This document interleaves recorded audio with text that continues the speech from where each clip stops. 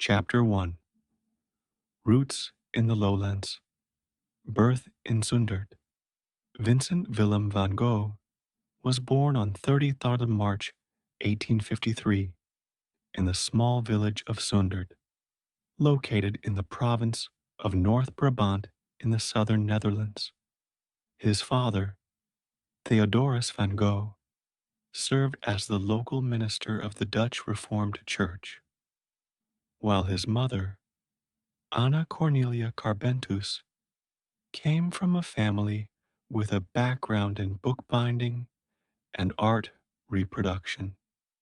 The Van Gogh household was modest but respectable, situated within a rural community where agriculture dominated daily life. Vincent was the eldest of 6 surviving children, though his birth carried a shadow. Exactly 1 year earlier, his parents had lost a stillborn son, also named Vincent. This loss left a quiet but enduring mark on the family's emotional landscape, and the presence of the grave bearing his name in the local churchyard was a constant reminder throughout his childhood. The village itself was surrounded by flat fields, low skies, and the muted tones of the Dutch countryside, a landscape that would later echo in his early paintings. Family background. The Van Gogh family belonged to a network of Protestant clergy and art dealers, a combination that would shape Vincent's early worldview.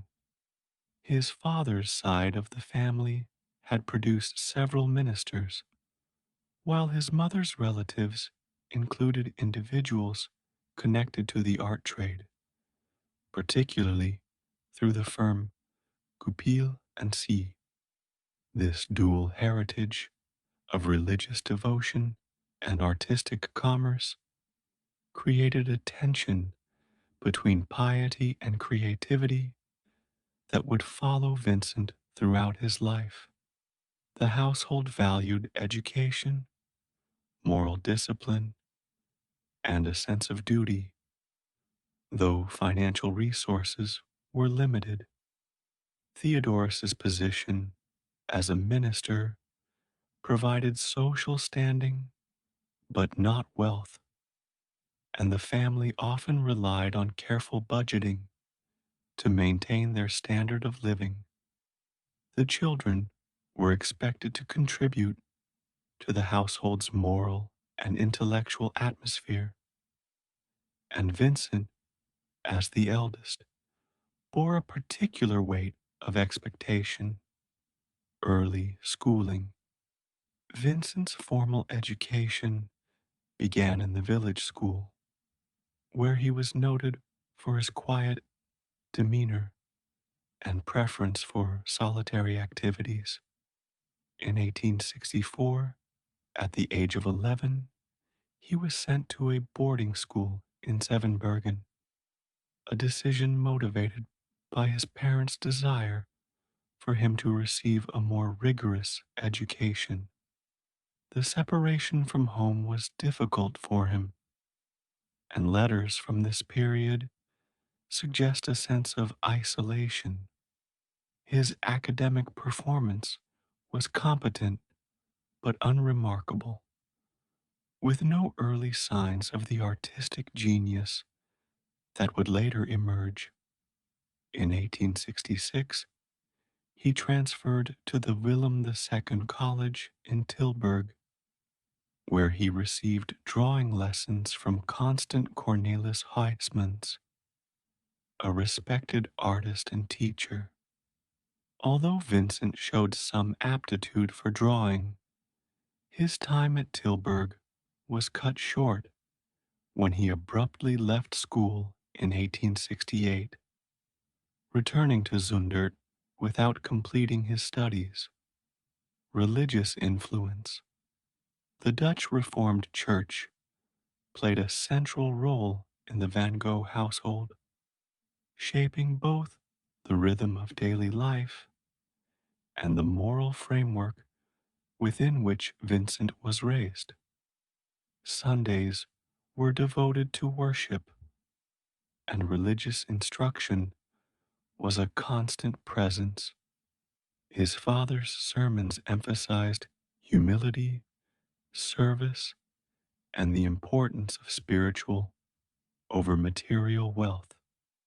These values, combined with the Calvinist emphasis on perseverance and moral rectitude, would later influence Vincent's own attempts to live a life of purpose, whether through ministry or art. The religious environment also instilled in him a deep sense of moral responsibility, though it sometimes clashed with his growing awareness of the world's injustices and his own restless temperament. Early sensitivity. From an early age, Vincent displayed a heightened sensitivity to his surroundings, both in nature and in human relationships. He was observant, often lingering over small details in the landscape or the expressions of people he encountered. This attentiveness was coupled with a tendency toward introspection, which sometimes made him appear withdrawn. Family recollections describe him as serious beyond his years, with a contemplative nature that could shade into melancholy. While his early life in Sundert was outwardly stable, the combination of rural isolation, religious discipline, and personal sensitivity laid the groundwork for the complex inner life that would later find expression in his art. Chapter 2: Apprenticeship in the Art Trade, joining Goupil and Saye. In July 1869, at the age of 16, Vincent van Gogh began his formal apprenticeship with the art dealership Goupil and Saye in The Hague. The position was secured through family connections, as his uncle, Saint van Gogh, was a partner in the firm. Goupil and Saye was one of the most prominent art dealers in Europe, with branches in major cities, including Paris, London, and Brussels, specializing in the sale of contemporary paintings, engravings, and reproductions. Vincent's duties in the early months were largely clerical and administrative, cataloging works, preparing shipments, and learning the protocols of art sales. The environment was professional and orderly, with an emphasis on cultivating relationships with clients and understanding the commercial value of art. This was Vincent's first sustained exposure to the art world, not as a creator, but as a mediator between artists and buyers, and it provided him with a foundation in the business side of the profession. Exposure to the art market. During his time in the Hague branch, Vincent became familiar with a wide range of artworks, from Dutch landscapes to French academic paintings.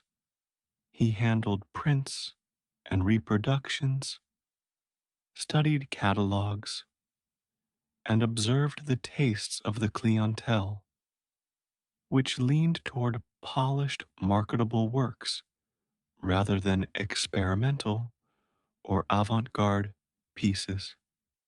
This early immersion in the mechanics of art commerce gave him an understanding of how public taste shaped artistic production.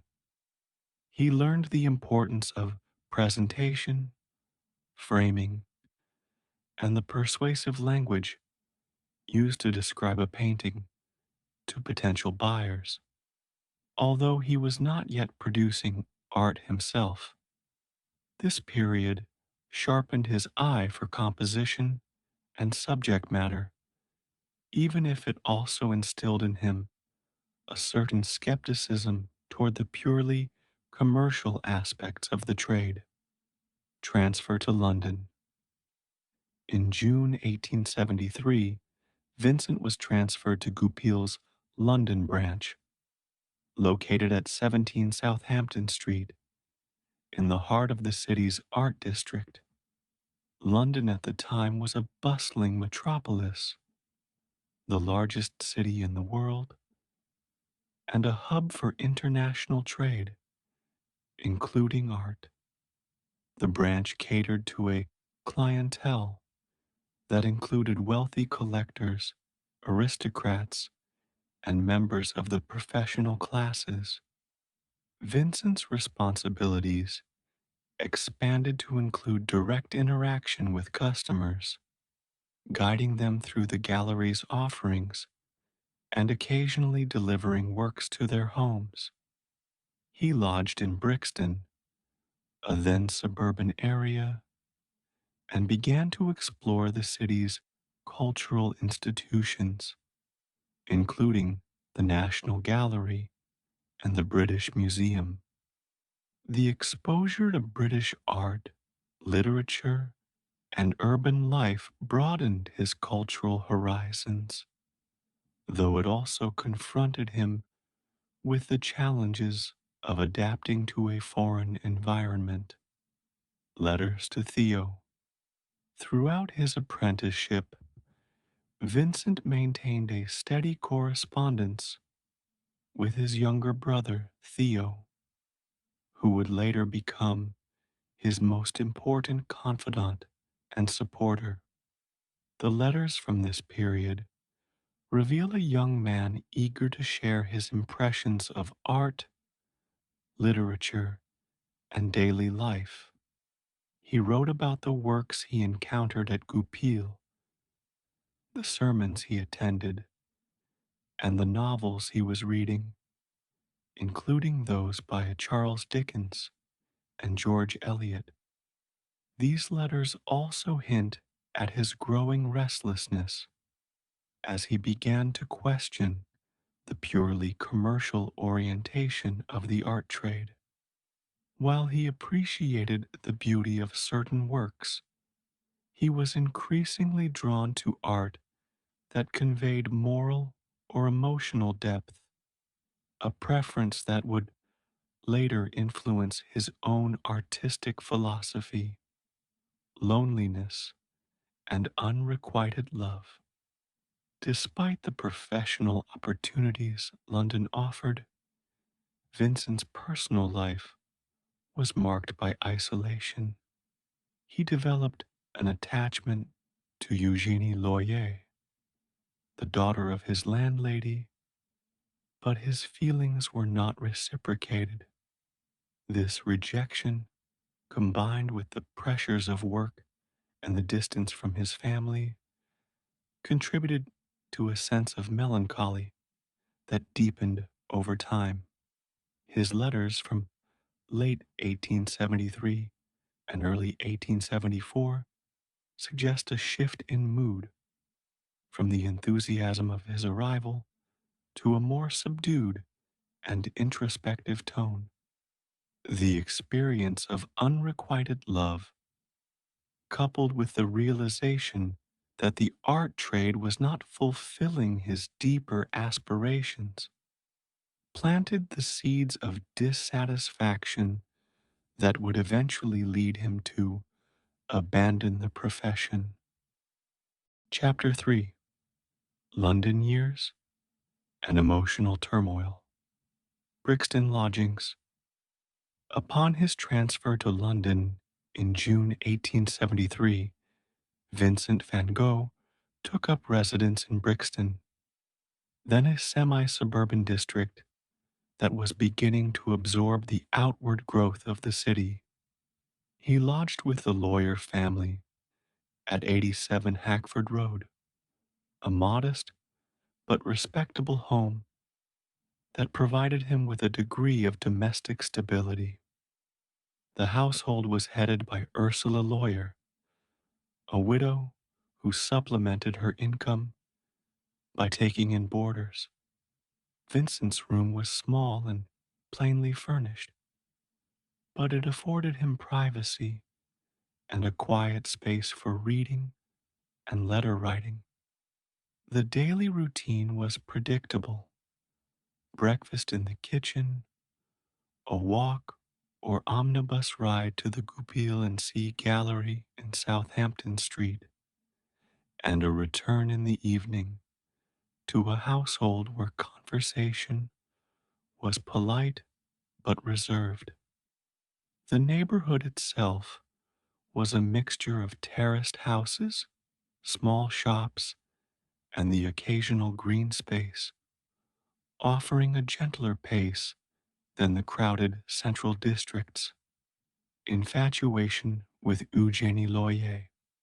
It was within this domestic arrangement that Vincent developed an attachment to Ursula's daughter, Eugénie, a young woman of reserved manner and conventional upbringing.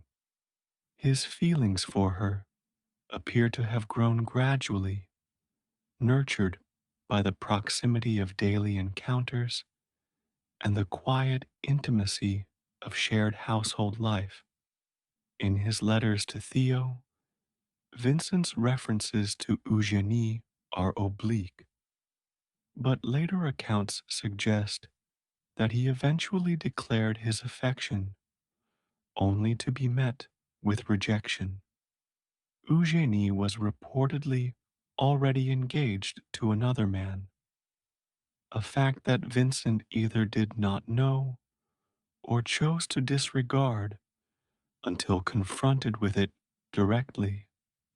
The disappointment was profound, striking at both his emotional vulnerability and his sense of belonging in London.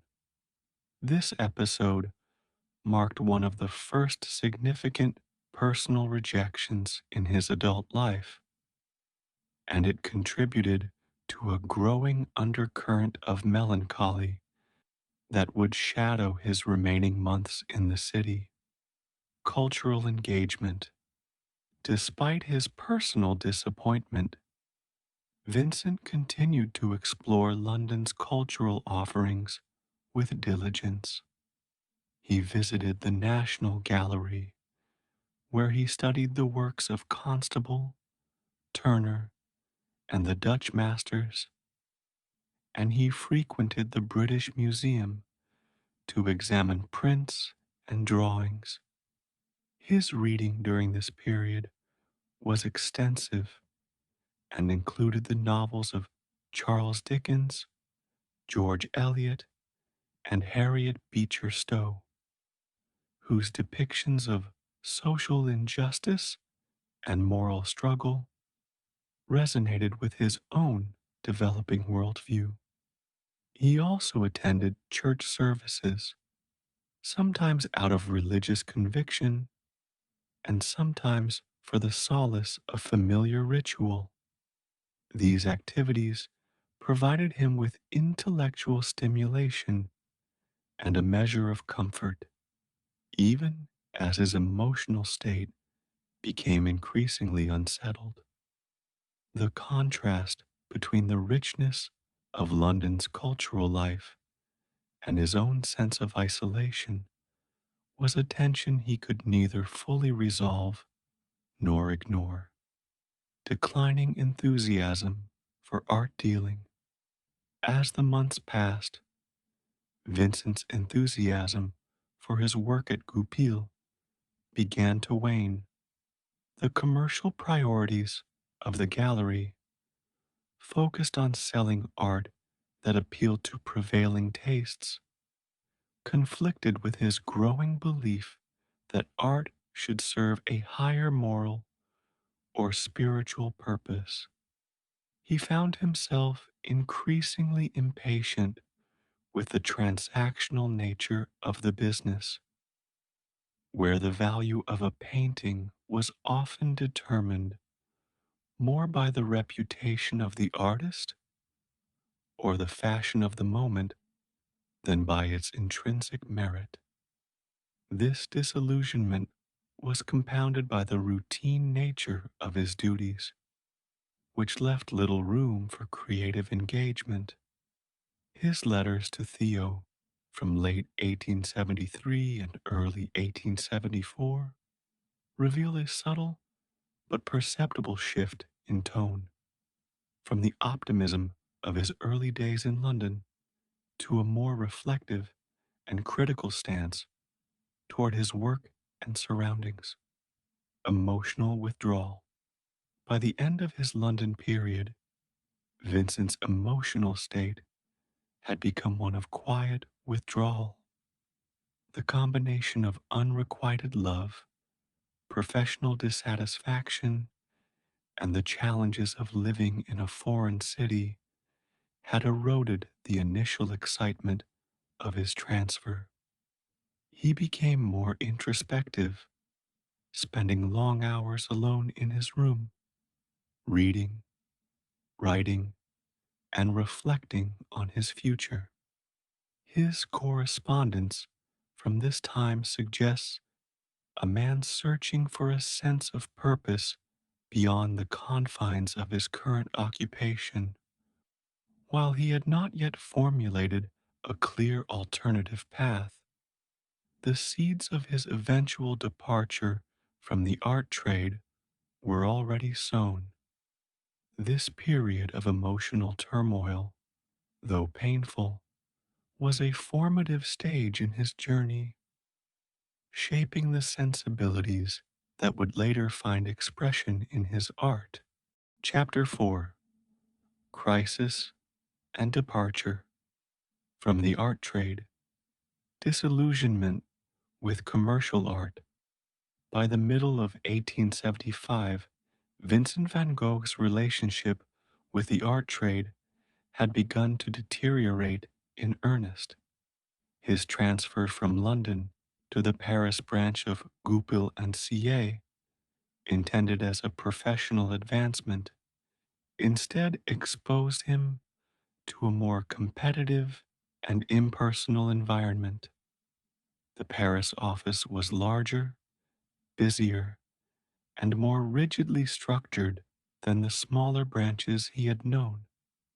Here, the emphasis on sales targets, client cultivation, and the promotion of fashionable works was even more pronounced. Vincent, whose interest in art was increasingly tied to its moral and emotional resonance, found himself alienated by the transactional nature of the business. He began to view the gallery's operations as a compromise of artistic integrity, where the worth of a painting was measured less by its capacity to inspire than by its ability to sell. This growing disillusionment was not sudden, but the result of months of quiet observation, during which his enthusiasm for the profession steadily eroded. Returned to England as teacher and preacher's assistant. In the spring of 1876, Vincent left Goupil and C and returned to England, not to resume his former position in London, but to take up work as an assistant teacher at a small boarding school in Ramsgate, Kent. The school, run by a man named William Stokes, was modest in size and resources, serving a handful of pupils. Vincent's duties included teaching basic subjects, supervising the boys, and occasionally leading them on walks along the coast. Later that year, he moved to another school in Isleworth, near London, where he also assisted the local Methodist minister.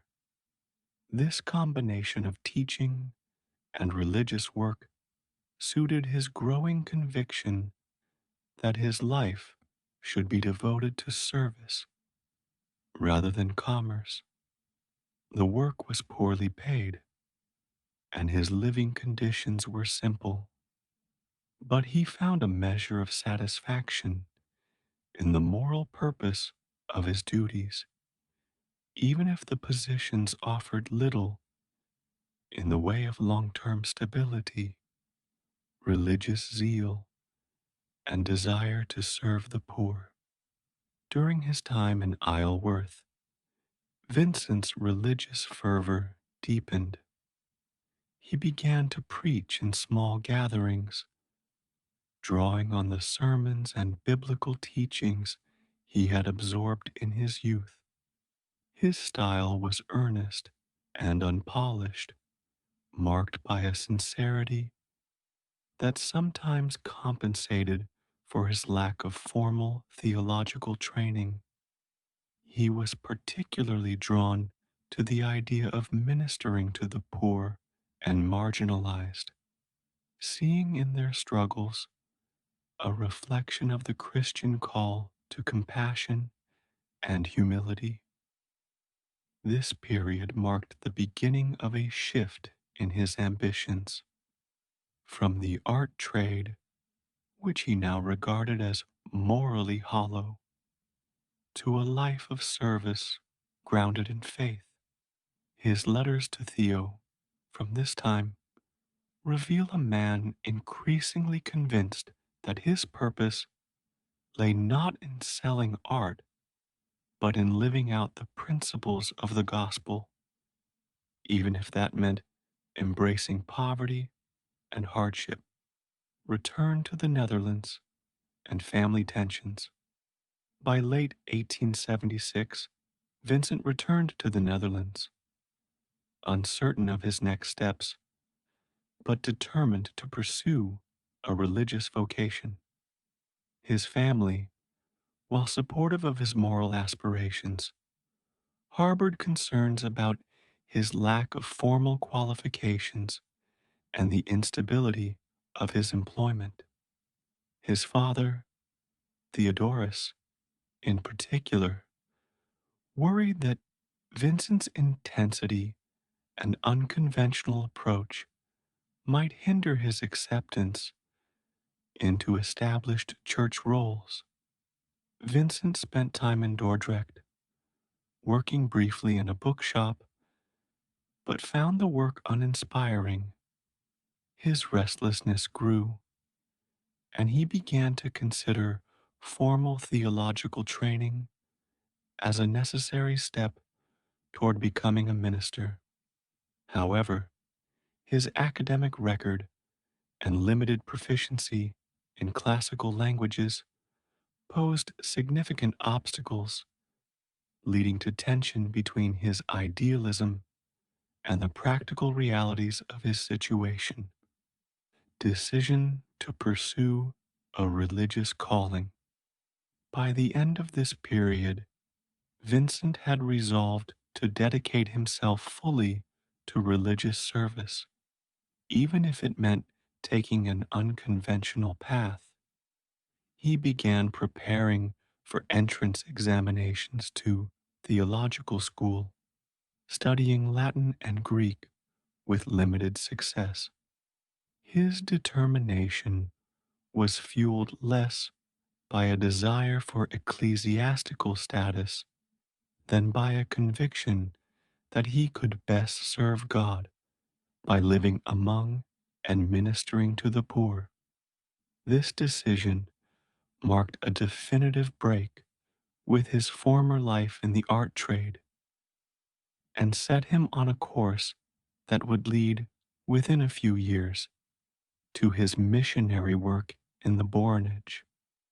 The transition was not without uncertainty or sacrifice, but it reflected a deepening alignment between his personal convictions and his chosen vocation, a pattern that would recur throughout his life as he sought to reconcile his ideals with the demands of the world.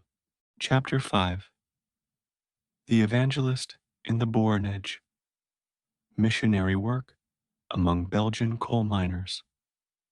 In late 1878, Vincent van Gogh arrived in the Borinage, a coal mining district in the province of Hainaut, Belgium, to begin his work as a lay preacher under the auspices of the Belgian Evangelical Mission. The Borinage was a region marked by industrial hardship, soot-blackened villages, narrow streets, and the constant rumble of mining activity. The miners and their families lived in cramped, poorly ventilated dwellings, their lives dominated by the dangerous and exhausting labor of extracting coal from deep underground. Vincent's assignment was to minister to these communities, offering both spiritual guidance and practical support. He visited miners in their homes, read scripture to them, and accompanied them to the pits, seeking to understand their daily struggles. His approach was one of immersion rather than distance, a deliberate choice to live as they did in order to share in their burdens and earn their trust. Extreme self denial and poverty. From the outset, Vincent adopted a lifestyle of radical simplicity, giving away much of his modest stipend to those in greater need. He slept on straw, wore worn and patched clothing, and often went without sufficient food. His diet was meager, consisting largely of bread and coffee, sometimes supplemented by a few potatoes. This self imposed austerity was motivated by his belief that a preacher should live in solidarity with the poor, mirroring the humility and sacrifice of Christ. However, his extreme self denial alarmed the mission authorities, who considered his conduct excessive and potentially detrimental to his health. His physical appearance became gaunt, his clothes threadbare, and his health began to suffer. Yet Vincent saw these conditions not as a hardship, but as a necessary expression of his calling, a tangible demonstration of his commitment to the miners' welfare.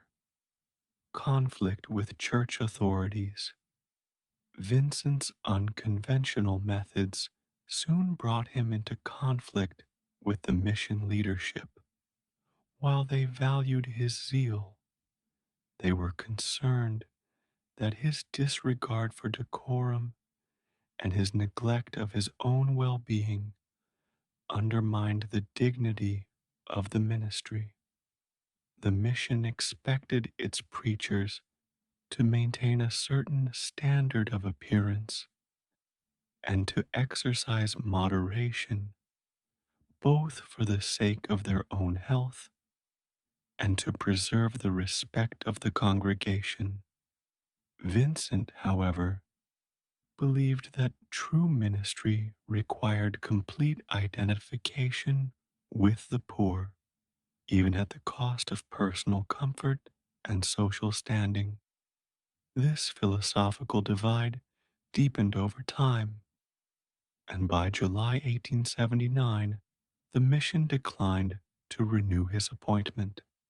The dismissal was a severe blow, leaving him without income or official position, but he chose to remain in the Borinage for several months afterward, continuing to visit the miners and offer what help he could. Crisis of faith and identity. The loss of his position forced Vincent into a period of deep introspection. he began to question not only the institutional church's priorities, but also his own capacity to serve as a minister within its structures. His faith, while still sincere, shifted away from formal doctrine toward a more personal and humanistic interpretation of the gospel. He read widely, including works of theology, literature, and social commentary, seeking to reconcile his spiritual convictions with the realities he had witnessed in the Borinage. This was also a time of emotional strain as he grappled with feelings of failure and uncertainty about his future. The experience left him disillusioned with organized religion, but still committed to the ideals of compassion, service, and truth that had drawn him to the ministry in the first place. Turning toward art as a vocation, by the end of 1880, Vincent began to consider a new path. Encouraged by his brother Theo, he turned increasingly to drawing as a means of expression and communication. He saw in art a way to continue the work he had attempted as a preacher, to convey the dignity of the poor, the beauty of humble labor, and the moral worth of ordinary life. His early sketches from this period depict miners, weavers, and rural laborers, rendered with a sincerity that reflected his lived experience among them. The transition from evangelist to artist was gradual, but the Borinage years had planted the seeds of his artistic vision. The empathy, observational skill, and moral seriousness he developed there would remain central to his work for the rest of his life, even as his medium shifted from the spoken word to the painted canvas. Chapter 6: Self Taught Beginnings. Moved to Brussels to study drawing. In the autumn of 1880, after leaving the Borinage and spending a brief period in Quesmas, Vincent van Gogh resolved to pursue art as a vocation.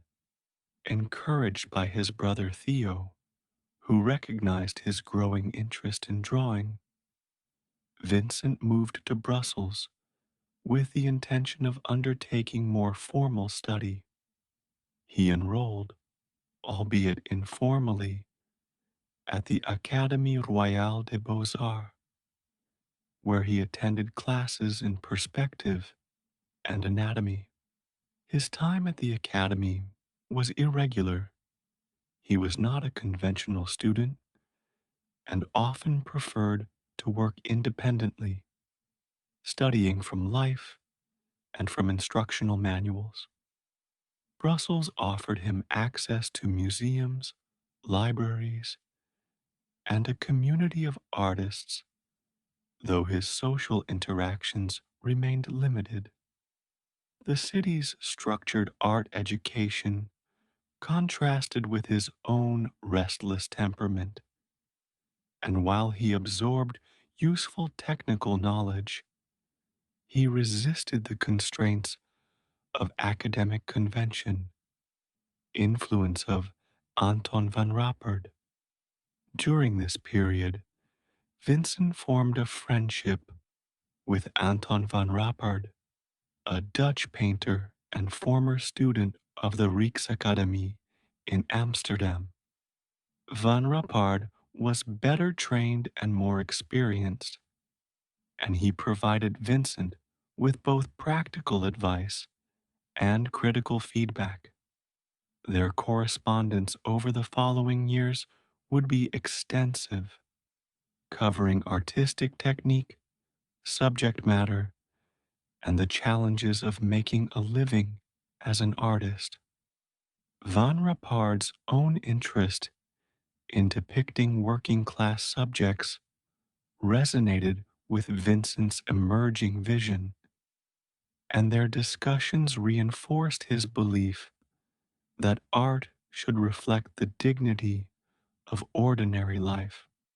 Although their friendship would later end in disagreement, in these early years, Van Rappard's guidance was a stabilizing influence, offering Vincent a measure of professional camaraderie in an otherwise solitary pursuit.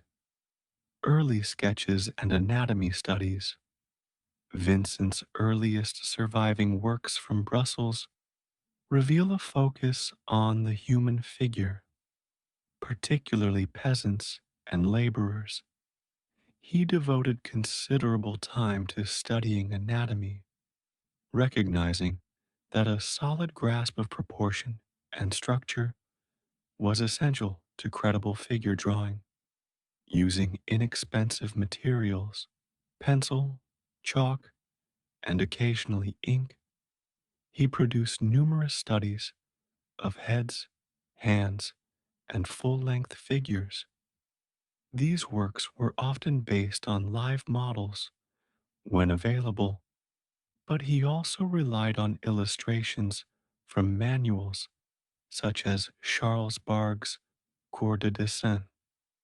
His approach was methodical, repeating exercises until he achieved a satisfactory result.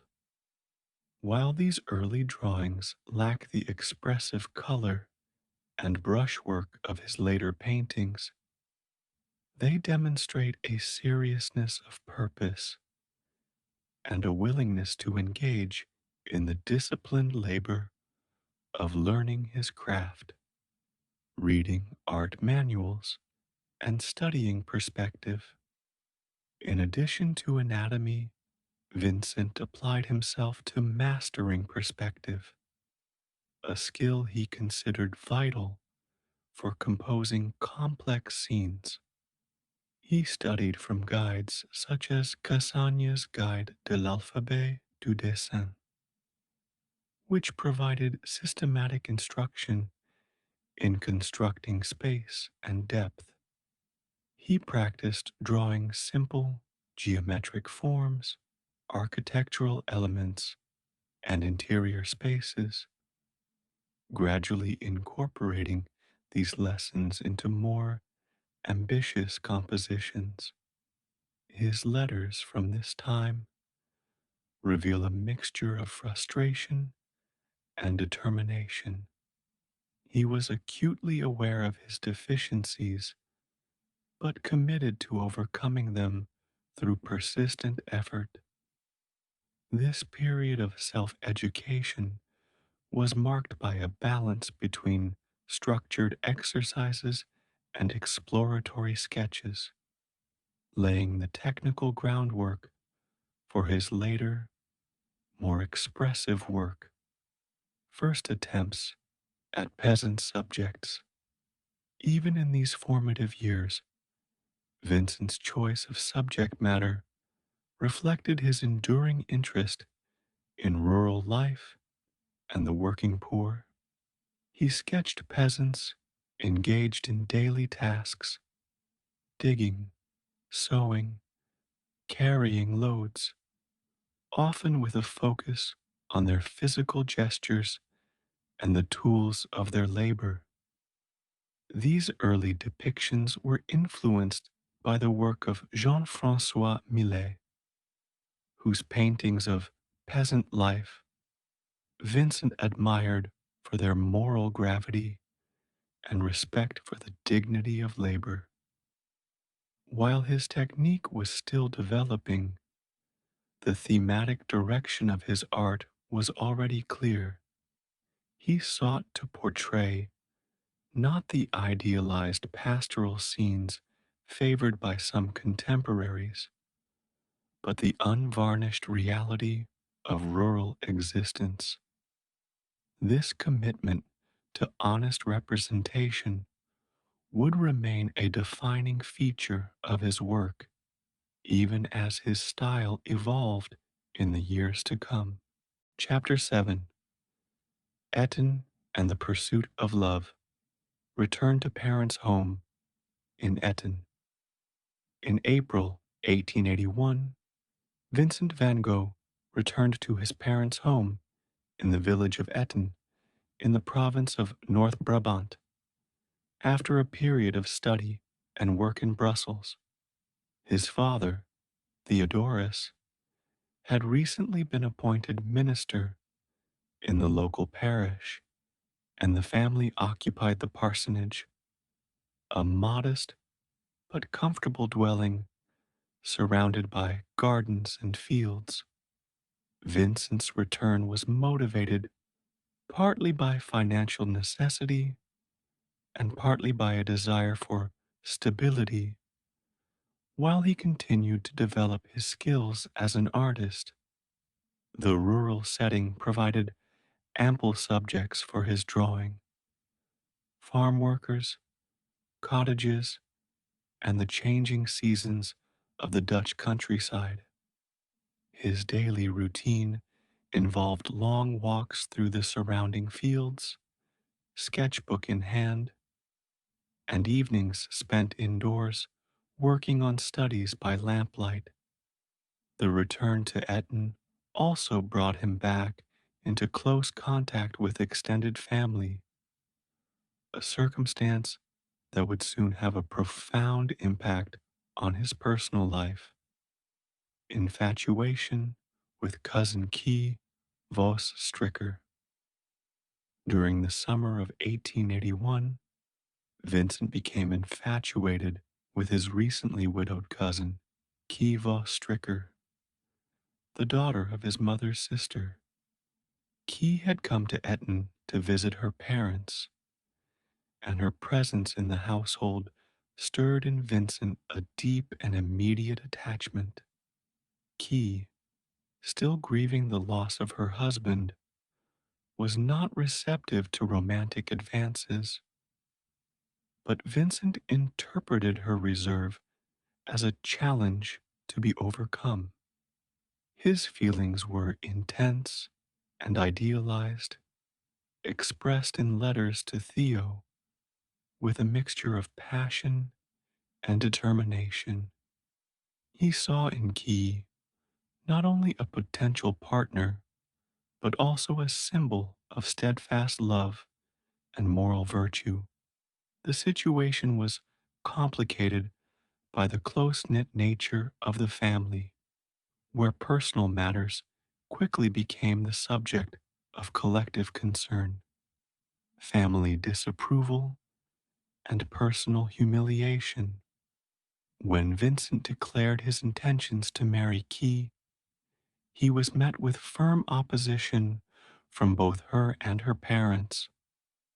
Key's refusal was unequivocal, famously expressed in the phrase, "No, nay, never," which Vincent took as a temporary obstacle rather than a final verdict.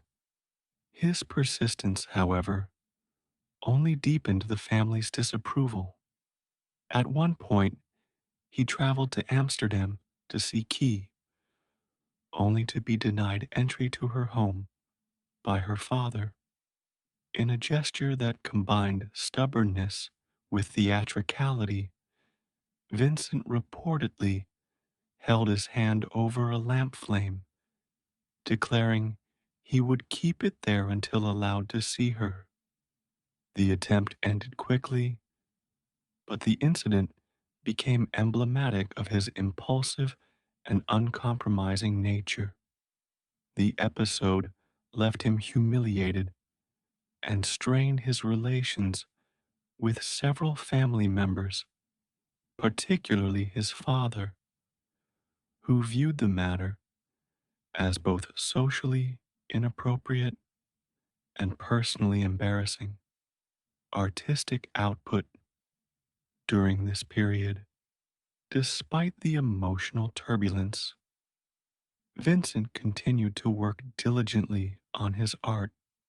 He produced numerous drawings of rural life, focusing on peasants at work, village streets, and the interiors of modest homes. His style during this period was still heavily influenced by the Dutch realist tradition, with an emphasis on careful observation and subdued tonal values.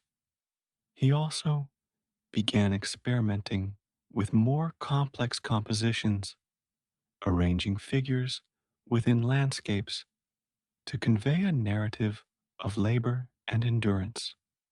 The discipline of daily drawing provided him with a measure of stability even as his personal life was unsettled. His letters to Theo from this time reveal a man oscillating between romantic obsession and artistic determination, each feeding into the other in ways that were not always productive. Break with family and move to The Hague. By the end of 1881, tensions within the household had reached a breaking point.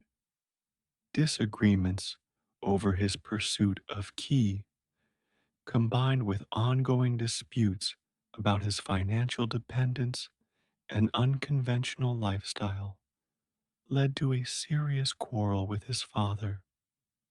The conflict culminated in Vincent's decision to leave Eton and relocate to The Hague, where he hoped to find both artistic opportunities and greater personal independence.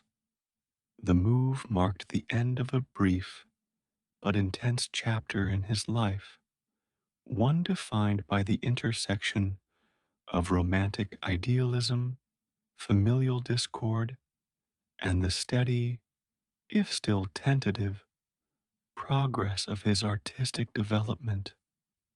The lessons of Eton about love, rejection, and the limits of familial support would remain with him, shaping both his personal relationships and his approach to art in the years ahead. Chapter 8: The Hague School Influence, Mentorship under Anton Mauve. In December 1881, Vincent van Gogh arrived in The Hague, seeking both artistic development and a measure of independence from his family.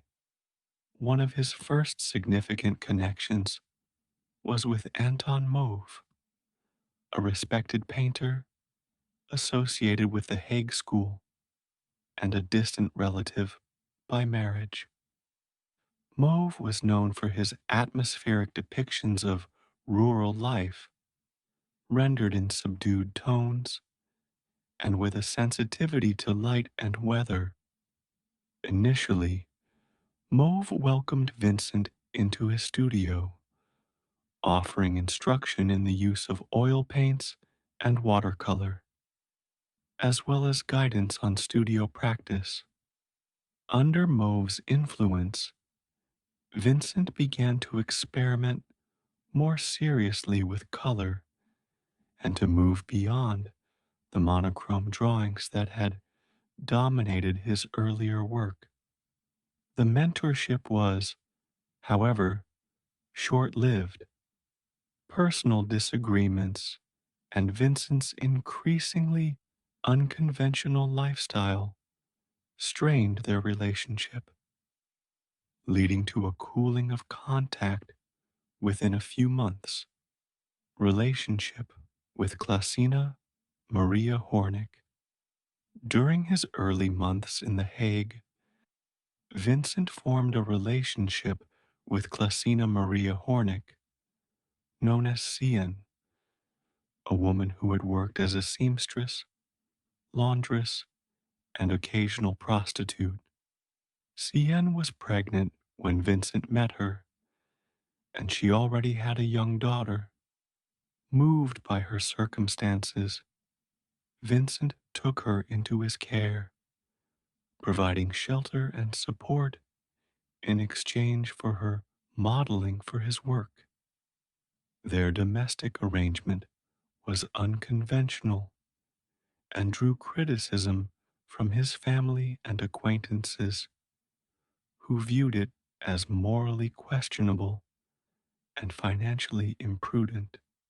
For Vincent, however, the relationship was an extension of his commitment to the marginalized, a continuation of the solidarity he had practiced in the Borinage. Cien appeared in numerous drawings and paintings from this period, often depicted in scenes of domestic labor or quiet repose, her presence lending a human immediacy to his work. Depictions of working class life. The Hague offered Vincent a wealth of subject matter in its working class neighborhoods, fishing communities, and modest interiors. He produced a substantial body of work depicting laborers, seamstresses, and street vendors, often in muted palettes that reflected the somber realities of their lives. His approach was observational and empathetic, avoiding sentimentality while emphasizing the dignity of his subjects. The influence of the Hague School was evident in his tonal harmonies and in his attention to atmospheric effects, particularly in outdoor scenes. At the same time, Vincent's work retained a certain rawness, a directness of line and form that distinguished it from the more polished productions of his contemporaries. These images were not intended for the commercial market, but as studies in truthfulness, exercises in capturing life as it was lived, experiments with watercolor and oil. Under Mauve's initial guidance and through his own persistence, Vincent began to work more extensively in watercolor and oil paint. Watercolor allowed him to explore subtle gradations of tone and to capture fleeting effects of light, while oil painting offered greater depth and permanence. He painted still lifes of everyday objects, boots, kitchen utensils, simple meals, using them as exercises in composition and color harmony. His palette during this period remained largely earth toned, with occasional touches of brighter color for emphasis. The technical challenges of handling oil paint were considerable, and Vincent's early canvases often reveal a heavy, textured application. Nevertheless, these experiments marked an important step in his transition from a draftsman to a painter, expanding both his technical repertoire and his expressive possibilities, financial and personal struggles. Despite his growing output, Vincent's financial situation in The Hague was precarious. He relied heavily on Theo for monetary support, a dependence that caused periodic tension between the brothers. His relationship with Cien, while personally significant, added to his expenses and further alienated him from his family, who disapproved of the arrangement. Health problems, likely exacerbated by poor diet and living conditions, also began to trouble him. Yet Vincent persisted in his work, producing drawings and paintings at a steady pace, convinced that his artistic progress justified the sacrifices. By the end of 1883, however, the combined pressures of financial hardship, strained relationships, and a desire for new subject matter would lead him to leave The Hague for the rural isolation of Drenthe, marking the close of this formative but difficult chapter in his life. Chapter 9: Drenthe and Rural Isolation. Moved to the northern province of Drenthe. In September 1883, Vincent van Gogh left The Hague and traveled to the sparsely populated province of Drenthe in the northeastern Netherlands. His decision was prompted by a desire to escape the financial and emotional pressures of city life, as well as to immerse himself in a landscape that he believed would provide both artistic inspiration and personal renewal.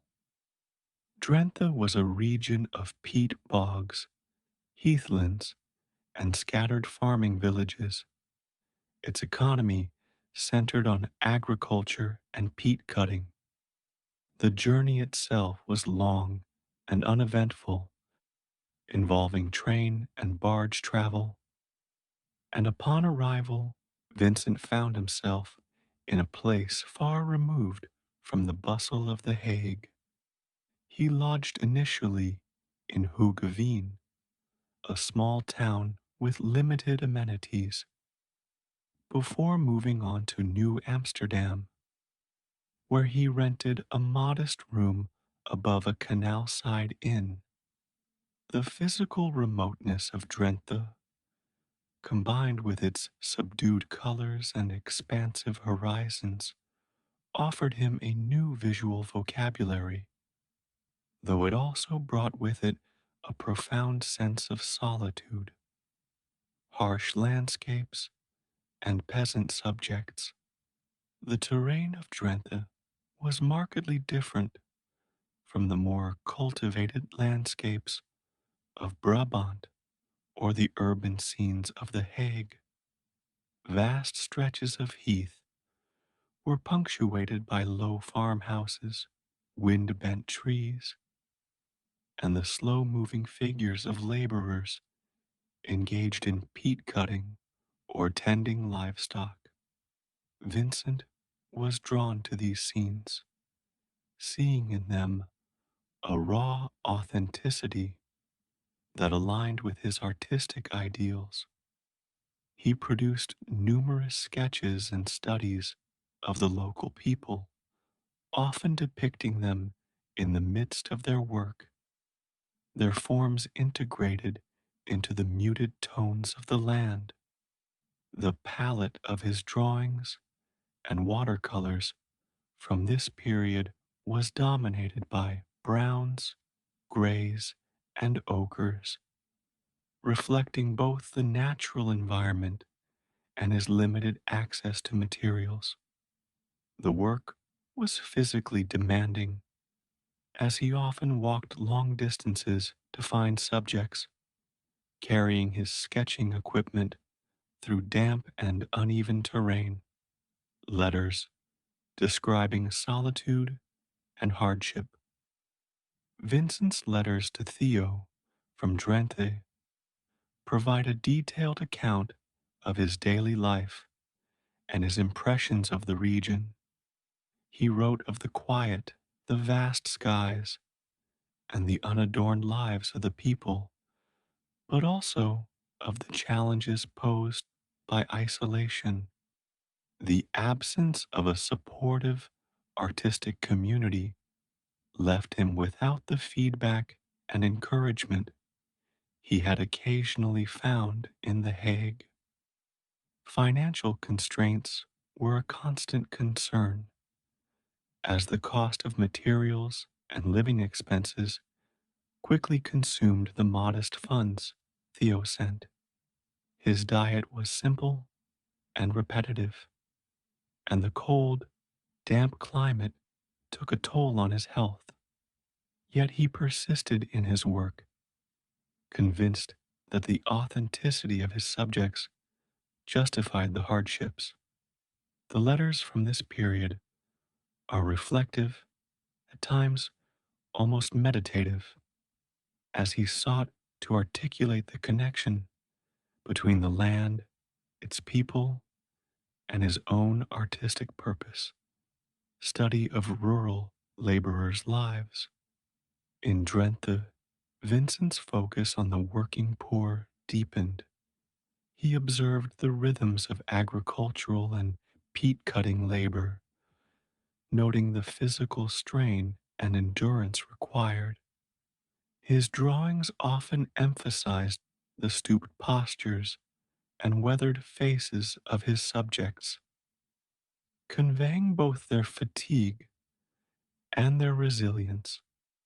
He was particularly interested in the relationship between people and their environment, portraying figures not as isolated individuals, but as integral parts of the landscape.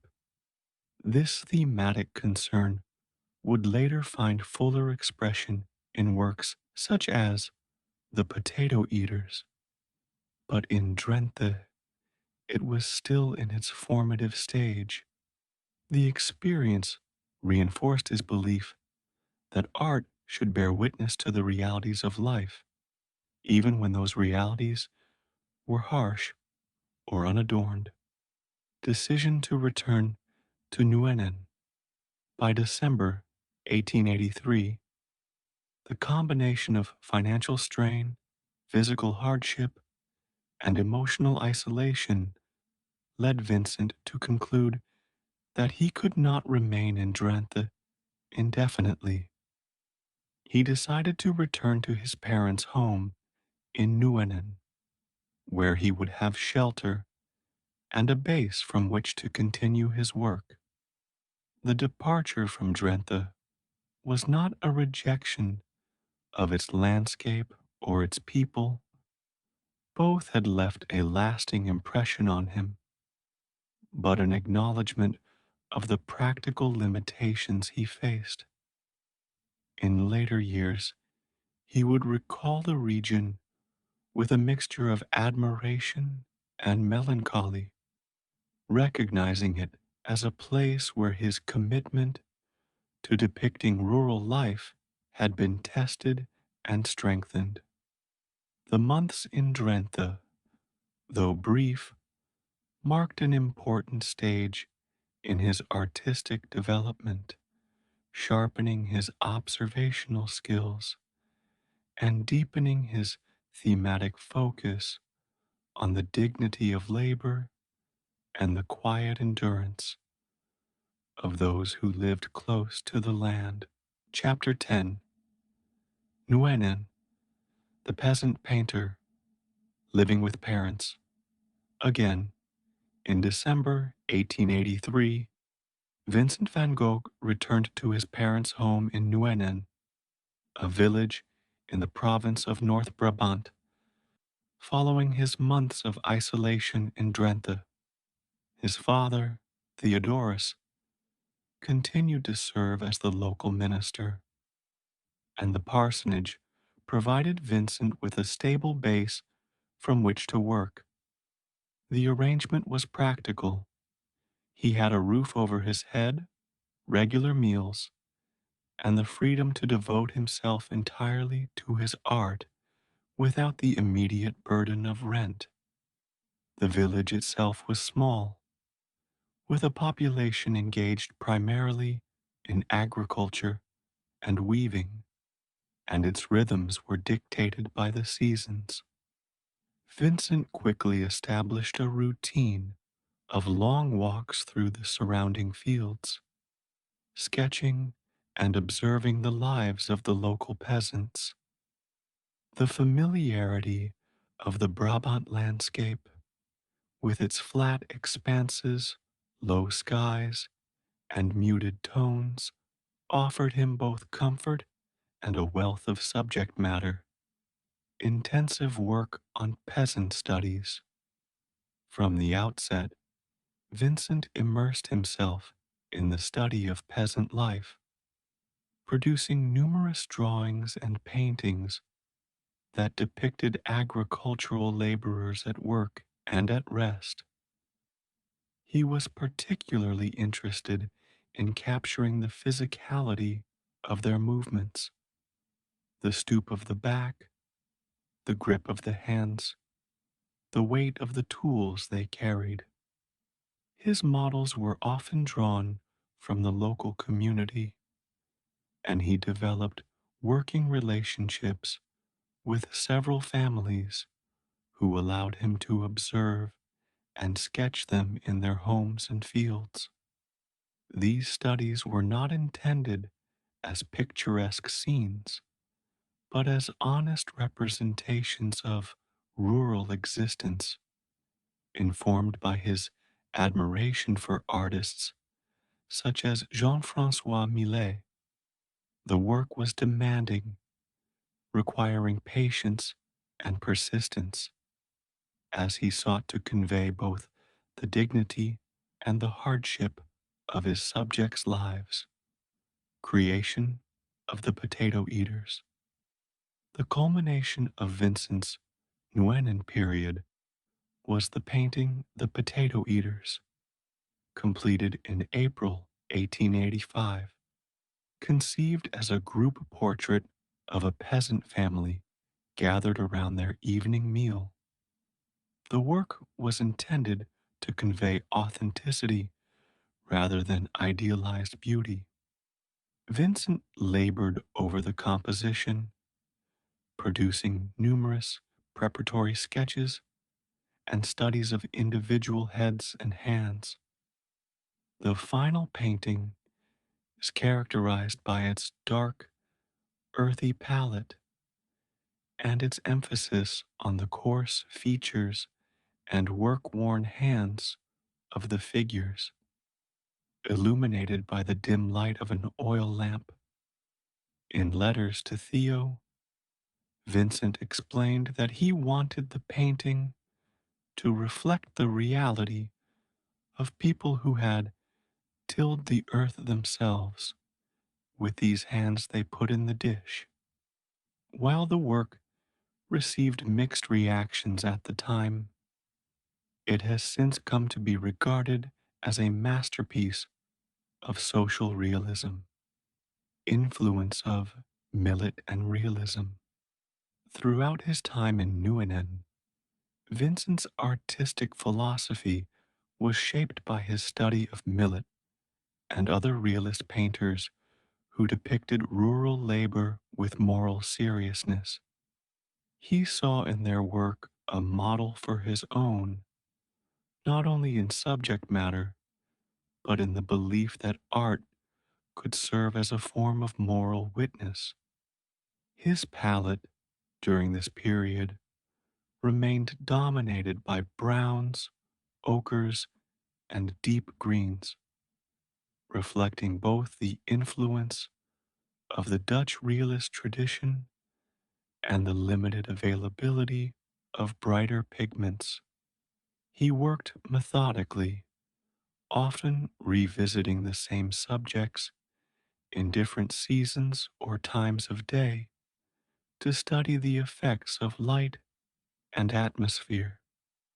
This disciplined approach allowed him to refine his technique, even as he remained largely self taught in matters of color theory and composition, conflict with local clergy and villagers. Despite his dedication to his work, Vincent's relations with the local community were not without tension. His father's position as minister brought him into contact with the village's religious life, but Vincent's unconventional habits and intense manner sometimes caused friction.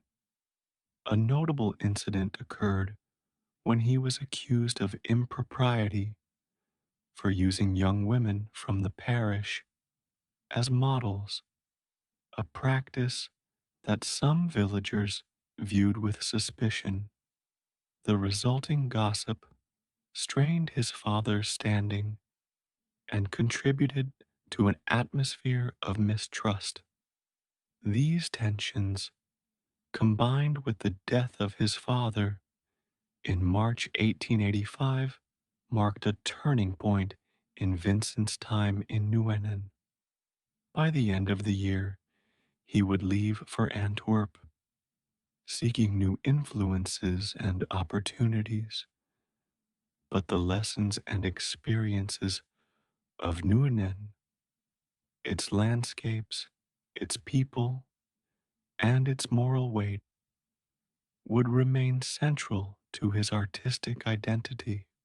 Chapter 11: Antwerp, an artistic transition.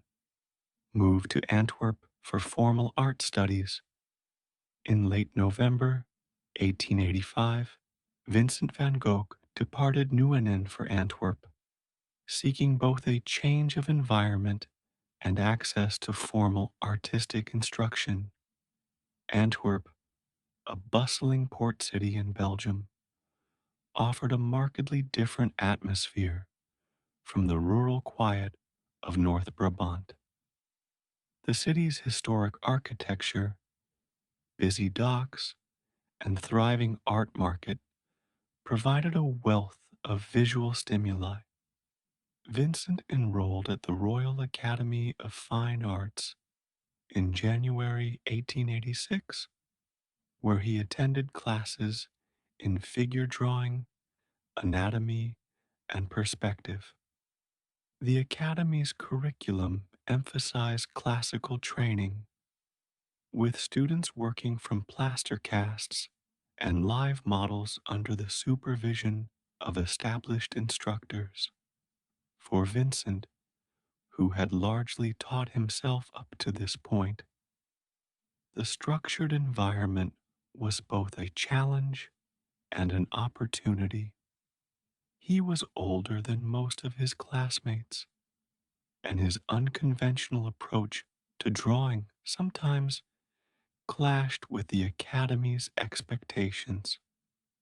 But he persisted in his studies, determined to refine his technical skills. Exposure to Rubens and Japanese prints, Antwerp's museums and galleries introduced Vincent to new artistic influences.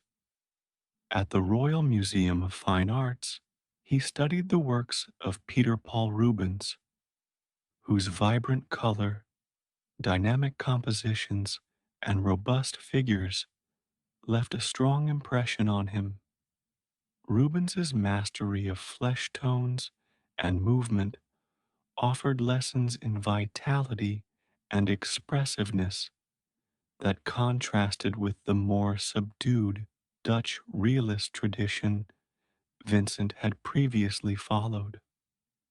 Around the same time, he began collecting inexpensive Japanese woodblock prints, which were widely available in the port city due to trade connections. These prints, with their bold outlines, flat areas of color, and unconventional perspectives, fascinated him and would later play a significant role in shaping his mature style.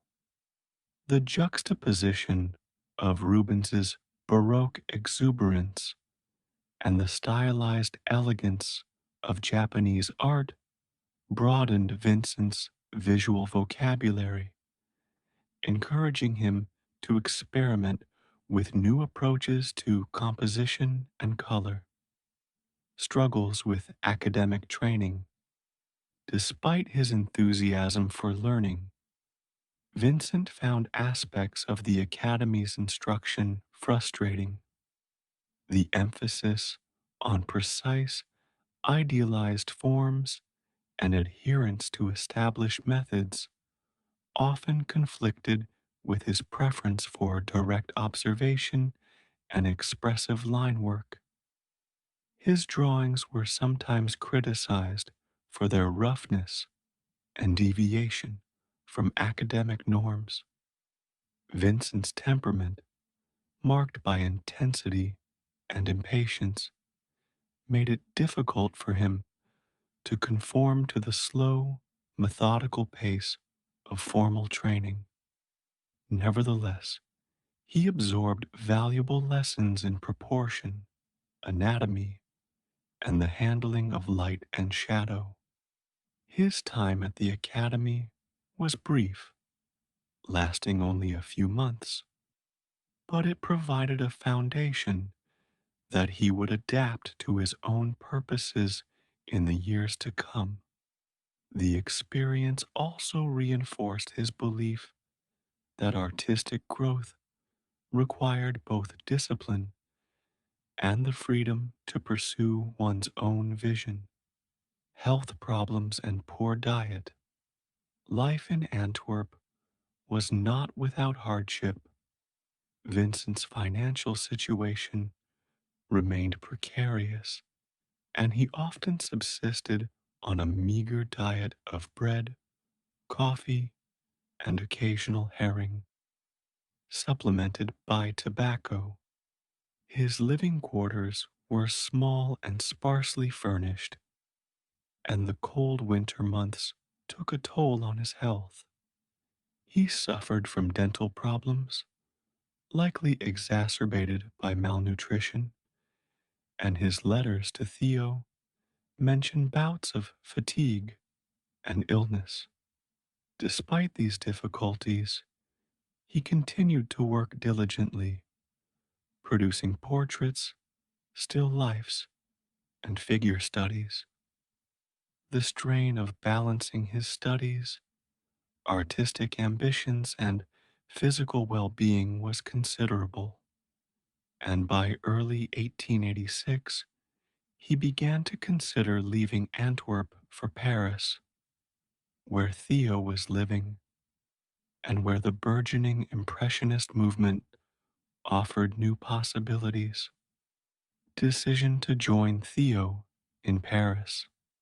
By February 1886, Vincent had resolved to relocate to Paris, a decision driven by both personal and artistic considerations. Theo's presence in the city promised emotional support and financial assistance, while the vibrant Parisian art scene offered exposure to the latest developments in painting. The move marked the end of his brief but formative Antwerp period, during which he had expanded his technical skills, encountered new artistic influences, and endured the challenges of urban life on limited means. Though his time in Antwerp was short, it served as a bridge between the dark, earthy realism of his Nieuwenan years and the brighter, more experimental work that would emerge in Paris. The lessons learned there in color, composition, and resilience would inform his artistic evolution in the critical years that followed. Chapter 12. Paris and the Impressionist Circle. Meeting artists: Toulouse-Lautrec, Pissarro, Gauguin. In March 1886, Vincent van Gogh arrived in Paris, taking up residence with his brother Theo in the Montmartre district. Theo's position as an art dealer with Boussaud, Valadon, and Say, successor to Goupil and Say, provided Vincent with immediate access to the city's vibrant artistic community. Through Theo's introductions, Vincent met several prominent painters, including Henri de Toulouse-Lautrec, Camille Pissarro, and Paul Gauguin.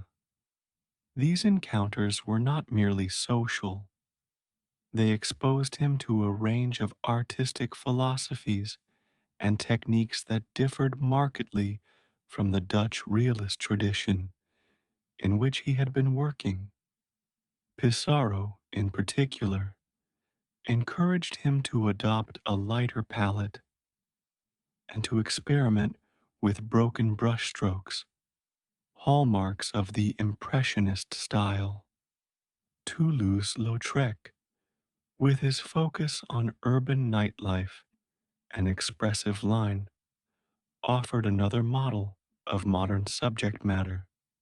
Gauguin, though their friendship would later be turbulent, shared with Vincent a belief in the expressive potential of color and form, adoption of brighter palette and looser brushwork.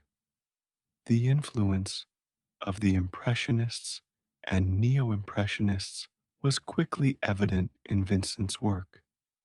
Abandoning the dark, earthy tones of his Nuenen and Antwerp periods, he began to use a palette of vivid blues, yellows, and greens. His brushwork became more fluid and varied, moving away from the dense, layered application of paint toward lighter, more dynamic strokes. He painted en plein air in the gardens and streets of Montmartre, capturing the changing light and atmosphere of the city. Still lifes from this period, such as those of flowers and fruit, reveal a newfound vibrancy and immediacy. This stylistic shift was not a wholesale adoption of Impressionism, but an adaptation, as Vincent retained a strong sense of structure and form beneath the surface animation of color and brushstroke. Influence of Japanese ukiyo-e.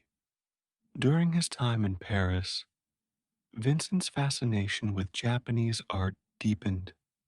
He collected inexpensive ukiyo-e woodblock prints, which were widely available in the city's shops and markets. These prints, with their bold outlines, flat areas of color, and unconventional compositions, offered a visual language that resonated with his own developing style.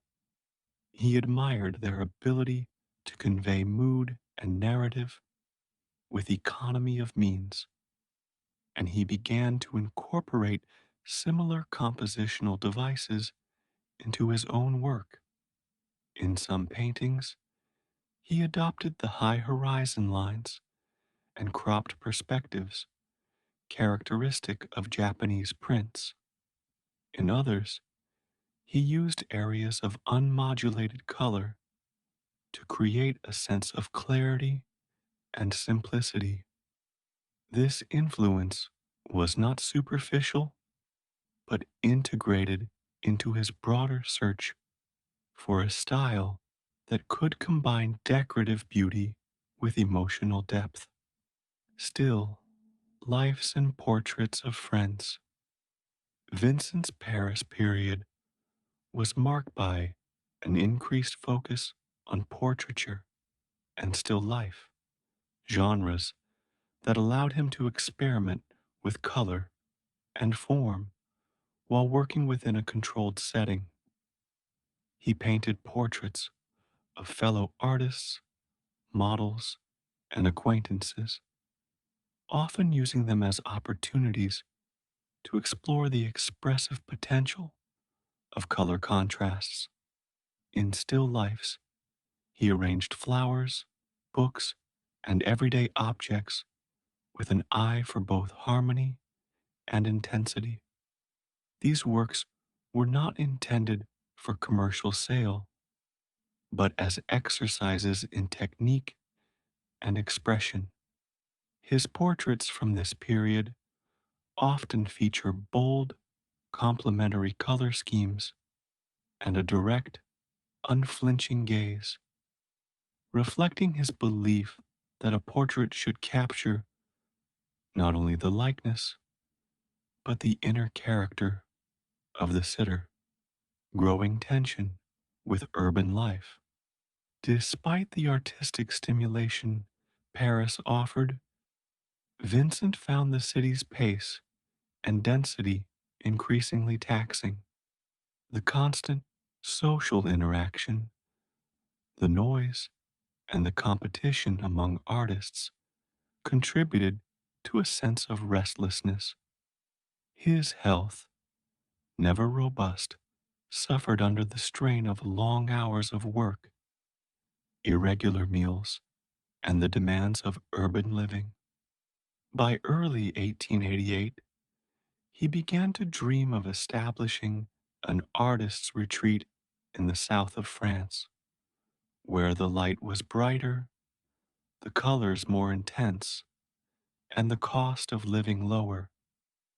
This vision would soon lead him to Arles, but the 2 years in Paris had been transformative. He had absorbed the lessons of Impressionism and Japanese art, forged important relationships, and expanded his technical and expressive range. The Paris period was thus both a culmination of his early development and a prelude to the most productive and celebrated phase of his career. Chapter 13. Arles, the Yellow House Dream, moved to Provence for light and color. In February 1888, Vincent van Gogh left Paris and traveled south to Arles, a small town in the Provence region of southern France. His decision was motivated by a desire to escape the gray winters and crowded streets of the capital, as well as by his conviction that the intense light and vivid colors of the Mediterranean would invigorate his work. The journey by train took him through changing landscapes, from the industrial outskirts of Paris to the rolling hills and olive groves of the south. Upon arrival, he was struck by the clarity of the atmosphere, the brightness of the sun, and the contrast between the ochre buildings and the deep blue of the sky. Arles, with its Roman ruins, narrow streets, and surrounding fields, offered a wealth of subjects for painting. The slower pace of a life and the relative affordability of living in the town also appealed to him, providing the conditions he hoped would allow for sustained artistic productivity. Creation of sunflower series. Soon after settling in Arles, Vincent began work on what would become one of his most celebrated series, the sunflowers, painted in January 1889 and again in August of that year. These works were intended both as decorative pieces and as a personal emblem. The first series, composed of cut flowers lying on a flat surface, was followed by the more famous series of sunflowers arranged in vases, using a palette dominated by yellows, ochres, and greens. Vincent sought to capture not only the form of the flowers, but their vitality and symbolic resonance. The thick, textured application of paint, combined with the bold contrasts of color, reflected his growing confidence in his ability to convey emotion through purely visual means. The sunflower paintings were also conceived as part of a larger plan to decorate the studio space. He envisioned sharing with other artists, a plan that would soon focus on the so-called Yellow House vision of an artist community. Vincent's idea for the Yellow House was rooted in his belief that artists could benefit from working together in a shared environment, exchanging ideas, and supporting one another's creative efforts. In May 1888, he rented a modest two-story building at Two Place Lamartine. Its exterior painted a warm yellow that seemed to embody the light of Provence. He furnished it simply but with care, acquiring basic furniture and decorating the walls with his own paintings. The house was to serve as both his living quarters and a communal studio, a place where like minded painters could live and work in harmony.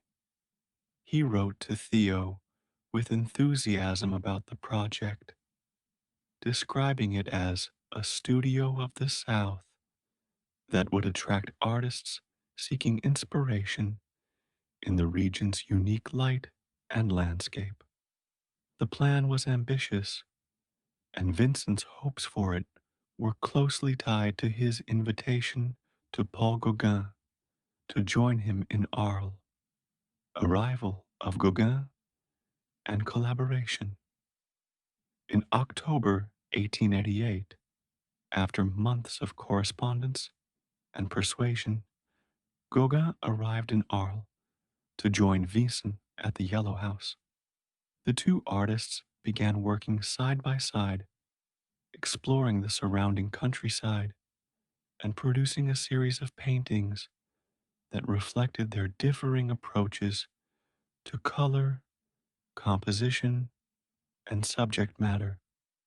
Vincent's work during this period included portraits, still lifes, and landscapes, often executed with rapid, energetic brush strokes and intense color contrasts.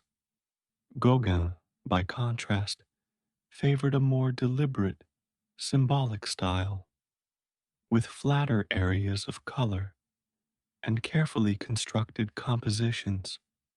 While their collaboration was initially productive, underlying differences in temperament and artistic philosophy soon began to surface.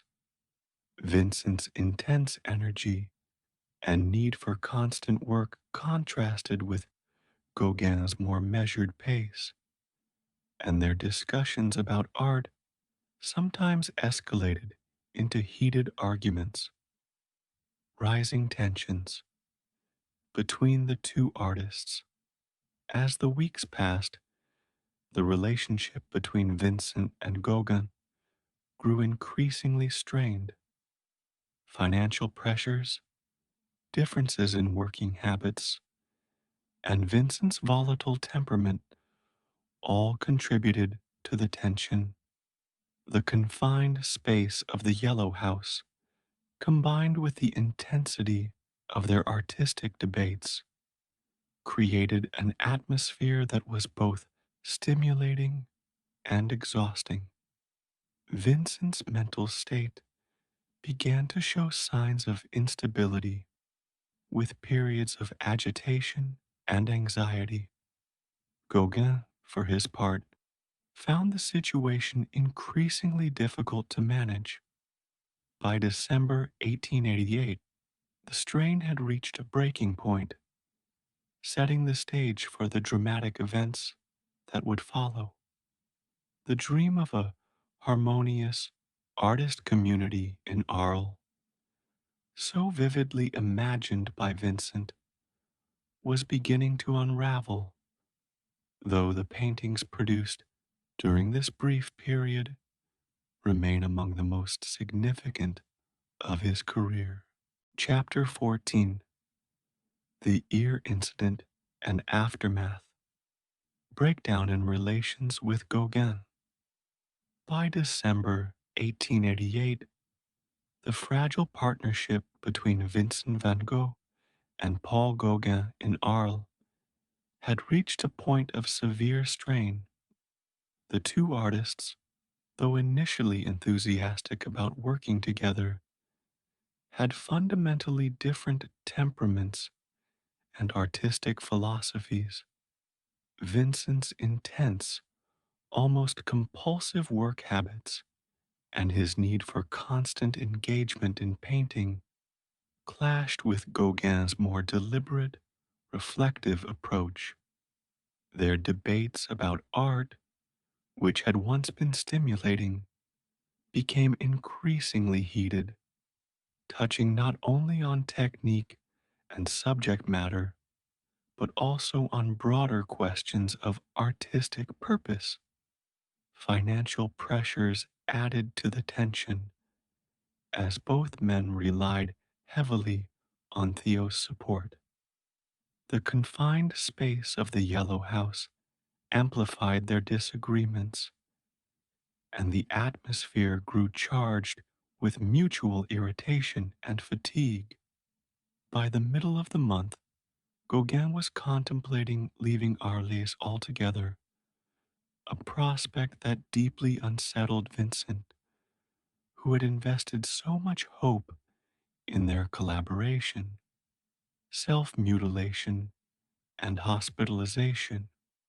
On the evening of 23rd December 1888, following a particularly intense quarrel with Gauguin, Vincent experienced a severe mental crisis. The precise sequence of events remains uncertain, but contemporary accounts suggest that after Gauguin left the house, Vincent, in a state of agitation, used a razor to cut off part of his left ear. He then wrapped the severed portion in paper and delivered it to a woman named Gabrielle, who worked at a local brothel. The act shocked the community and quickly became the subject of rumor and speculation. Vincent was found the next day in a weakened state and was taken to the hospital in Arles, where he received treatment for his injury and was kept under observation. The incident marked the first widely documented episode of the mental health struggles that would shadow the remainder of his life. Public reaction in Arles. The ear incident caused a stir in Arles, a town unaccustomed to such dramatic events.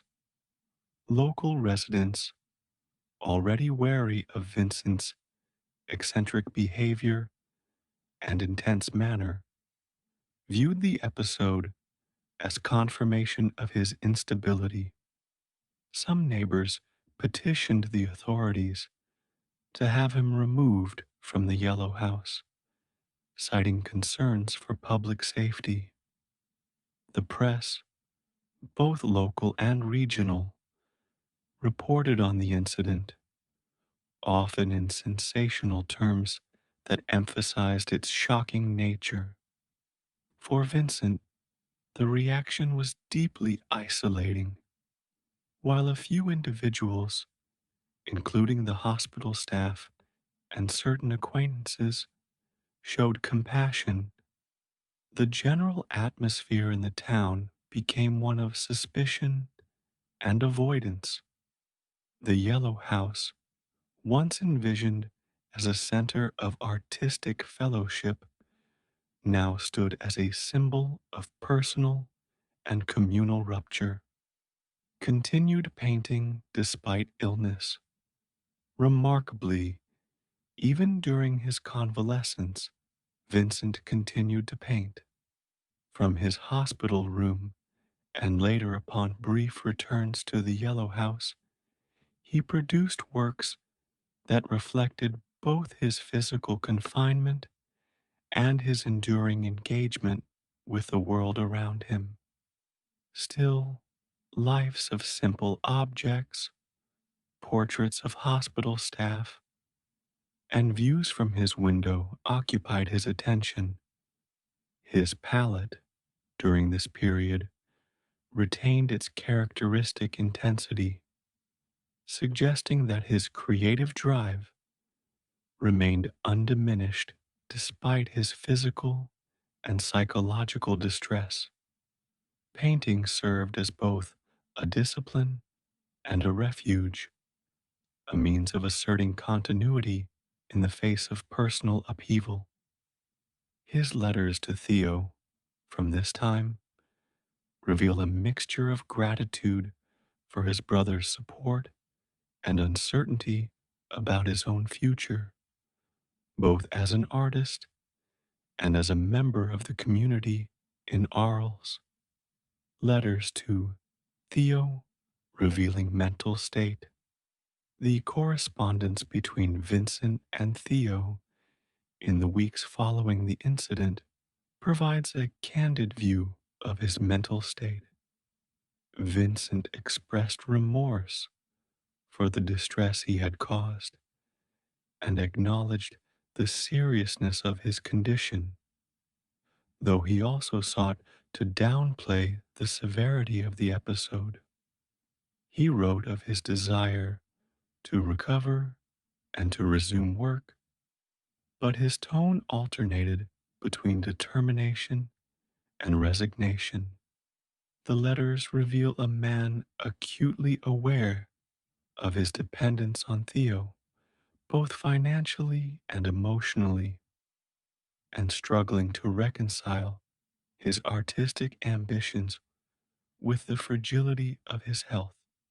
The ear incident, while a moment of crisis, also marked a turning point in Vincent's life, leading to periods of hospitalization and a growing recognition by himself and others of the need for care and stability.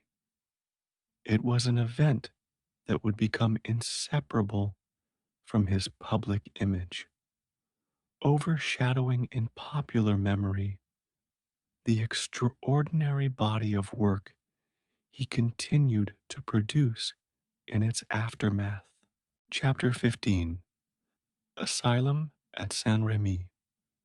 Voluntary admission to Saint Paul de Moselle. In May 1889, following a series of mental health crises in Arles and increasing hostility from local residents, Vincent van Gogh voluntarily admitted himself to the Saint Paul de Moselle Asylum in Saint Remy de Provence. The institution, housed in a former monastery surrounded by high stone walls and cypress trees, was located just outside the town. It was run by Dr. Théophile Perron, a retired naval doctor who oversaw the care of patients suffering from a range of mental and neurological conditions. Vincent's decision to enter the asylum was partly a response to his own recognition of the need for stability, and partly the result of pressure from concerned friends and family. Upon arrival, he was given a small, sparsely furnished room with a barred window overlooking the asylum's walled garden. The environment was quiet and regimented, with daily routines that included meals, supervised walks, and periods of rest, offering a stark contrast to the turbulence of his final months in Arles, depicting the asylum gardens and surrounding countryside. Within weeks of his arrival, Vincent resumed painting, using the asylum's gardens and the surrounding landscape as his primary subjects. The enclosed garden, with its irises, olive trees, and stone paths, became a recurring motif in his work. He was permitted to venture beyond the walls under supervision, where he painted the rolling hills, wheat fields, and cypress trees characteristic of the Provençal countryside. These works combined close observation with heightened color and expressive brushwork, reflecting both the physical reality of the scenes and his emotional engagement with them. The garden paintings, in particular, reveal a sense of order and containment, perhaps mirroring the relative calm he experienced during periods of stability. His letters to Theo from this time describe the therapeutic value of painting and the solace he found in the natural world, even within the confines of the asylum. Creation of the Starry Night, one of the most significant works produced during Vincent's time at Saint Remy, was The Starry Night, painted in June 1889. The composition, based on the view from his bedroom window, depicts a night sky swirling with luminous blues and yellows above a quiet village and undulating hills. While the village was partly imagined, the cypress trees and the arrangement of the hills were drawn from the actual landscape. The painting's dynamic brushwork and intense color contrasts convey a sense of movement and energy that transcends literal representation. In his correspondence, Vincent described the work as an attempt to express the emotional and spiritual resonance of the night sky rather than a faithful depiction of its appearance. Although he expressed mixed feelings about the painting's success, it has since become one of the most recognized and celebrated images in the history of art. Episodes of illness and recovery. Vincent's year at Saint Remy was marked by alternating periods of productivity and illness. During his episodes, he experienced confusion, agitation, and difficulty working, sometimes requiring complete rest. The causes of these episodes remain the subject of speculation, with theories ranging from epilepsy to bipolar disorder and other neurological or psychiatric conditions. Between these periods of illness, however, he painted prolifically, producing over 150 works during his stay. His subjects included not only the gardens and landscapes, but also still lifes, portraits of staff and fellow patients, and copies of works by artists he admired, such as Millet and Delacroix. These copies were not mere reproductions, but reinterpretations, infused with his own color sensibility and brushwork. The rhythm of illness and recovery shaped his output, with bursts of intense creativity followed by enforced pauses, artistic productivity in confinement. Despite the limitations imposed by his environment and health, Vincent's time at Saint Remy was one of remarkable artistic achievement. The structured routine of the asylum, combined with the relative safety and seclusion it provided, allowed him to focus on his work without the distractions and conflicts that had plagued him in Arles. His paintings from this period display a synthesis of influences: Impressionism, Japanese prints, and his own earlier realism into a mature style characterized by bold color, rhythmic line, and emotional intensity. The works created at Saint Remy reveal an artist who, even in the midst of personal suffering, was able to transform his surroundings into images of enduring beauty and power. By the spring of 1890, feeling somewhat restored, Vincent began to consider leaving the asylum for a new environment, setting the stage for the final chapter of his life in Auvers-sur-Oise. Chapter 16.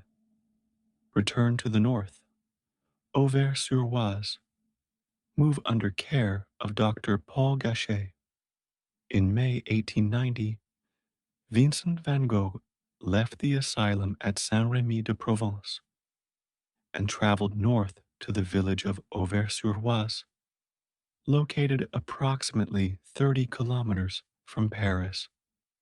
The decision was made in consultation with Theo, who believed that proximity to Paris would allow for more frequent visits, while still providing Vincent with the quiet and rural surroundings he preferred. Theo had arranged for Vincent to be under the informal care of Dr. Paul Gachet, a physician with an interest in homeopathy and a personal enthusiasm for the arts. Gachet was himself an amateur painter and engraver, and he had treated other artists, including Pissarro and Cézanne.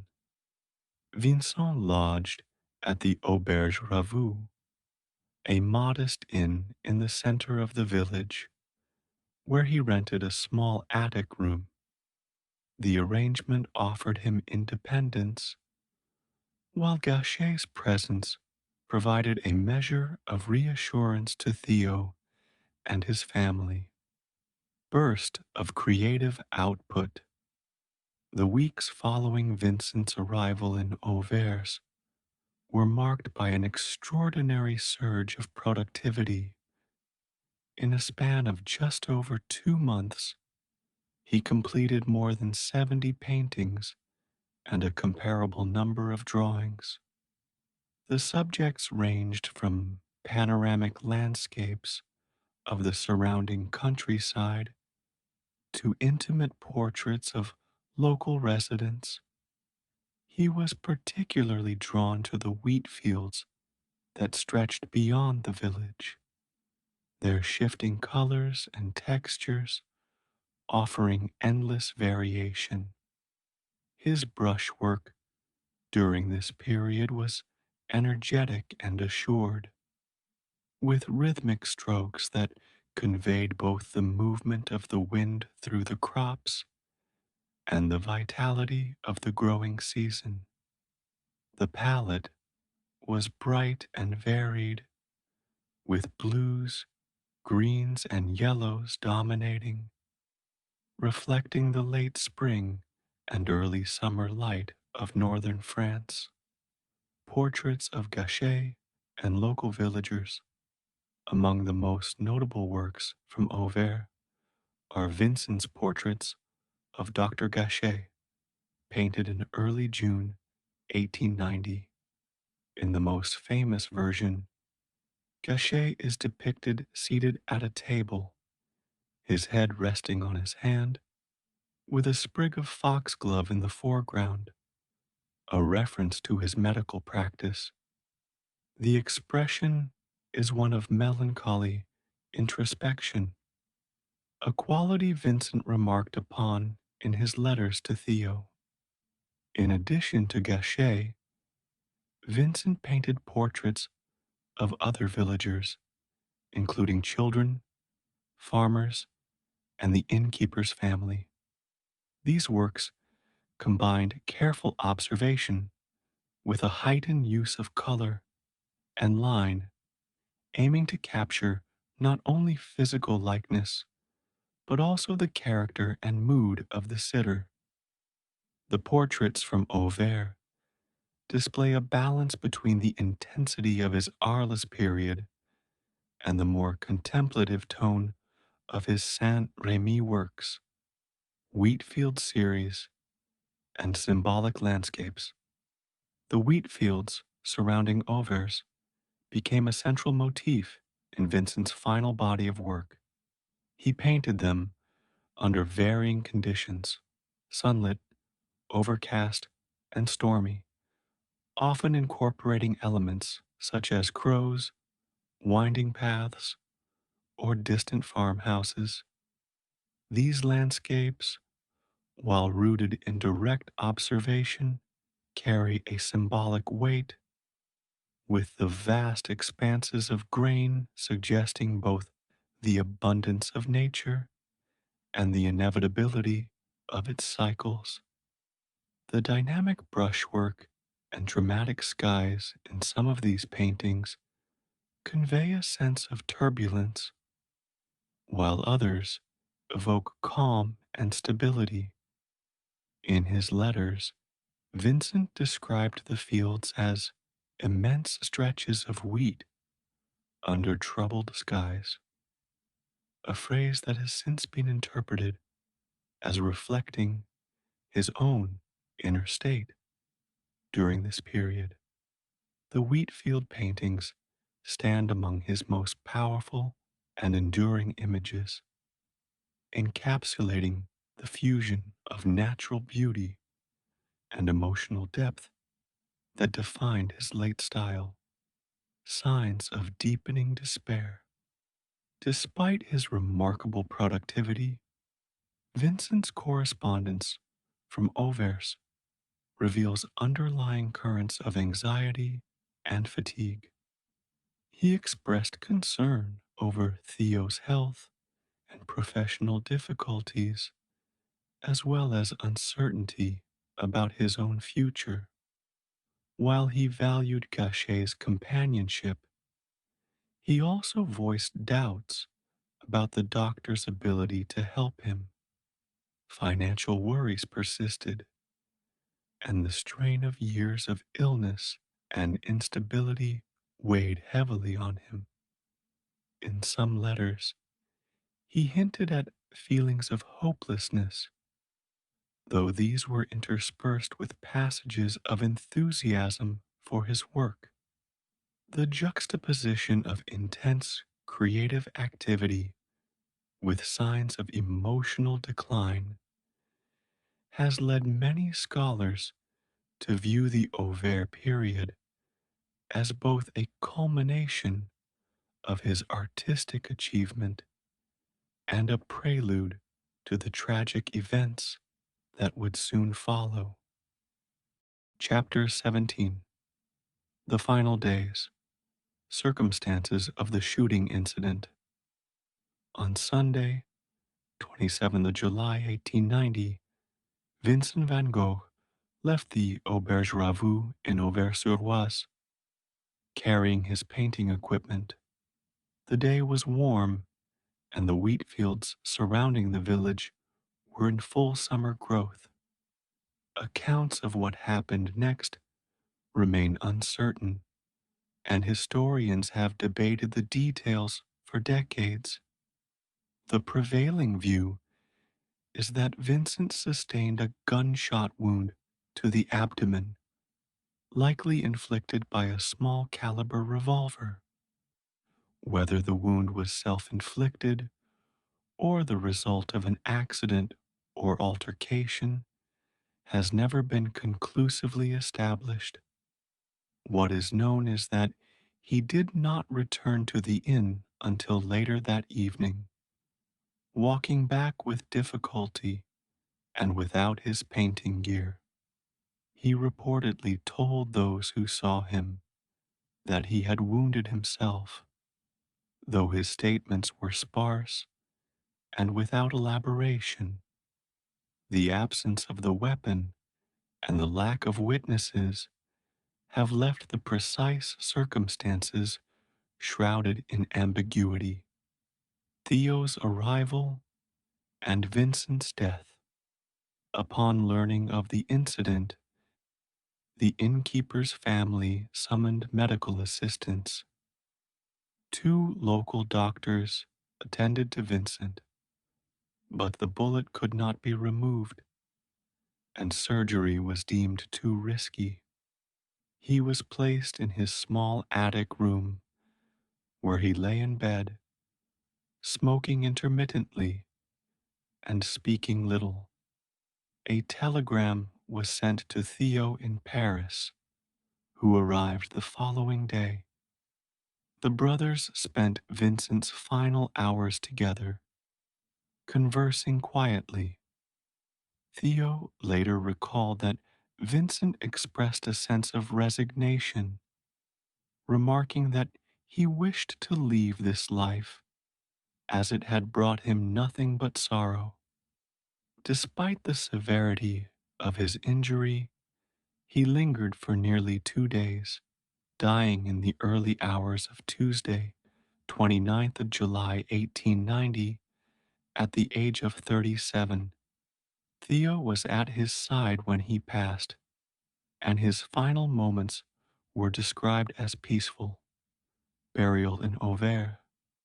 Vincent was buried on 30th of July, 1890, in the small cemetery of Auvers-sur-Oise, located on a hill overlooking the fields he had so often painted. The funeral was attended by Theo, Dr. Gachet, the innkeeper Arthur Ravoux, and a small group of friends and fellow artists, including Emile Bernard. Several of his paintings were displayed in the room where his body lay, and sunflowers were placed around the coffin.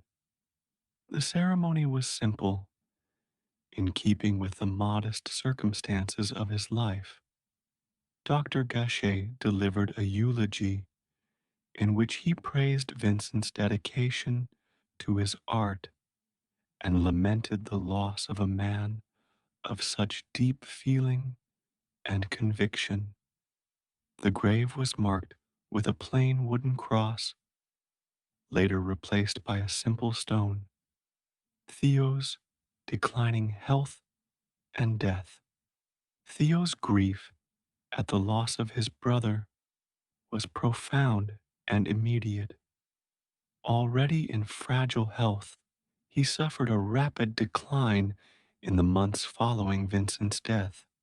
He left his position at the art dealership and sought medical treatment, but his condition worsened.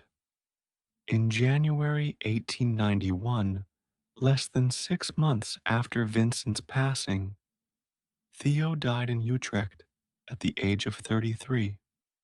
He was buried there, but in 1914, at the request of his widow, Johanna van Gogh Bonger, his remains were reinterred beside Vincent's in Auvers-sur-Oise.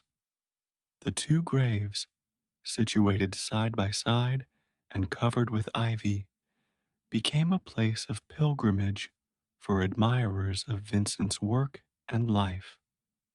The brothers' graves, side by side, the adjoining graves of Vincent and Theo, stand as a testament to the closeness of their relationship, which had endured through years of financial hardship, personal struggle, and artistic endeavor. Theo's unwavering support, emotional, practical, and financial, had been instrumental in enabling Vincent to pursue his art despite the absence of commercial success during his lifetime. Visitors to the cemetery often remark on the simplicity of the site, which contrasts with the fame and influence Vincent's work would achieve in the decades after his death. The ivy that covers both graves, planted by Johanna, symbolizes the enduring bond between the brothers, whose shared story has become inseparable from the legacy of Vincent van Gogh's art.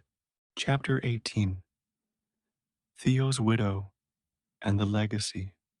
Johanna van Gogh Bonger's role in preserving Vincent's work. Following Theo van Gogh's death in January 1891, his widow, Johanna van Gogh Bonger, found herself in possession of a vast collection of Vincent's paintings, drawings, and letters. At the time, Vincent's reputation was limited, and his works had little commercial value.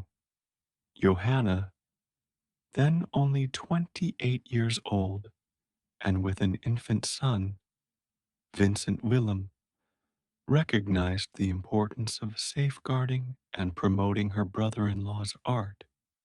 She returned to the Netherlands from Paris, settling first in Bussum, where she began the painstaking process of cataloging the works and organizing the extensive correspondence between Vincent and Theo. Her commitment was not merely familial loyalty, but a deliberate effort to ensure that Vincent's artistic vision would not be lost to obscurity. She understood that the letters, with their detailed accounts of his artistic process and personal struggles, were as vital to his legacy as the paintings themselves. Organizing exhibitions and publishing letters, Johanna's strategy for promoting Vincent's work was methodical. She arranged for his paintings to be included in group exhibitions in the Netherlands, Belgium, and Germany, gradually introducing them to a wider audience. She also lent works to retrospectives and solo exhibitions, carefully selecting pieces that demonstrated the breadth of his talent. Recognizing the power of his written words, she began editing and preparing the letters for publication, a task that required both discretion and fidelity to the originals. The first volume of letters, published in 1914, offered readers an intimate view of Vincent's thoughts, artistic philosophy, and relationship with Theo.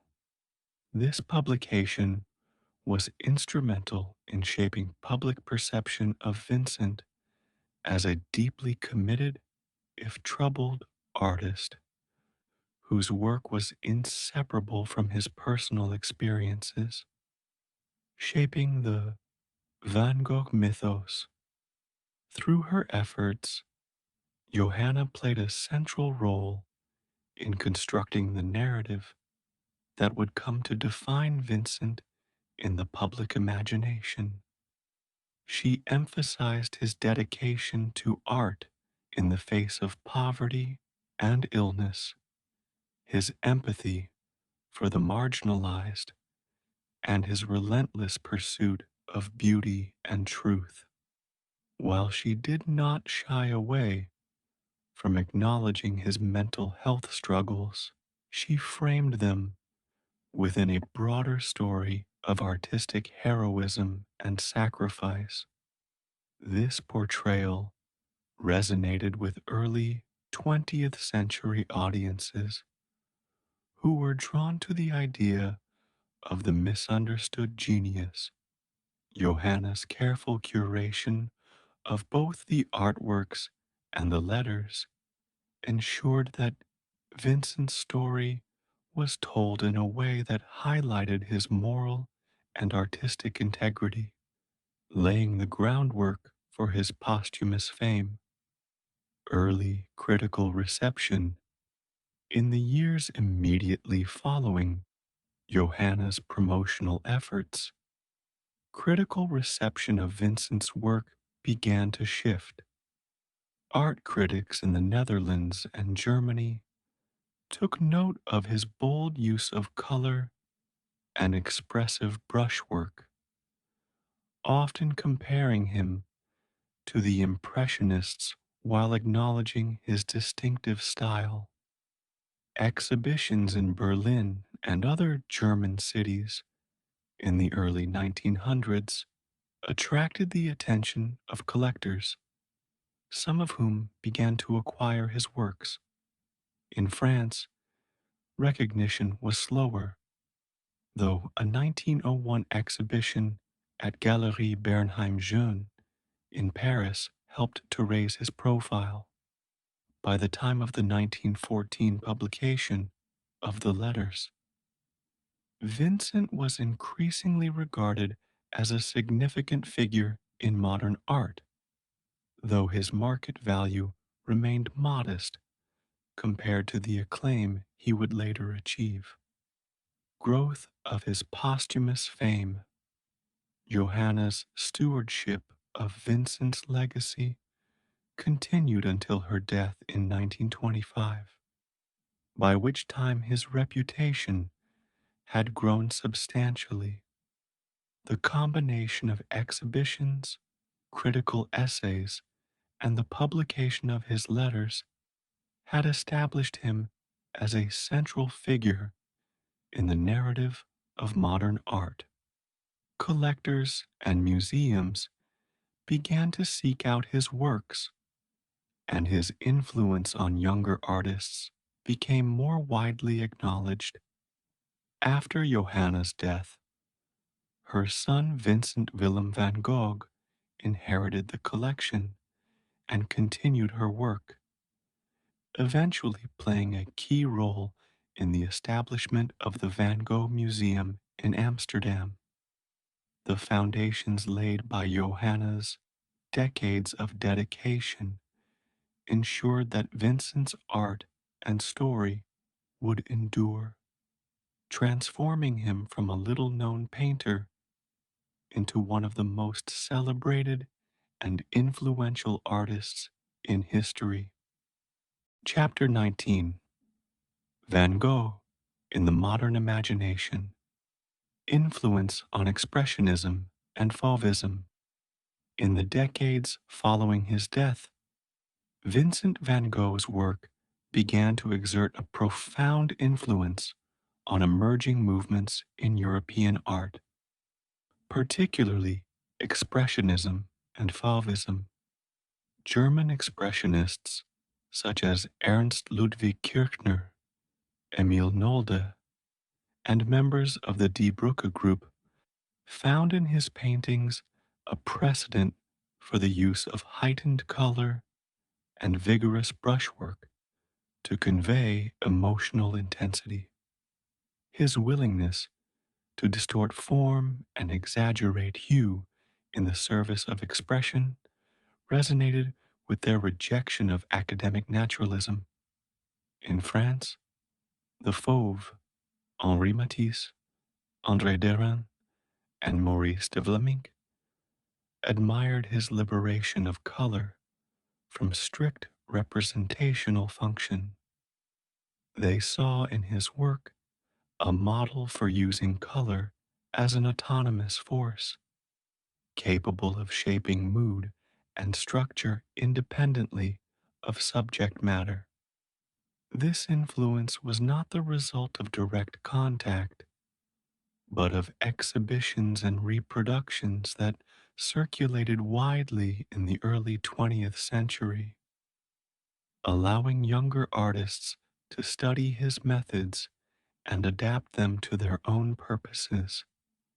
Collectors and museums acquiring his works. As critical appreciation of Van Gogh's art grew, so too did interest among collectors and institutions.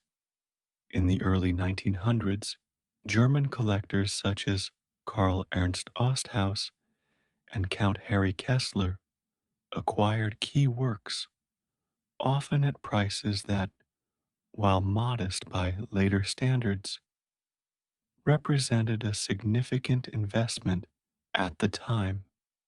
Museums in Berlin, Munich, and Frankfurt were among the first to include his paintings in their permanent collections.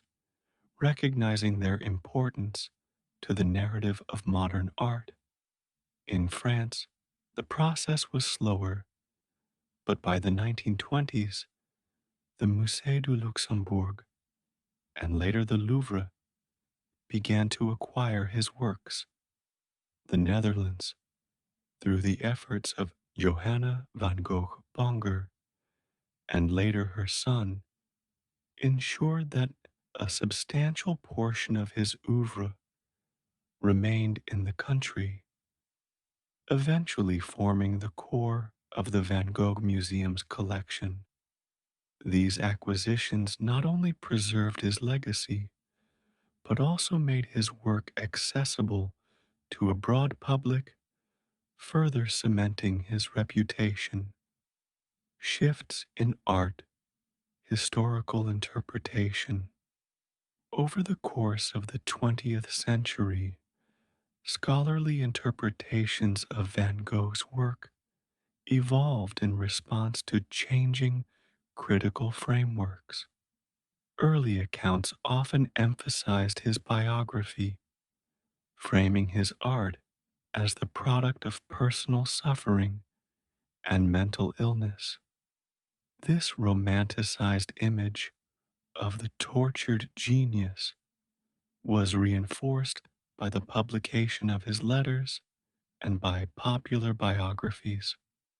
By mid century, however, art historians began to place greater emphasis on his technical innovations, his engagement with contemporary artistic currents, and his deliberate, methodical approach to composition and color.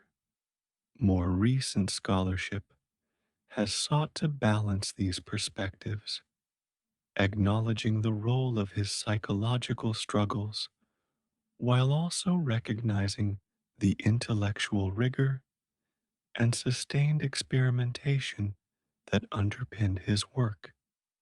This shift has contributed to a more nuanced understanding of Van Gogh as both an emotionally driven and a highly disciplined artist.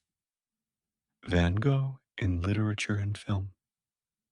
The story of Van Gogh's life and art has inspired numerous works of literature, theater, and film, each contributing to the shaping of his public image. Irving Stone's 1934 biographical novel, Lust for Life, and its 1956 film adaptation starring Kirk Douglas, popularized the narrative of his life for a mass audience, emphasizing his struggles and ultimate triumph through art.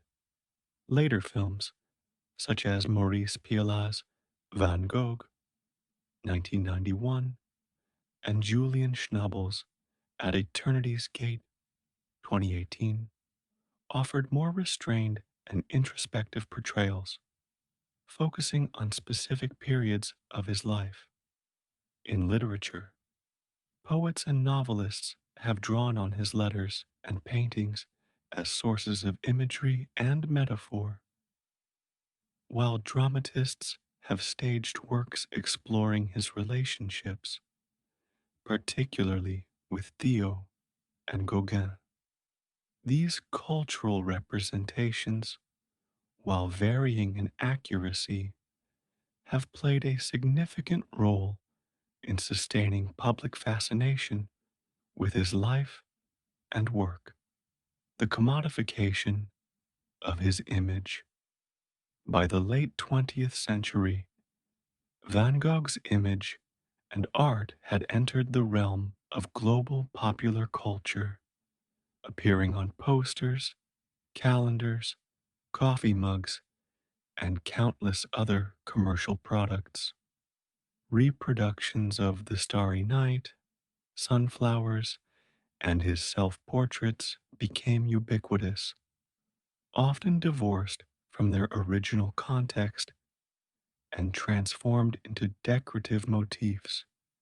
This commodification has been the subject of debate, with some critics lamenting the reduction of complex works to mere visual cliches, while others argue that such widespread dissemination has introduced his art to audiences who might never encounter the originals. The tension between the scholarly appreciation of Van Gogh's work and its mass market appropriation reflects broader questions about the place of art in contemporary culture. Chapter 20: The Enduring Mystery, Debates over His Mental Illness. Since Vincent van Gogh's death in 1890, scholars, physicians, and biographers have sought to understand the nature of the mental illness that afflicted him. Contemporary accounts from friends, family, and doctors describe episodes of confusion, agitation, and hallucinations, interspersed with periods of lucidity and intense productivity. Early diagnoses included epilepsy, specifically temporal lobe epilepsy, which was a common explanation in the late 19th century for recurrent seizures and altered states of consciousness. Later theories have proposed bipolar disorder, borderline personality disorder, or combinations of psychiatric and neurological conditions.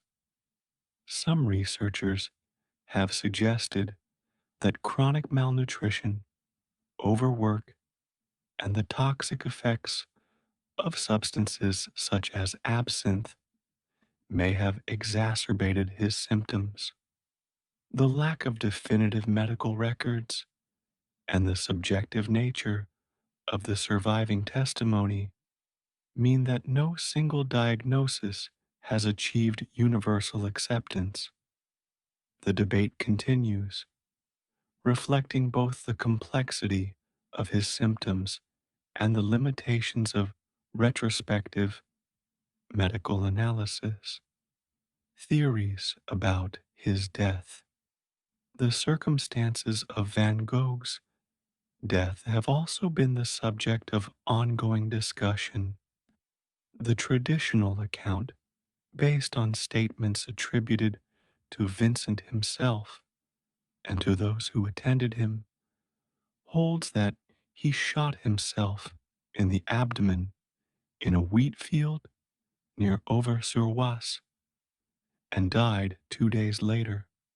However, in recent decades, alternative theories have emerged, most notably the suggestion that he may have been shot accidentally by local youths, either through mishandling of a firearm or as part of a prank gone wrong. Proponents of this theory point to inconsistencies in the wound's location, the absence of the weapon, and Vincent's apparent willingness to shield others from blame. Critics argue that the evidence remains circumstantial and that the self inflicted nature of the wound is still the most plausible explanation. The uncertainty surrounding his final hours has become part of the broader mythology of his life, inviting speculation while resisting definitive resolution. The balance between myth and fact. Over time, the story of Vincent van Gogh has been shaped as much by myth as by documented fact. The image of the tortured genius, painting in a frenzy of inspiration while battling inner demons, has proven compelling to the public, but risks oversimplifying the realities of his life and work. His letters reveal a man who was deliberate in his artistic choices, deeply engaged with the technical and theoretical aspects of painting, and capable of sustained, methodical labor. The romanticized narrative often overlooks the discipline, study, and persistence that underpinned his achievements. Separating myth from fact requires careful attention to primary sources, a task complicated by the Chapter 1, Leiden Beginnings, Birth and Family, Background in the Dutch Republic. Rembrandt, Harmensoen van Rijn was born on 15th July 1606 in the city of Leiden, a thriving urban center in the province of Holland, part of the newly independent Dutch Republic. His father, Harmen Gerritsoen van Rijn, was a miller who operated a windmill on the banks of the Rhine River, from which the family name derived. His mother, Neeltgen Willemsdochter van Soetbroek, came from a family of bakers, and both parents were members of the Reformed Church, reflecting the dominant Calvinist faith of the region. The family was of modest means but not impoverished, and their position allowed them to provide their children with a sound education. Leiden itself was a city of considerable importance, known for its textile industry, bustling markets, and the intellectual prestige of Leiden University, founded in 1575 as a reward for the city's resistance during the 80 Years' War. The political climate was one of cautious optimism as the 12 Years' Truce with Spain, 1609 1621, brought a temporary respite from the long conflict, allowing commerce and culture to flourish. Leiden's cultural and economic climate.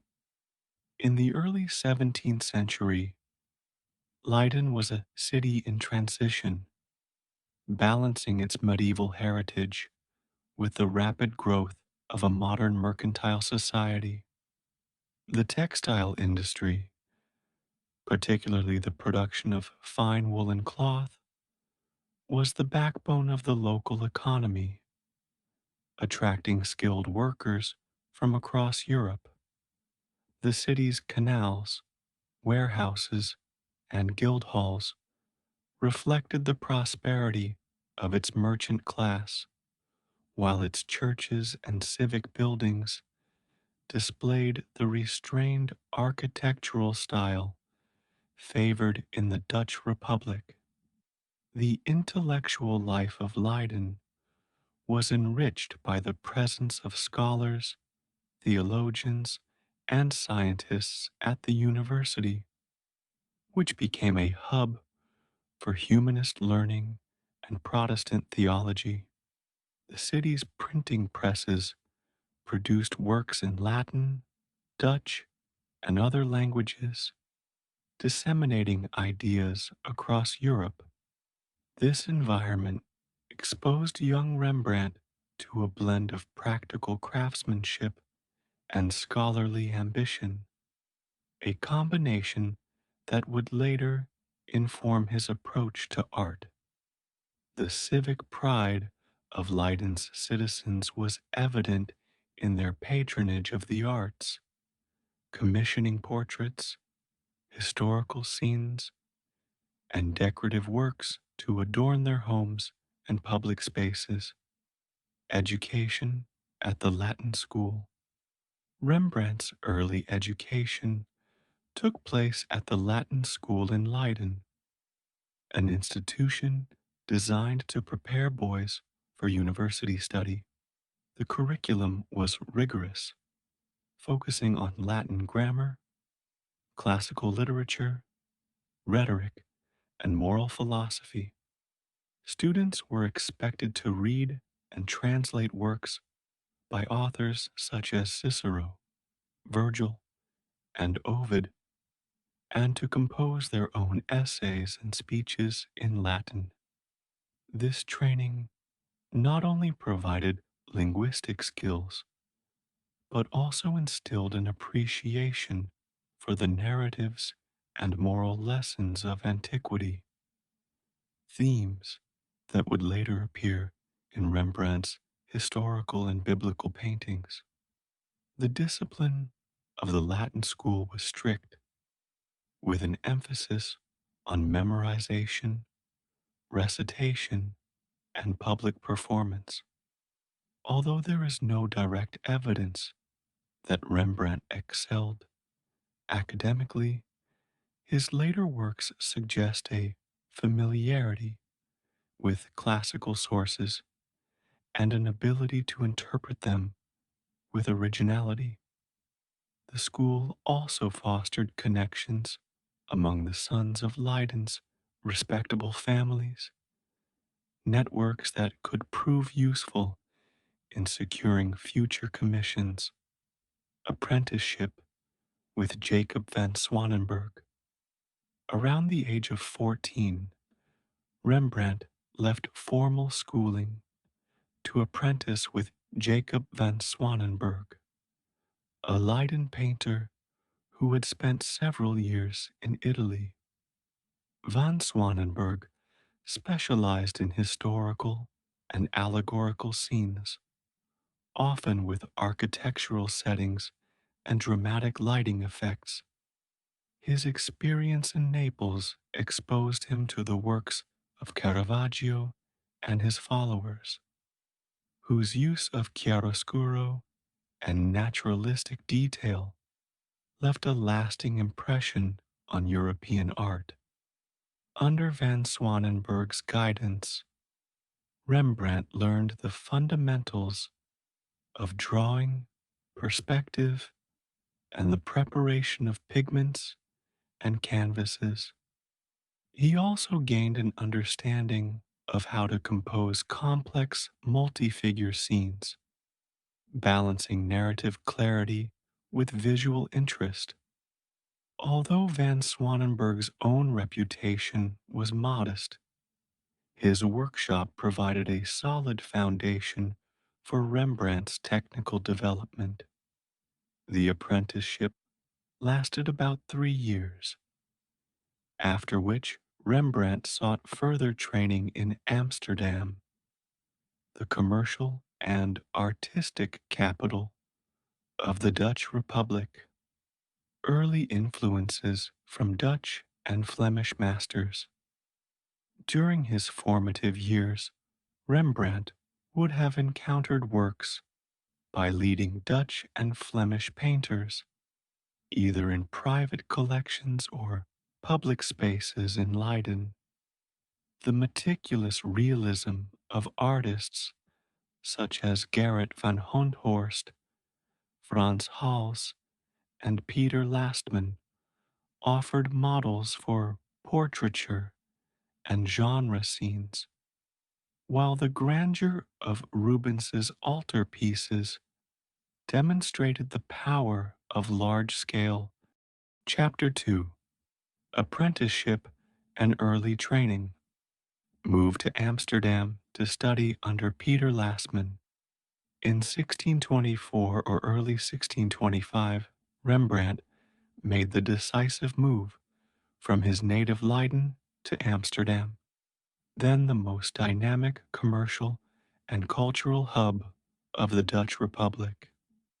His purpose was to study under Peter Lastman, a painter renowned for his historical and biblical scenes, whose reputation extended beyond the borders of the Republic.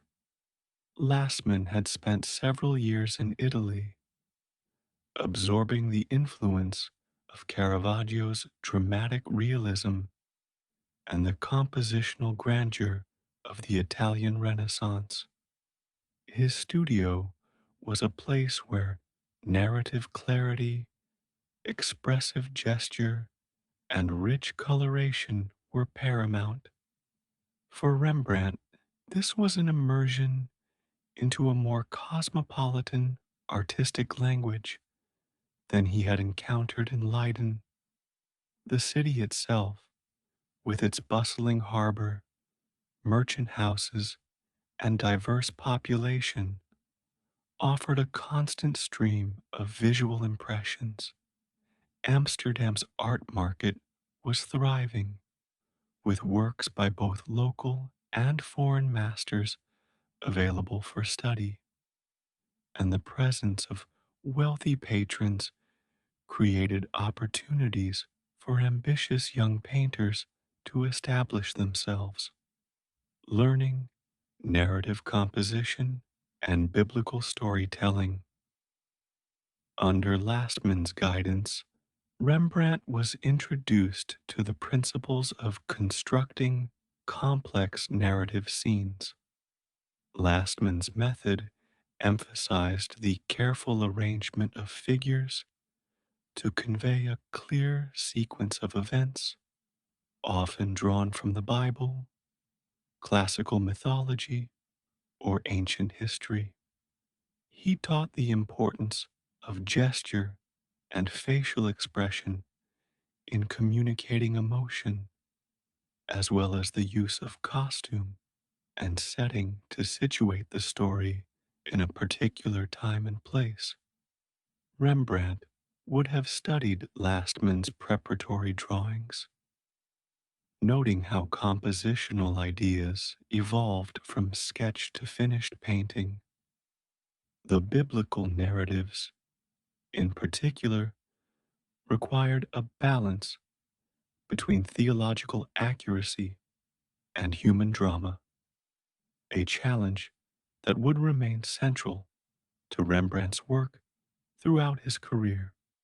The young artist learned to integrate architectural elements, landscape features, and symbolic objects into his compositions, ensuring that every detail contributed to the overall meaning of the scene.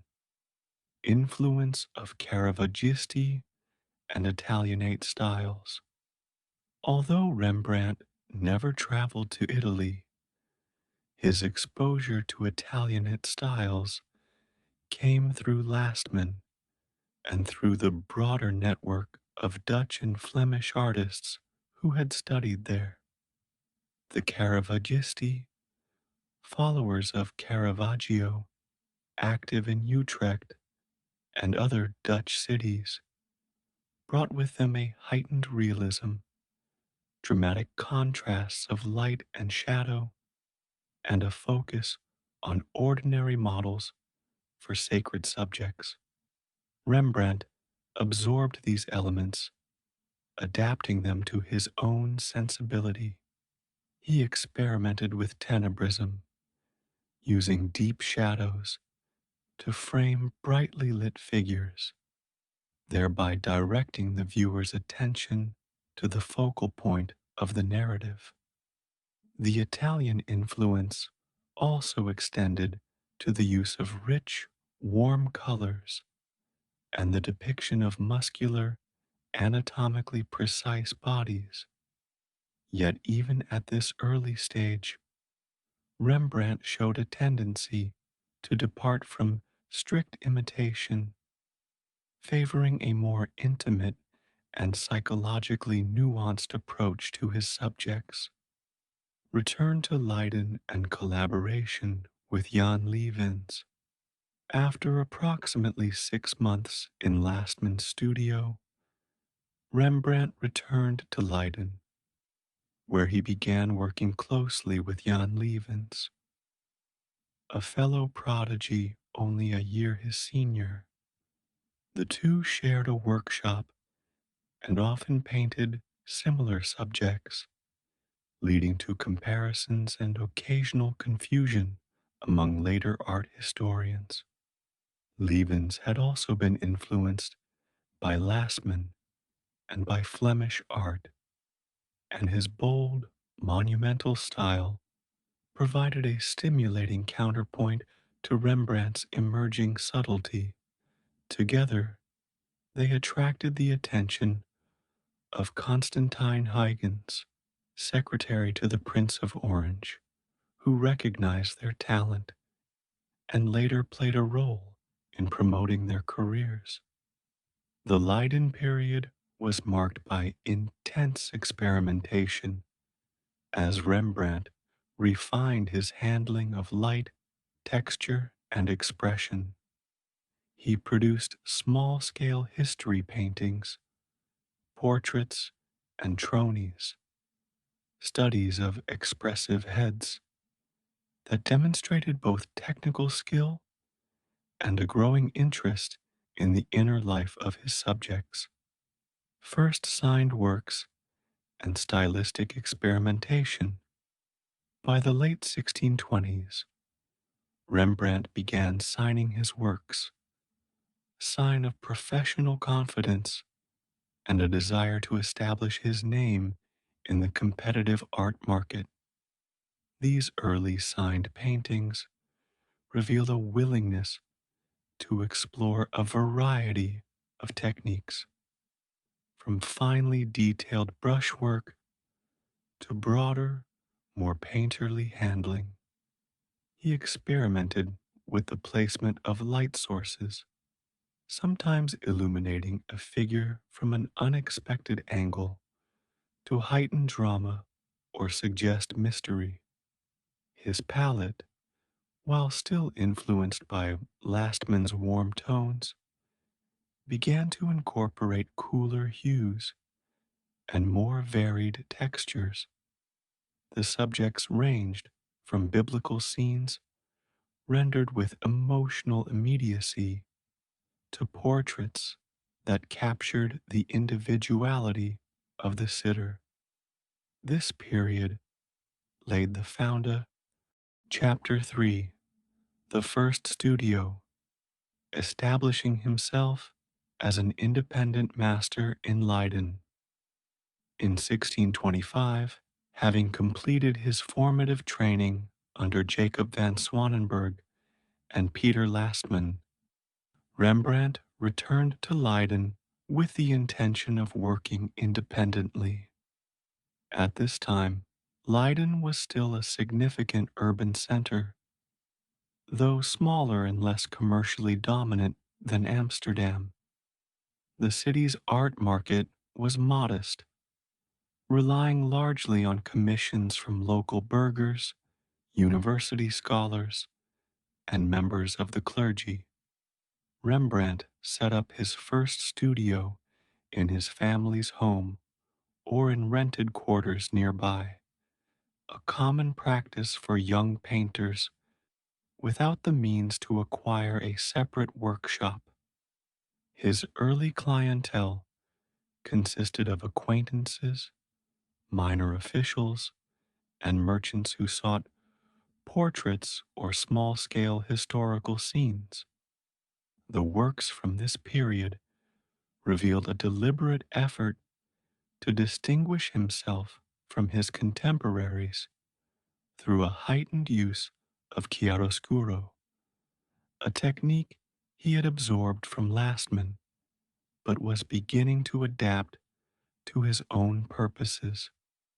His compositions were intimate, often focusing on a single figure or a small group, allowing for a concentrated study of expression and gesture. Early portraits and historical paintings. The early years in Leiden saw Rembrandt producing a mixture of portraiture and history painting, the latter being considered the most prestigious genre in the hierarchy of the arts. His portraits from this period are notable for their psychological depth, even when depicting relatively undistinguished sitters. He paid close attention to the texture of skin, the fall of light across a face, and the subtle interplay of shadow and reflection in the eyes. In his historical works, he favored biblical subjects, often choosing moments of heightened emotion or moral significance. These paintings were typically small in scale, suited to the domestic interiors of Leiden's middle class, but they displayed a narrative clarity and dramatic intensity that hinted at his future ambitions. The influence of Lastman is evident in the careful arrangement of figures and the inclusion of symbolic details. Yet Rembrandt's handling of paint was already becoming more tactile and varied, with visible brushstrokes adding a sense of immediacy. Experimentation with chiaroscuro and dramatic lighting. One of the defining features of Rembrandt's early Leiden work was his exploration of light and shadow as a means of shaping form and directing attention, rather than evenly illuminating his subjects. He often placed them in a darkened space with a single concentrated light source falling from one side. This approach created strong contrasts or tenebrism, which heightened the sense of drama and gave his figures a sculptural presence. The technique was not merely decorative, it served to isolate the essential elements of the scene, guiding the viewer's eye to the most significant gestures or expressions. In some works, the light seems almost to emanate from within the subject, a quality that would become a hallmark of his mature style.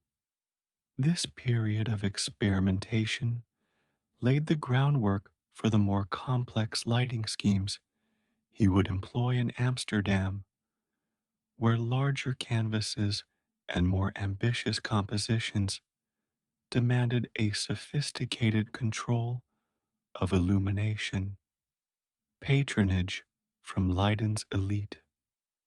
Although Leiden's art market was smaller than Amsterdam's, it still offered opportunities for a talented young painter.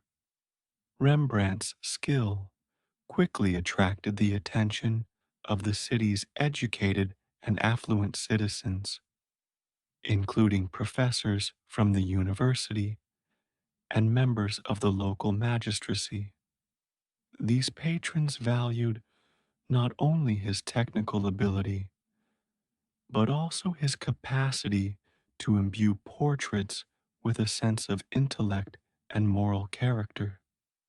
Commissions from such clients provided both income and social connections, which were essential for building a sustainable career. The support of Constantine Huygens, who visited Rembrandt's studio around this time, was particularly significant. Huygens recognized the young artist's potential and later recommended him to the court in The Hague, opening the door to more prestigious commissions. In this way, Rembrandt's Leiden years, though brief, were instrumental in establishing the network of relationships that would sustain him in the competitive Amsterdam market. Recognition by Constantine Huygens. The encounter with Constantine Huygens, secretary to the Prince of Orange, marked a turning point in Rembrandt's early career. Huygens was a man of refined taste and broad cultural interests, well versed in literature, music, and the visual arts. His visit to the Leiden studio, likely in the late 1620s, left a strong impression, and he later wrote admiringly of Rembrandt's ability to capture the greatest and most natural emotion in his subjects. Huygens compared him favorably to the leading painters of Italy, noting that Rembrandt's work possessed a vitality and truthfulness that set it apart from more. Chapter 4: Breakthrough and Move to Amsterdam. Decision to relocate to the thriving art market of Amsterdam. By 1631, Rembrandt had reached a point in his career where the limitations of Leiden's modest art market were becoming apparent. While the city had provided a valuable foundation and a network of early patrons, it could not match the scale, wealth, and cosmopolitan nature of Amsterdam. The Dutch Republic's capital was in the midst of its golden age, its prosperity fueled by maritime trade, colonial expansion, and a burgeoning financial sector. The city's merchant elite, enriched by the activities of the Dutch East India Company and other trading ventures, sought to display their status through the commissioning of portraits, historical paintings, and decorative works. For an ambitious painter, Amsterdam offered not only a larger pool of potential clients, but also the opportunity to compete alongside the most prominent artists of the day. The decision to relocate was both a strategic and an artistic one, signaling Rembrandt's readiness to establish himself on a national stage. First major commissions in the city. Upon his arrival, Rembrandt quickly secured significant commissions that demonstrated his ability to adapt to the tastes of Amsterdam's wealthy patrons. His early works in the city included portraits of influential merchants, civic officials, and members of the professional classes. These paintings combined the psychological depth he had developed in Leiden with a more polished and formal presentation suited to the expectations of the capital's elite. The sitters were often depicted in sober, black attire, in keeping with Calvinist restraint. But Rembrandt enlivened these compositions through his masterful rendering of textures, from the sheen of silk to the softness of lace. His ability to capture the individuality of each subject while also conveying a sense of dignity and authority quickly distinguished him from other portraitists.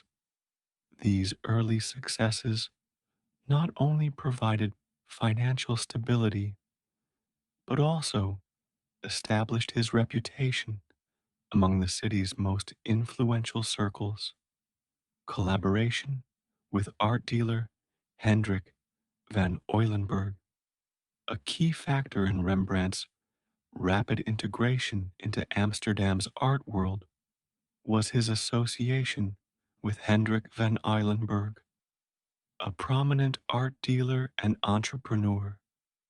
Eulenburg operated a workshop that produced paintings for a wide range of clients, including foreign diplomats, wealthy merchants, and members of the court in The Hague.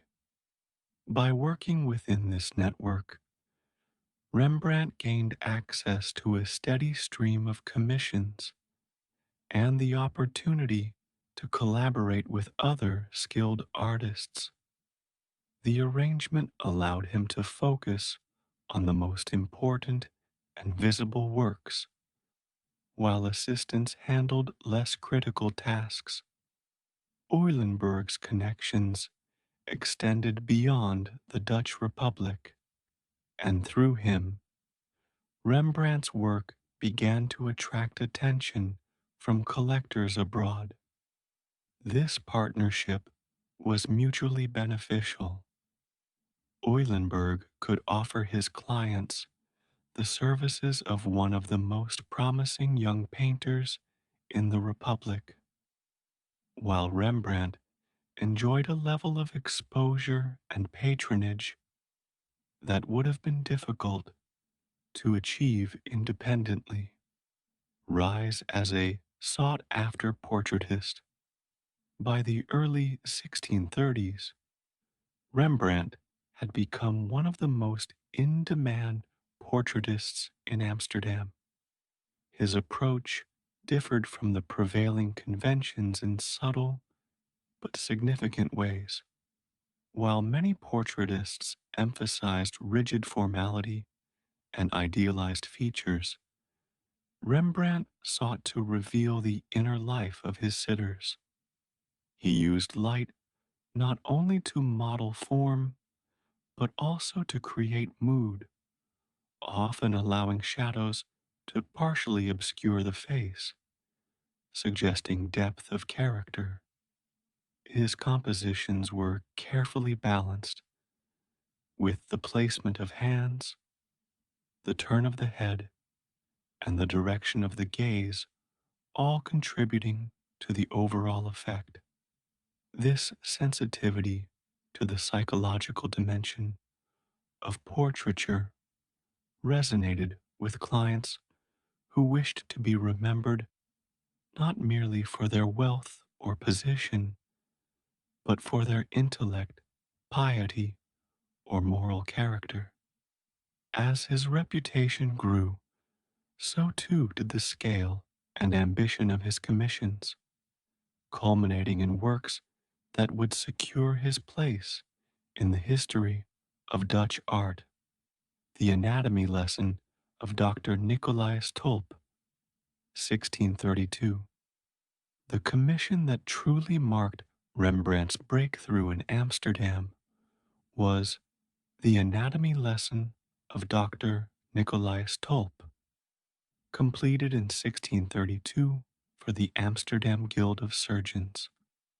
This large group portrait depicted Dr. Tulp demonstrating the musculature of a cadaver's arm to a group of attentive colleagues.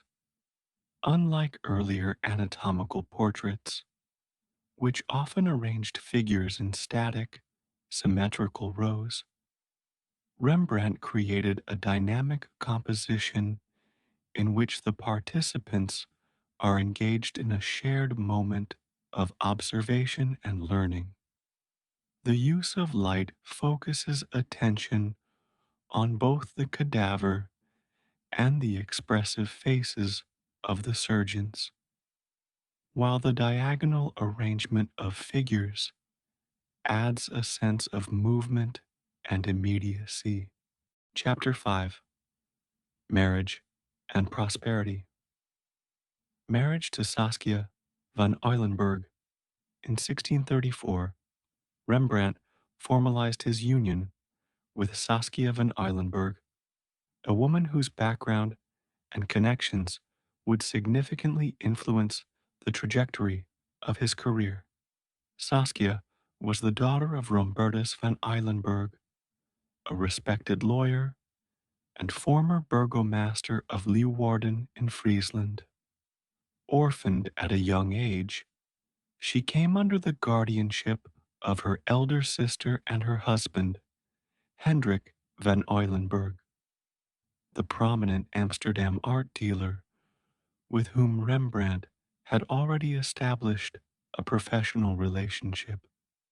The marriage was solemnized in the Frisian village of St. Anna Parochie, and it represented not only a personal commitment, but also a strategic alliance. Through Saskia, Rembrandt gained entree into a network of affluent and influential patrons, many of whom were part of the regent class that governed Amsterdam's civic and commercial life. The marriage also brought a measure of financial stability, as Saskia's inheritance and dowry supplemented the income from Rembrandt's commissions. Integration into Amsterdam's elite circles. Following their marriage, Rembrandt and Saskia took up residence in increasingly fashionable quarters of Amsterdam, reflecting their rising social status.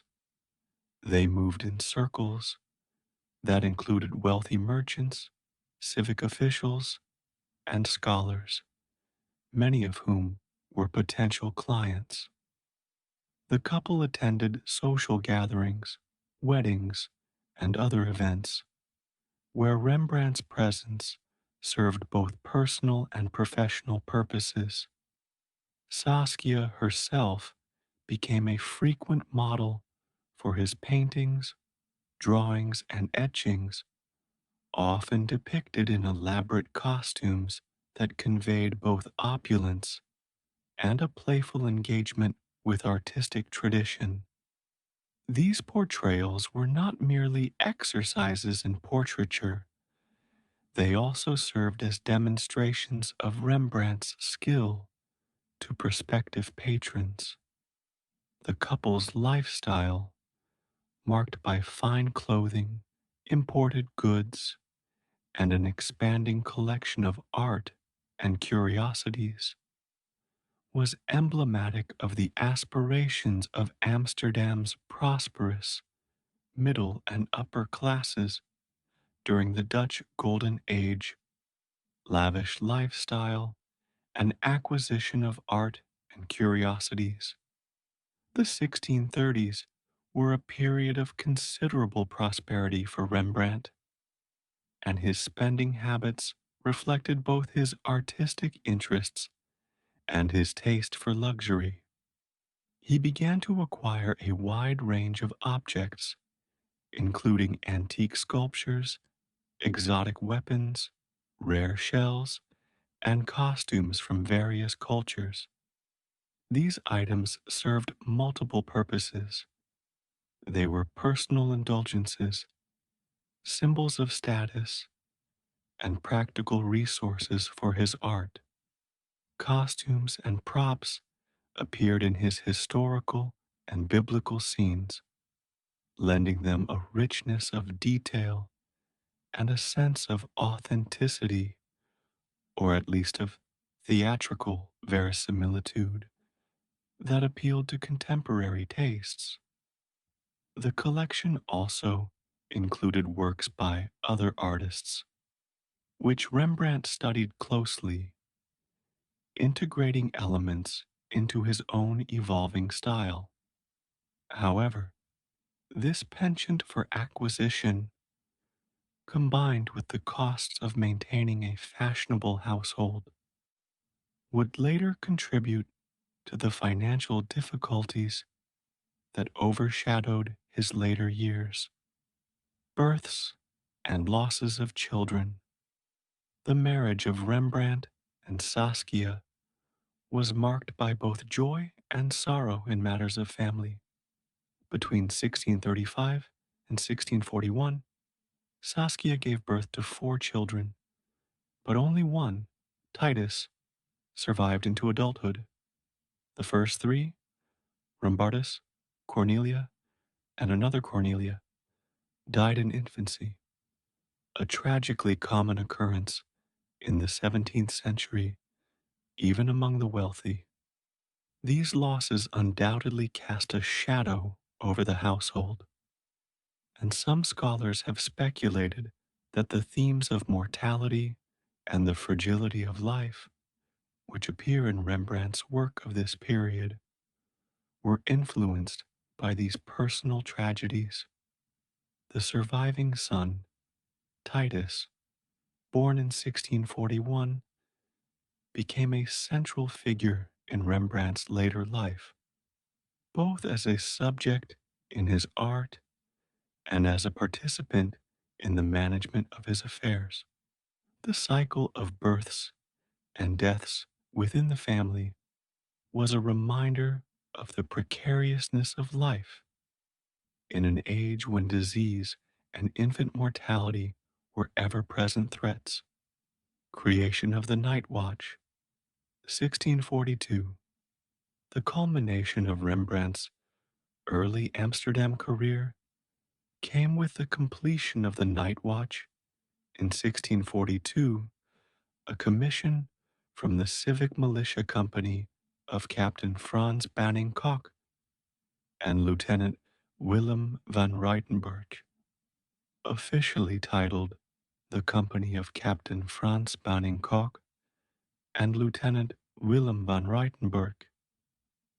The painting broke with the static conventions of group portraiture by presenting the figures in dynamic motion, as if caught in the midst of preparing for a parade or mission.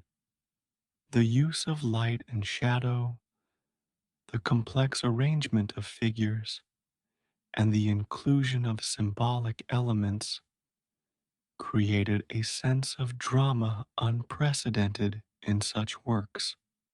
While the painting was admired for its innovation, it also puzzled some contemporaries who were accustomed to more straightforward depictions. Chapter 6: Artistic Maturity, Mastery of Group Portraiture. By the mid 1630s, Rembrandt had firmly established himself as one of Amsterdam's foremost painters, and his approach to group portraiture had matured into a distinctive and influential style. Unlike many of his contemporaries who adhered to rigidly symmetrical arrangements and uniform lighting, Rembrandt sought to create a sense of narrative and interaction among the sitters. He positioned figures at varying depths within the pictorial space, using diagonals and overlapping forms to guide the viewer's eye through the composition. Light was deployed selectively, illuminating certain faces or gestures, while allowing others to recede into shadow, thereby creating a hierarchy of attention. This method imbued his group portraits with a sense of immediacy and life, as if the viewer were witnessing a moment in progress rather than a static tableau. His ability to balance individual likenesses with a coherent overall design was particularly valued by civic institutions and professional guilds, which commissioned such works to commemorate their members. Innovations in etching and printmaking. During this period, Rembrandt also advanced his skills in etching, a medium in which he would become one of the most celebrated practitioners in European art history. Etching allowed for a greater degree of spontaneity and subtlety than engraving, and Rembrandt exploited these qualities to produce prints of remarkable tonal variation and expressive depth. He experimented with techniques such as dry point, which created a rich, velvety line, and he manipulated the inking and wiping of plates to achieve different atmospheric effects in successive impressions. His subjects ranged from biblical narratives and landscapes to portraits and studies of beggars, reflecting both his artistic versatility and his interest in the full spectrum of human experience. The portability and relative affordability of prints enabled his work to reach audiences far beyond Amsterdam, enhancing his reputation across the Dutch Republic and in other parts of Europe. Biblical and mythological works of the late 1630s, early 1640s. In addition to portraiture and printmaking, Rembrandt devoted considerable attention to large scale biblical and mythological paintings during this phase of his career. These works often drew upon his deep familiarity with scriptural texts and classical literature, as well as his collection of costumes, props, and antiquities. He approached such subjects with a focus on human emotion and moral complexity, eschewing idealized forms in favor of naturalistic depictions that conveyed the psychological reality of the characters. In paintings such as The Blinding of Samson and Belshazzar's Feast, he combined dramatic lighting, dynamic composition, and meticulous detail to heighten the sense of tension and immediacy. His mythological scenes, though fewer in number, displayed a similar commitment to narrative engagement, often reinterpreting familiar stories in ways that emphasized their moral or allegorical dimensions. These works appealed to patrons who valued both the intellectual prestige of historical painting and the emotional resonance of Rembrandt's distinctive style. Influence on pupils and assistants.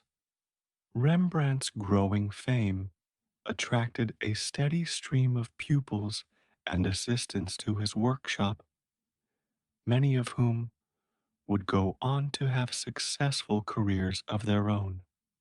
Among the most notable were Ferdinand Bol, Govert Flink, and Karel Fabritius, each of whom absorbed aspects of his master's approach while developing individual styles. The workshop functioned as both a training ground and a collaborative enterprise, with students assisting in the production of commissioned works under Rembrandt's supervision. This arrangement allowed him to take on a greater volume of work while maintaining a high standard of quality. The dissemination of his methods through his pupils contributed to the spread of his influence throughout the Dutch Republic and beyond. However, the presence of multiple hands in the workshop also led to later challenges in attribution, as scholars sought to distinguish between works executed entirely by Rembrandt and those completed with significant assistance. Growing reputation across Europe. By the early 1640s, Rembrandt's reputation had extended well beyond the borders of the Dutch Republic. His paintings and prints were sought after by collectors in England, France, and the German states, and his name was known to connoisseurs in Italy and Spain. This international recognition was facilitated by the circulation of his prints, the travels of his patrons, and the correspondence of art dealers and diplomats. His work was praised for its originality, technical mastery, and profound engagement with the human condition. Chapter 7. Personal Tragedy. Death of Saskia in 1642. The year 1642 marked a profound turning point in Rembrandt's personal life, with the death of his wife, Saskia van Eilenberg, at the age of 29. Having endured the loss of three of their four children in infancy, Saskia's health had been fragile for several years, likely weakened by repeated pregnancies and the complications that followed. Contemporary accounts and later biographical reconstructions suggest that she may have suffered from tuberculosis, a common and often fatal disease in the 17th century. Her death occurred only months after the birth of their surviving son, Titus, leaving Rembrandt a widower with an infant to care for. The loss was not only an emotional blow, but also a disruption to the stability and social connections that Saskia had brought to the household. Her dowry and inheritance had provided financial security, and her family's standing had opened doors to influential patrons. With her passing, Rembrandt faced both personal grief and the gradual erosion of the advantageous position he had enjoyed in Amsterdam's elite circles. Emotional impact on Rembrandt's work. The period immediately following Saskia's death is marked by a noticeable shift in the tone and subject matter of Rembrandt's art. While he continued to receive commissions, his paintings from the mid 1640s often display a more introspective quality, with an emphasis on solitary figures, subdued color palettes, and a heightened sense of psychological depth. Portraits from this time sometimes convey a quiet melancholy, even when depicting sitters unconnected to his personal life. In his biblical works, themes of suffering, loss, and redemption became more pronounced, suggesting that his own experiences informed his interpretation of these narratives. The technical aspects of his painting also evolved, with a looser handling of paint and a greater reliance on the interplay of light and shadow to evoke mood. This stylistic development, while admired by some, may have alienated patrons who preferred the more polished and conventional approach of his earlier years. Relationship with Geertje Dirks. In the years after Saskia's death, Rembrandt entered into a relationship with Geertje Dirks, a woman who had been employed as a nurse or caretaker for Titus. Geertje, a widow from Friesland, moved into Rembrandt's household and became his companion, though they never married. The relationship was complex and ultimately contentious. Surviving legal documents reveal that Geertje later accused Rembrandt of breaking a promise to marry her, leading to a protracted dispute. She was eventually confined to a correctional institution in Gouda, possibly at Rembrandt's instigation, on the grounds of alleged misconduct. The affair with Geertje and its acrimonious end suggests a period of personal instability for the artist, compounded by the challenges of single parenthood and the demands of maintaining his professional standing. It also reflects the social and legal constraints of the time, particularly regarding relationships outside of marriage and the vulnerability of women in such arrangements. Themes of loss and mortality in paintings.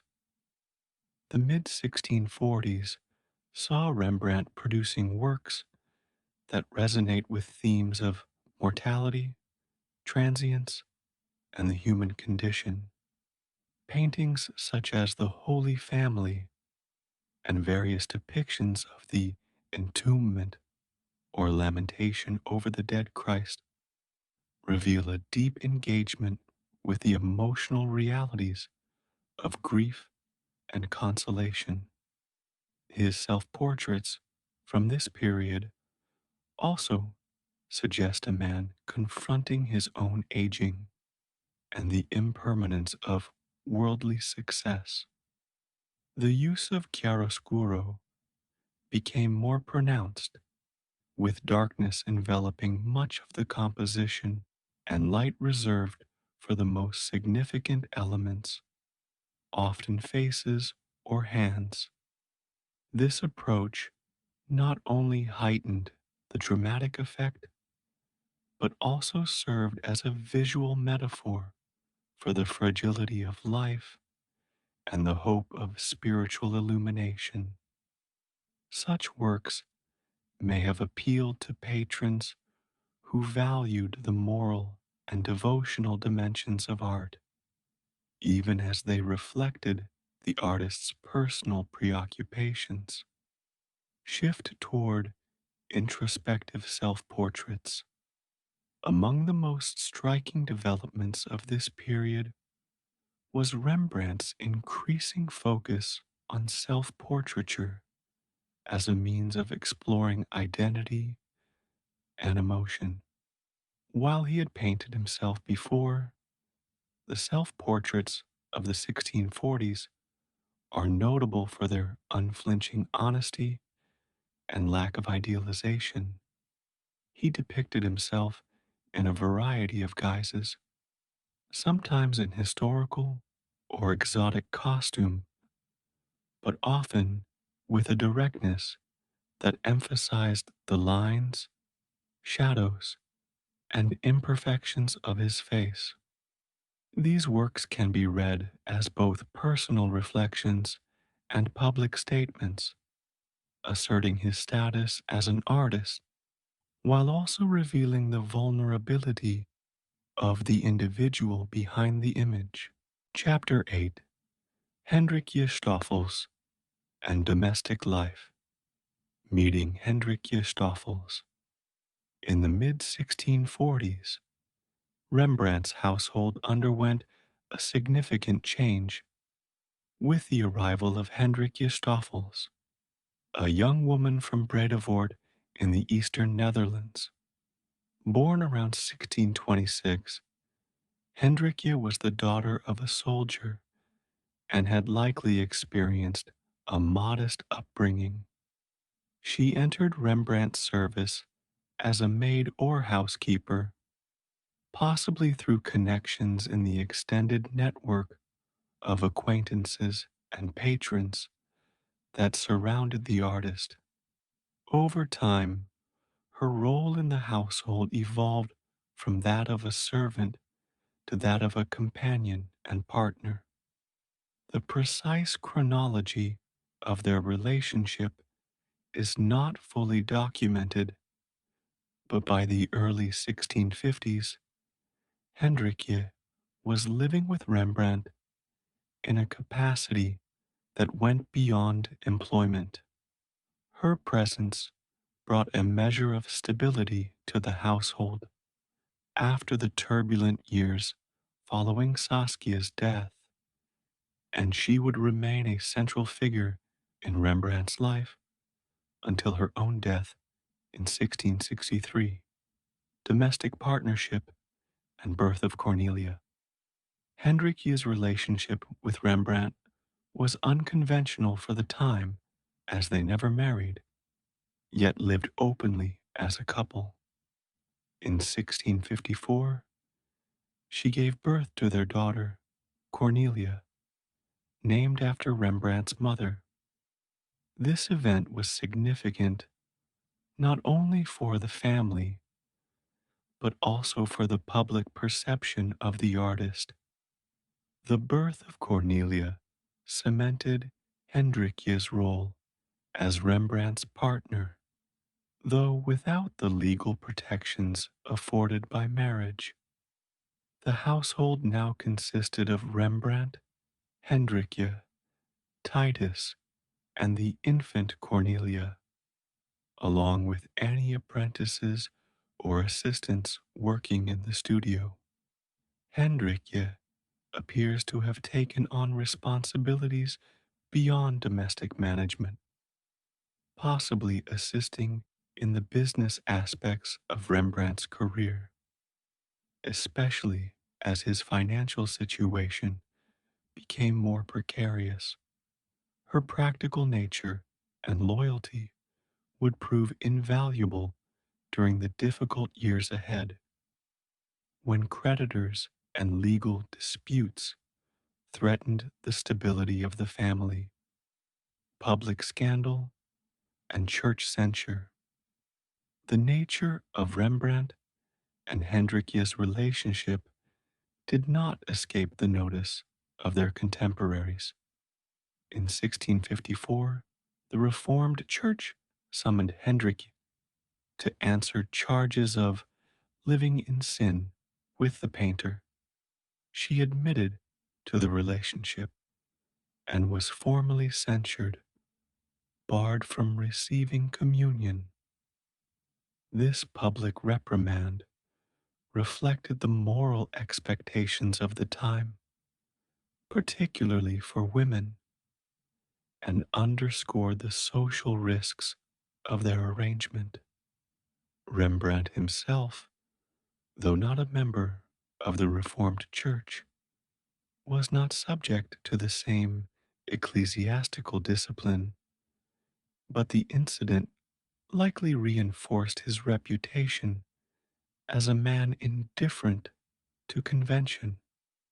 The censure did not appear to alter their domestic life, and Hendrikje continued to live with him, raising Cornelia and managing the household. The episode illustrates the tension between personal choice and societal norms in the Dutch Republic, as well as the resilience of their partnership in the face of public disapproval. Depictions of Hendrikje in art. Hendrikje's presence in Rembrandt's life is reflected in several of his paintings, drawings, and etchings from the 1650s. She is often identified as the model for figures in both biblical and secular works, though such identifications are sometimes speculative. One of the most notable examples is Bathsheba at her bath, 1654, in which the model's features have been associated with Hendrikje. The painting's intimate realism, combined with its moral and emotional complexity, suggests a personal connection between artist and subject. In other works, she appears in costume studies or as a figure in domestic scenes, her likeness rendered with a warmth and immediacy that distinguishes these portrayals from more formal commissions. Whether or not every identification is accurate, the recurrence of her image in his work indicates her importance as both muse and companion during this period of his career. Stability amid financial strain. Despite the personal stability that Hendrikje brought to Rembrandt's life, the 1650s were marked by increasing financial difficulties. His spending habits, combined with a decline in high value commissions, led to mounting debts. Hendrikje, along with Titus, would later play a crucial role in managing the family's affairs, particularly after Rembrandt's bankruptcy in 1656. Her ability to navigate the practicalities of daily life, maintain the household, and support the artist's work was essential in sustaining them through these challenges. While their relationship may have been unconventional by the standards of the time, it was grounded in mutual loyalty and shared responsibility. Hendrikje's role in Rembrandt's life was thus not only personal, but also integral to the survival of his household and the continuation of his artistic production during one of the most difficult decades of his career. Chapter 9: Financial Troubles, Decline in High Paying Commissions.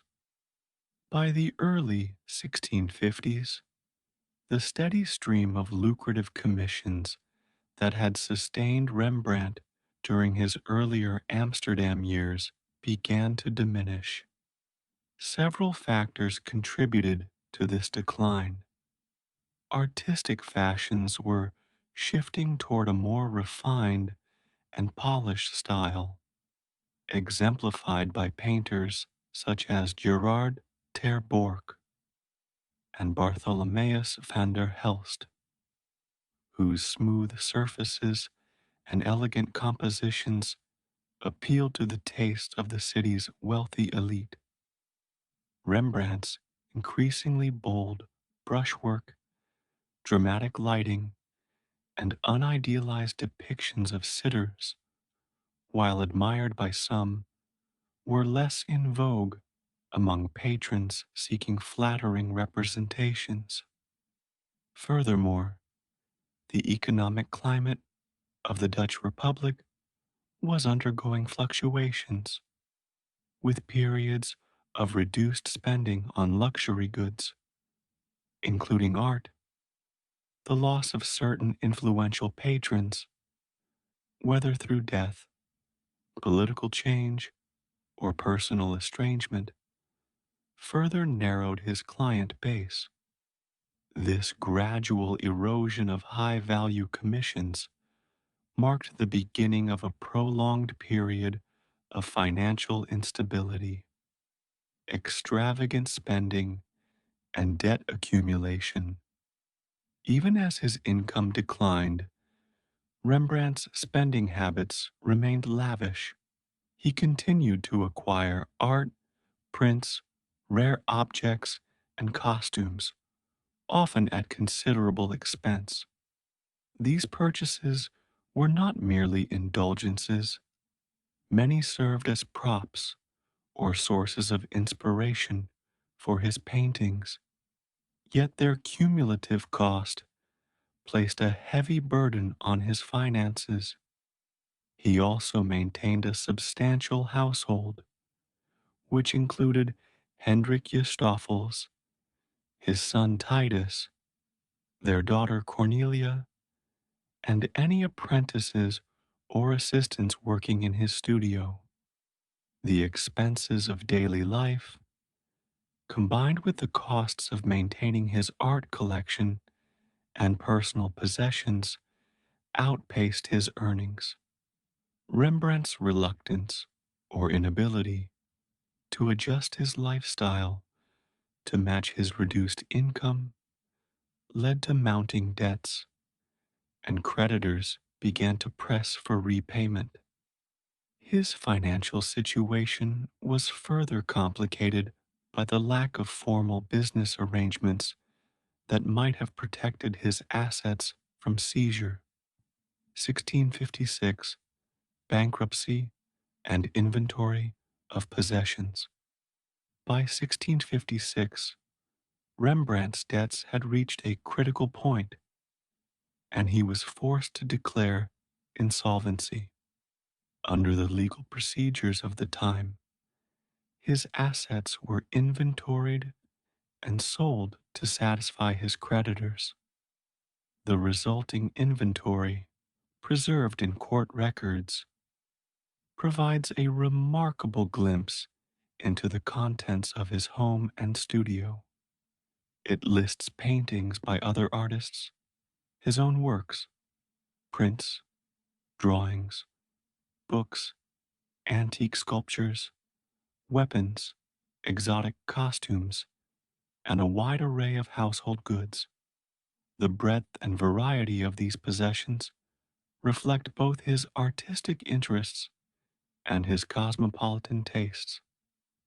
The sale of these items, however, did not fully cover his debts, and the loss of his collection represented not only a financial setback, but also the dispersal of resources that had been integral to his creative process. The bankruptcy marked a public acknowledgement of his financial distress, potentially damaging his reputation among potential patrons. Auction of art collection and house. As part of the bankruptcy proceedings, Rembrandt's house on the Brestraat, purchased at the height of his success, was also sold. This substantial property, with its spacious rooms and well lit studio, had been both a home and a place of work, symbolizing his earlier prosperity. Its loss forced him to relocate to more modest accommodations, a tangible sign of his reduced circumstances. The auction of his art collection, which included works by Raphael, Hercules Sagers, and other notable masters, dispersed pieces he had carefully assembled over decades. While some items fetched respectable prices, the forced nature of the sale meant that many were sold below their true value. The dispersal of his collection not only deprived him of valuable reference material, but also underscored the precariousness of an artist's fortunes in the volatile economic and social environment of the 17th century Dutch Republic. Impact on his social standing. The financial collapse inevitably affected Rembrandt's standing in Amsterdam society. In a culture that valued fiscal responsibility and prudent management, bankruptcy carried a stigma that could deter potential patrons. While his artistic reputation remained strong among certain circles, others may have viewed him as unreliable or imprudent. The loss of his home in a prestigious neighborhood and the dispersal of his possessions were visible signs of decline, and his reduced circumstances contrasted sharply with the image of success he had projected in earlier years.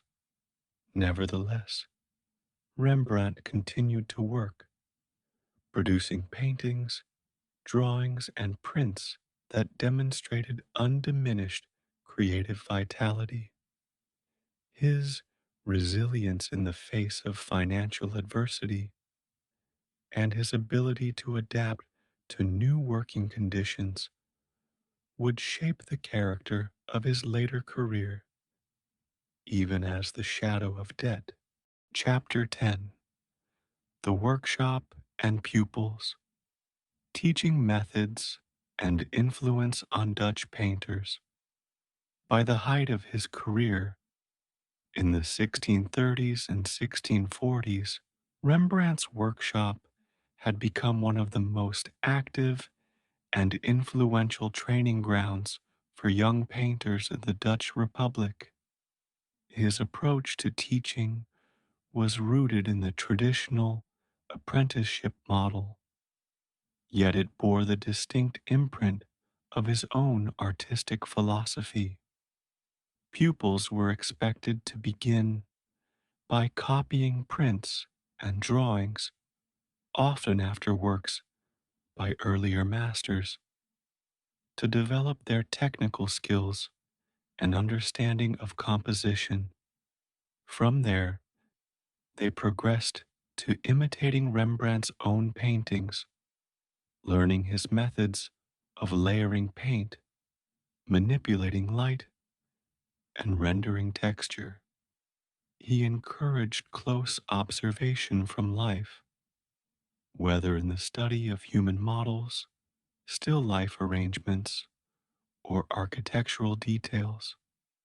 While discipline was maintained, there was also room for experimentation, and students were exposed to a wide range of subjects and techniques. This combination of rigorous training and creative freedom helped produce a generation of painters who carried elements of his style into their own independent careers. Notable pupils: Ferdinand Bol, Govert Flinck, Karel Fabritius. Among the many artists who passed through Rembrandt's studio, several achieved considerable fame in their own right. Ferdinand Bol, who trained with him in the late 1630s, absorbed his master's dramatic use of light and shadow, but later adapted it to a smoother, more courtly style that appealed to Amsterdam's elite. Govert Flinck, another prominent pupil, initially worked so closely in Rembrandt's manner that his paintings were sometimes mistaken for the master's. Over time, however, he shifted toward the brighter palette and elegant compositions favored by the regent class. Karel Fabritius, perhaps the most original of Rembrandt's students, developed a distinctive approach to perspective and light, as seen in his celebrated work, The Goldfinch. Each of these pupils demonstrates the dual nature of Rembrandt's influence. While they began by emulating his techniques, they ultimately forged their own artistic identities, contributing to the diversity of Dutch Golden Age painting. Workshop practices and collaborative works. The daily operations of Rembrandt's workshop reflected both the demands of the art market and the collaborative nature of 17th century studio practice. Pupils and assistants often participated in the production of commissioned works, painting secondary figures, backgrounds, or architectural elements under Rembrandt's supervision. In some cases, he would retouch or rework these contributions to ensure a consistent overall effect. This system allowed the workshop to produce paintings more efficiently, meeting the expectations of patrons while providing students with practical experience. It also meant that the boundaries between Rembrandt's own hand and that of his assistants could be fluid, leading to later debates among scholars and collectors about attribution. The workshop was not merely a place of instruction, but a functioning enterprise, balancing the educational needs of its pupils with the commercial realities of the art trade. Spread of Rembrandt's style through students. As his pupils completed their training and established their own studios, they carried elements of Rembrandt's style to other cities and regions, effectively extending his influence beyond Amsterdam.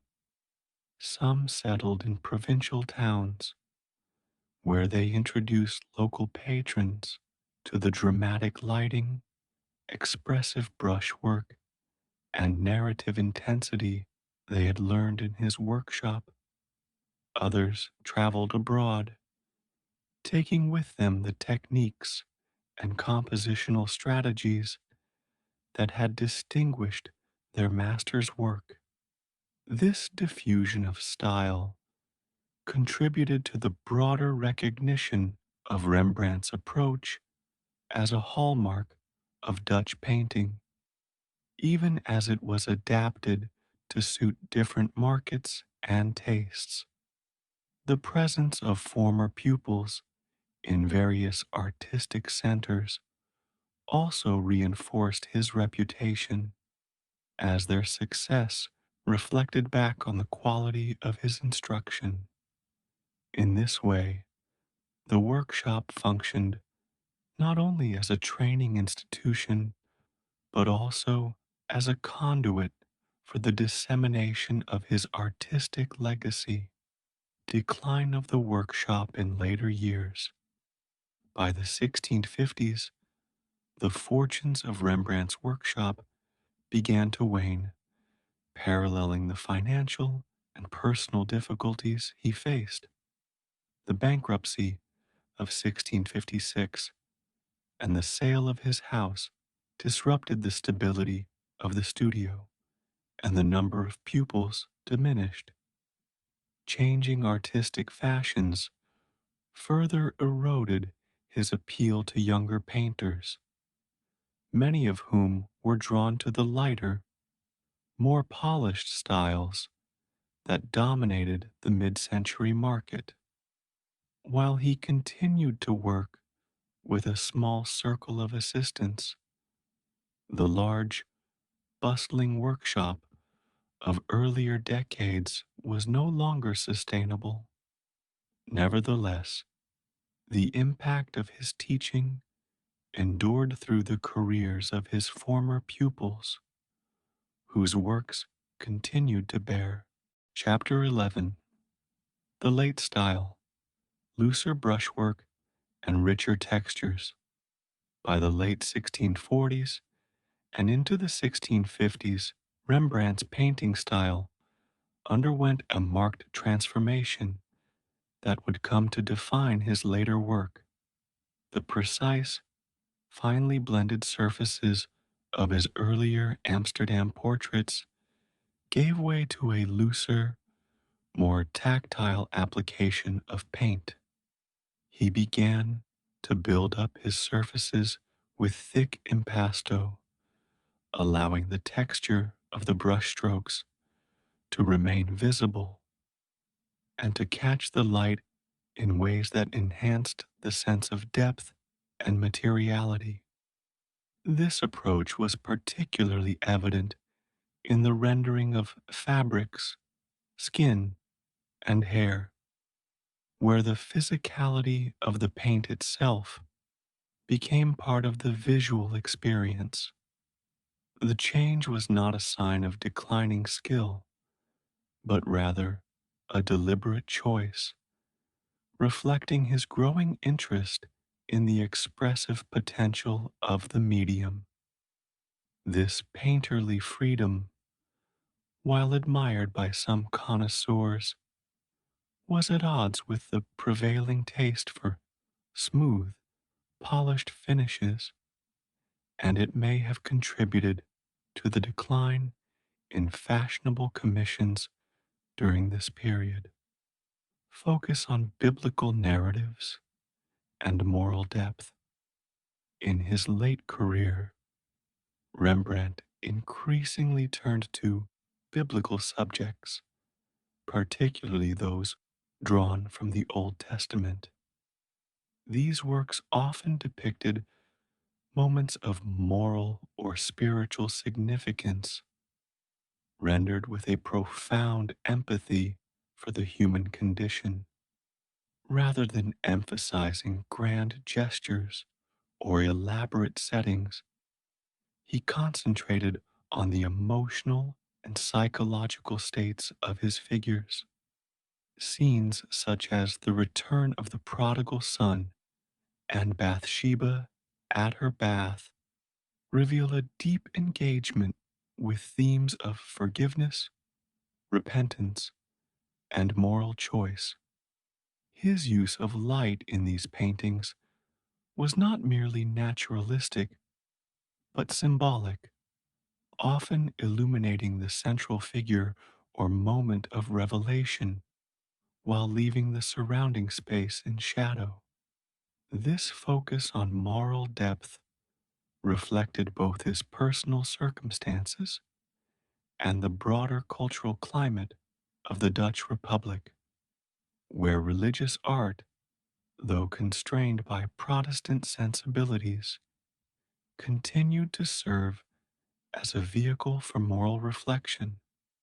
The Return of the Prodigal Son and other late masterpieces, among the most celebrated works of Rembrandt's final decades, is The Return of the Prodigal Son, likely painted in the mid 1660s. In this large canvas, the biblical parable is distilled into a quiet, intimate moment between father and son, the drama conveyed not through action, but through gesture, expression, and the interplay of light and shadow. The father's hands rest gently yet firmly on the kneeling figure of the prodigal, whose tattered clothing and bowed head speak of hardship and remorse. The surrounding figures, partially obscured in darkness, observe the scene with varying degrees of engagement, their presence adding layers of narrative ambiguity. This work, along with others such as The Jewish Bride and Simeon with the Christ child in the temple, exemplifies the contemplative, humanistic quality of Rembrandt's late style. These paintings were not necessarily created for specific patrons, but may have been intended for private contemplation or for sale to discerning collectors who appreciated their depth and subtlety. Use of light as a spiritual metaphor. Light had always been central to Rembrandt's art, but in his later years, it took on an even more symbolic role. In many of his late works, light seems to emanate from within the subject rather than from an external source, creating an effect that suggests inner illumination or divine presence. This is particularly evident in his depictions of biblical figures, where the glow of light serves to underscore their moral or spiritual significance. The contrast between illuminated and shadowed areas became more pronounced, with darkness enveloping much of the composition and light reserved for the focal point. This approach not only heightened the dramatic impact, but also invited viewers to contemplate the meaning of the scene beyond its literal representation. In this way, Rembrandt's manipulation of light functioned as a visual metaphor for revelation, grace, and the human search for truth. Critical reception during his lifetime. The reception of Rembrandt's late style during his lifetime was mixed. While some collectors and fellow artists recognized the profundity and technical mastery of his mature works, others found them rough, unfinished, or out of step with contemporary taste. The preference among many patrons for smooth surfaces, Bright colors and idealized forms meant that his textured brushwork, subdued palettes, and unflinching realism were not universally admired. Nevertheless, he retained a loyal circle of supporters who valued his originality and depth of vision. His reputation among connoisseurs abroad, particularly in England and Germany, remained strong, aided by the continued circulation of his prints. In the long term, the qualities that limited his appeal in the mid 17th century would come to be seen as high. Chapter 12: Etching and Printmaking Genius. Technical innovations in etching.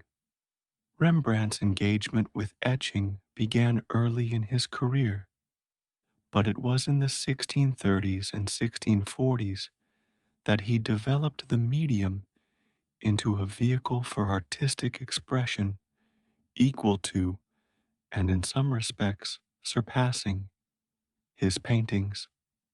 Etching, which involved drawing a design into a wax ground on a copper plate before immersing it in acid to bite the exposed lines, allowed for a freer, more spontaneous line than engraving.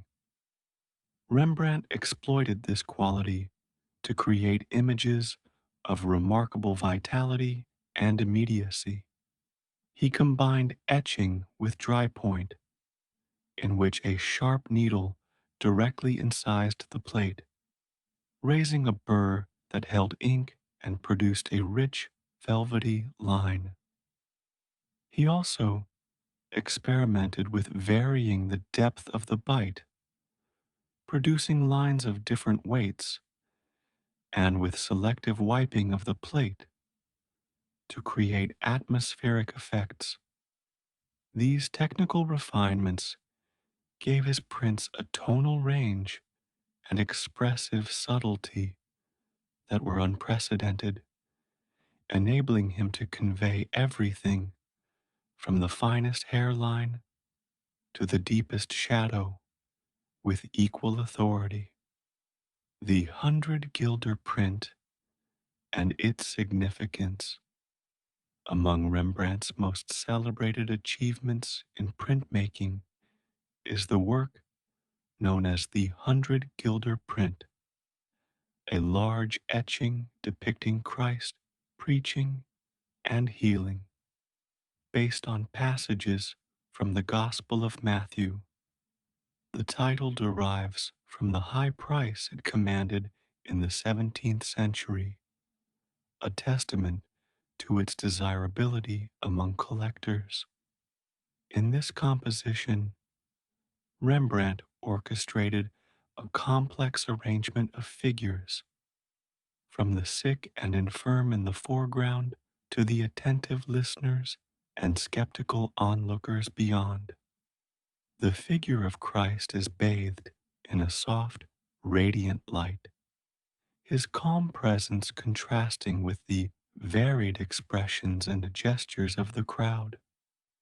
The print demonstrates Rembrandt's mastery of chiaroscuro in the graphic medium, using light not only to model form, but also to guide the viewer's attention and to underscore the moral and spiritual themes of the scene. Its scale, ambition, and technical sophistication made it a landmark in the history of printmaking, admired and imitated by artists across Europe. Market for prints in the Dutch Republic. The Dutch Republic in the 17th century offered a thriving market for prints, which were more affordable and portable than paintings and could be collected by a broader segment of society.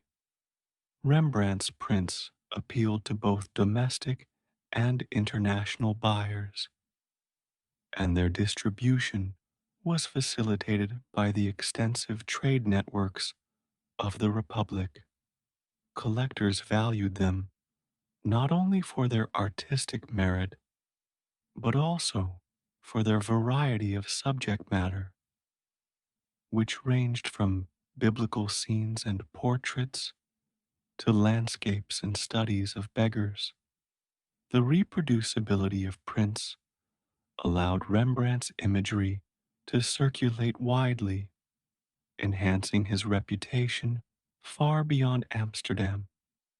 However, the market was also competitive, with many skilled printmakers vying for attention, and Rembrandt's willingness to experiment sometimes produced results that puzzled or alienated more conservative buyers. Nevertheless, his prints maintained a steady demand, and certain works became prized possessions in collections from London to Rome. Influence on European printmakers. Rembrandt's innovations in etching and printmaking had a profound impact on artists across Europe. His ability to combine technical mastery with expressive freedom challenged the prevailing notion that prints should be precise, polished, and subordinate to painting.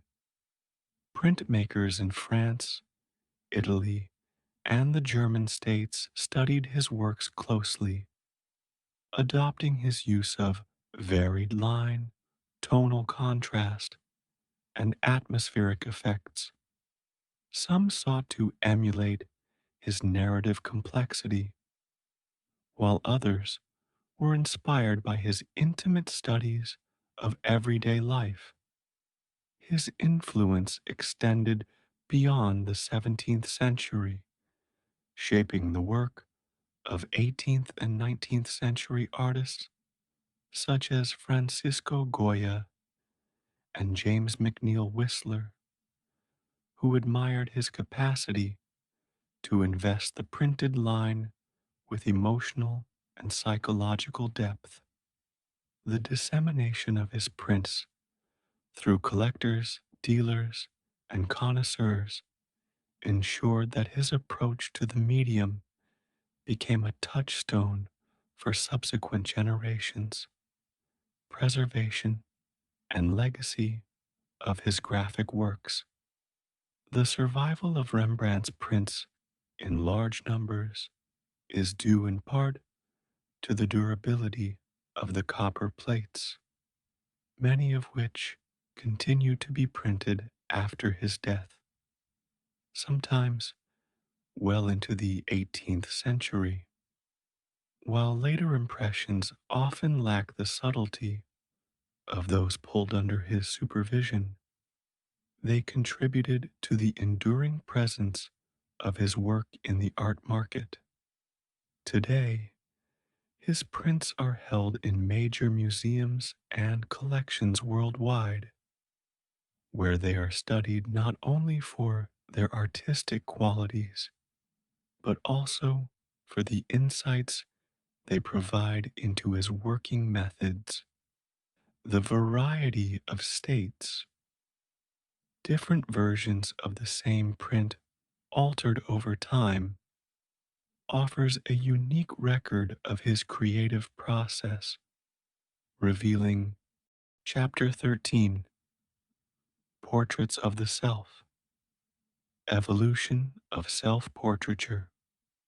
Over 4 decades, Rembrandt's engagement with self-portraiture spanned the entirety of his career, from his earliest experiments in the late 1620s to the deeply introspective works of his final years. Across more than 40 paintings, numerous drawings, and over 30 etchings, he documented his own likeness with a candor and variety unmatched by any of his contemporaries. In his youth, these self portraits often served as exercises in expression, costume, and lighting, allowing him to refine his technical skills while exploring the possibilities of characterization. As his career progressed, the self portraits became more complex in their conception, reflecting not only changes in his appearance, but also shifts in his artistic style and personal circumstances. The sequence as a whole offers an unparalleled visual autobiography, charting the passage of time and the evolving self image of an artist who was acutely aware of his own place in the history of art, psychological depth, and aging in his self images. One of the most striking aspects of Rembrandt's self portraits is their psychological depth. Unlike many artists who idealize their own features, Rembrandt was unflinching in recording the signs of age, fatigue, and emotional strain. In the works of his later years, the once smooth and youthful face gives way to sagging skin, deep lines, and a gaze that seems to carry the weight of experience. These changes are rendered with the same attention to detail and sensitivity that he brought to his portraits of others, suggesting a willingness to confront his own mortality and the vicissitudes of fortune. The viewer is invited to see not only the physical transformation, but also the inner life of the artist, conveyed through subtle shifts in expression, posture, and the handling of light. This honesty, rare in an age when portraiture was often a vehicle for self promotion, has contributed to the enduring fascination of these works. Symbolism and costume in self portraits. Throughout his career, Rembrandt frequently depicted himself in elaborate costumes ranging from historical armor to exotic robes and fanciful hats.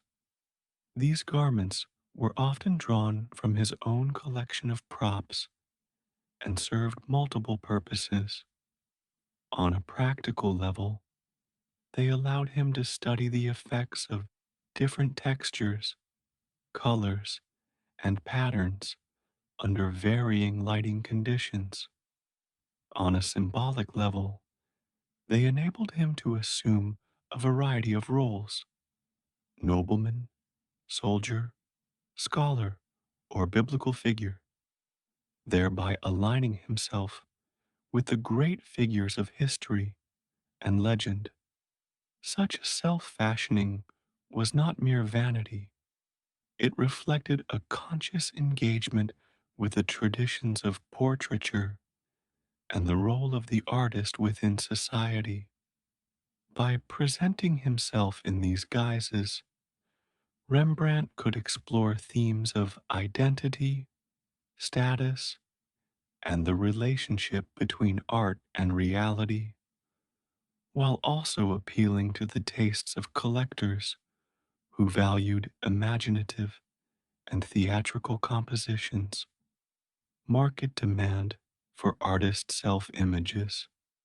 Self portraits by well known artists held a particular appeal for collectors in the 17th century, functioning both as works of art and as tokens of personal connection to the creator.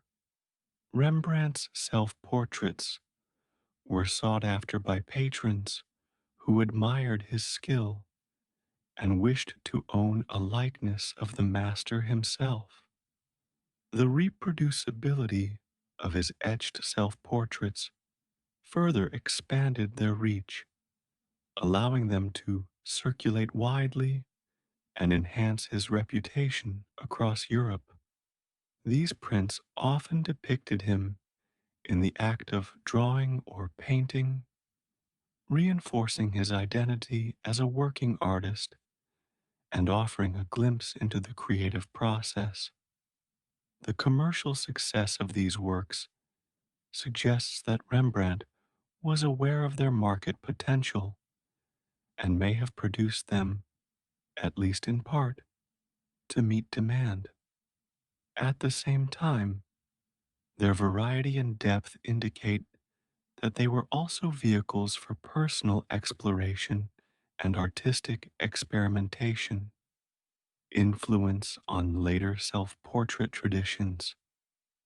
Rembrandt's sustained and multifaceted engagement with self portraiture had a lasting impact on the genre, influencing artists from the 18th century to the present day. His willingness to depict himself with unvarnished realism, to experiment with costume and role playing, and to use the self portrait as a means of psychological inquiry set a precedent for later painters such as Francisco Goya, Vincent van Gogh, and Lucian Freud. Beyond their influence on individual artists, his self portraits have shaped broader cultural perceptions of the artist as both subject and creator, a figure whose personal image can serve as a site of artistic innovation and self reflection.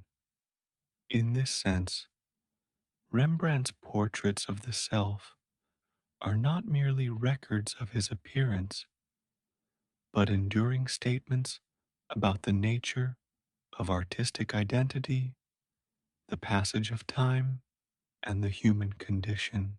Chapter 15: Landscapes and Genre Scenes. Rare but significant landscape paintings. Although Rembrandt is primarily celebrated for his portraits, biblical scenes, and etchings, his engagement with landscape painting, while relatively limited in number, occupies an important place in his oeuvre. His painted landscapes, most of which date from the late 1630s to the early 1640s, reveal a deep sensitivity to atmosphere, light, and the rhythms of the natural world.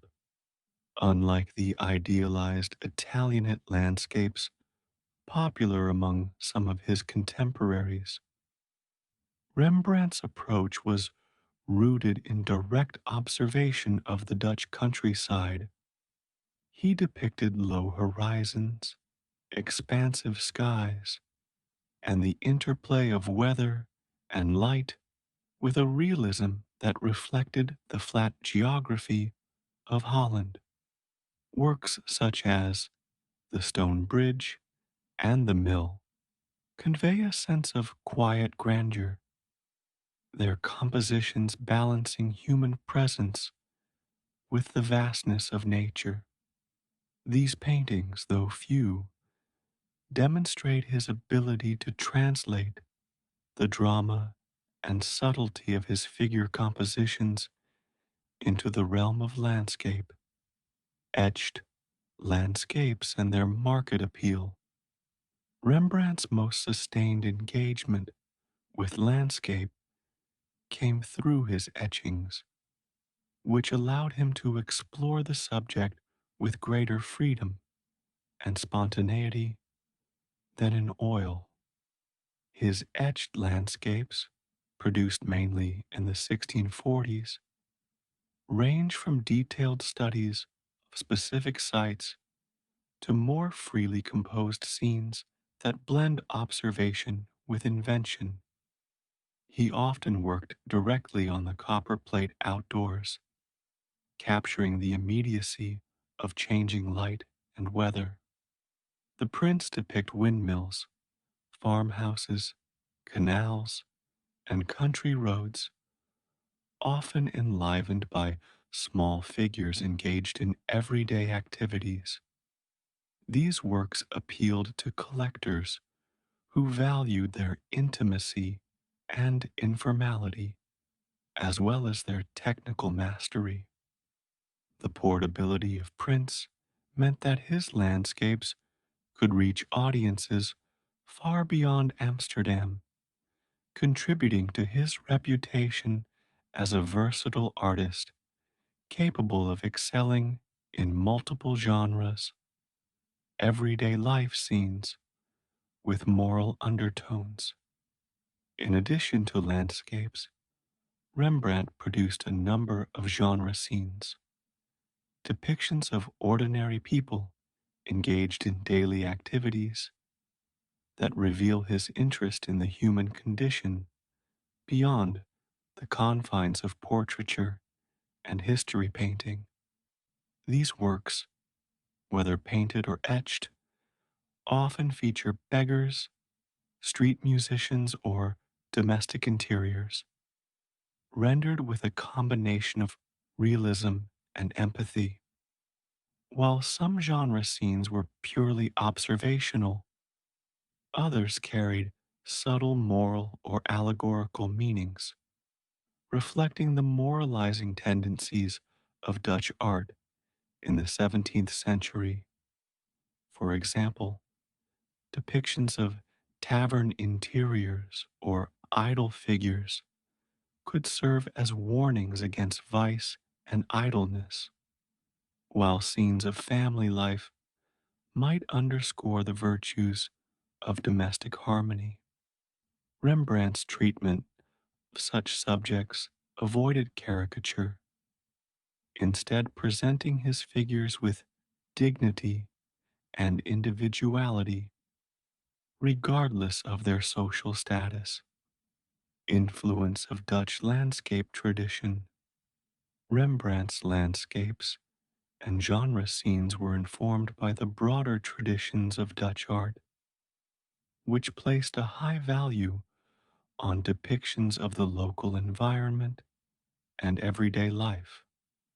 Artists such as Jan van Goyen, Salomon van Ruysdael, and Esaias van de Velde had established a vocabulary of compositional devices and atmospheric effects that celebrated the distinctive qualities of the Dutch landscape. While Rembrandt absorbed elements of this tradition, he also departed from it in significant ways.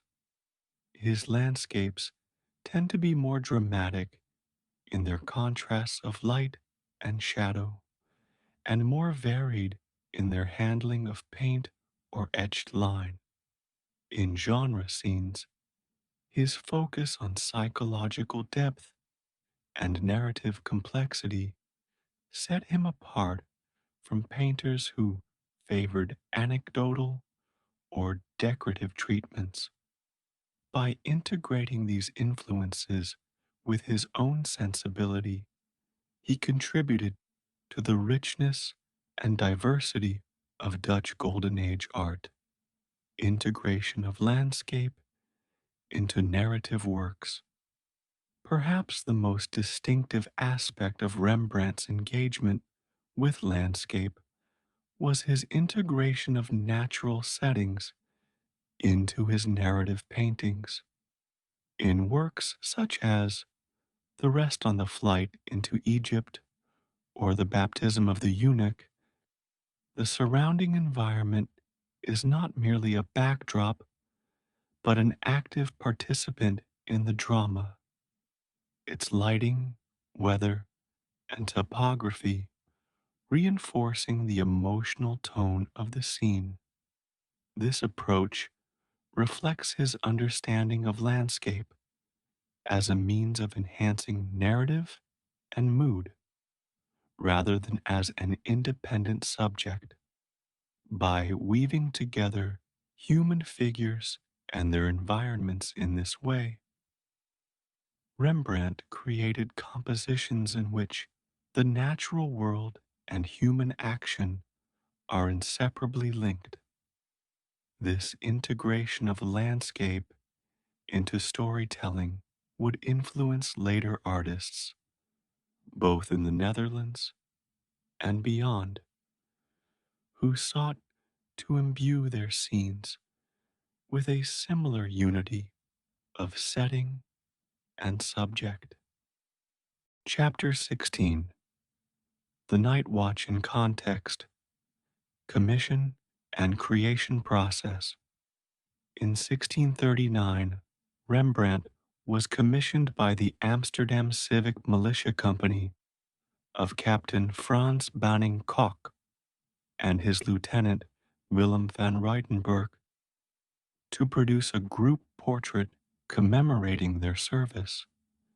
Such commissions were a well-established tradition in the Dutch Republic, with militia companies commissioning large paintings to hang in their guild halls as symbols of civic pride and unity. The work, completed in 1642, was officially titled The Company of Captain Frans Banning Koch and Lieutenant Willem van Ruytenburg, though it later became popularly known as the Night Watch. The commission required Rembrandt to depict the officers and members of the company in a manner that both honored their individual likenesses and conveyed the collective identity of the group. The process involved numerous preparatory sketches, sittings with individual members, and careful planning of the composition to accommodate the large number of figures while maintaining visual coherence. Symbolism and composition innovations.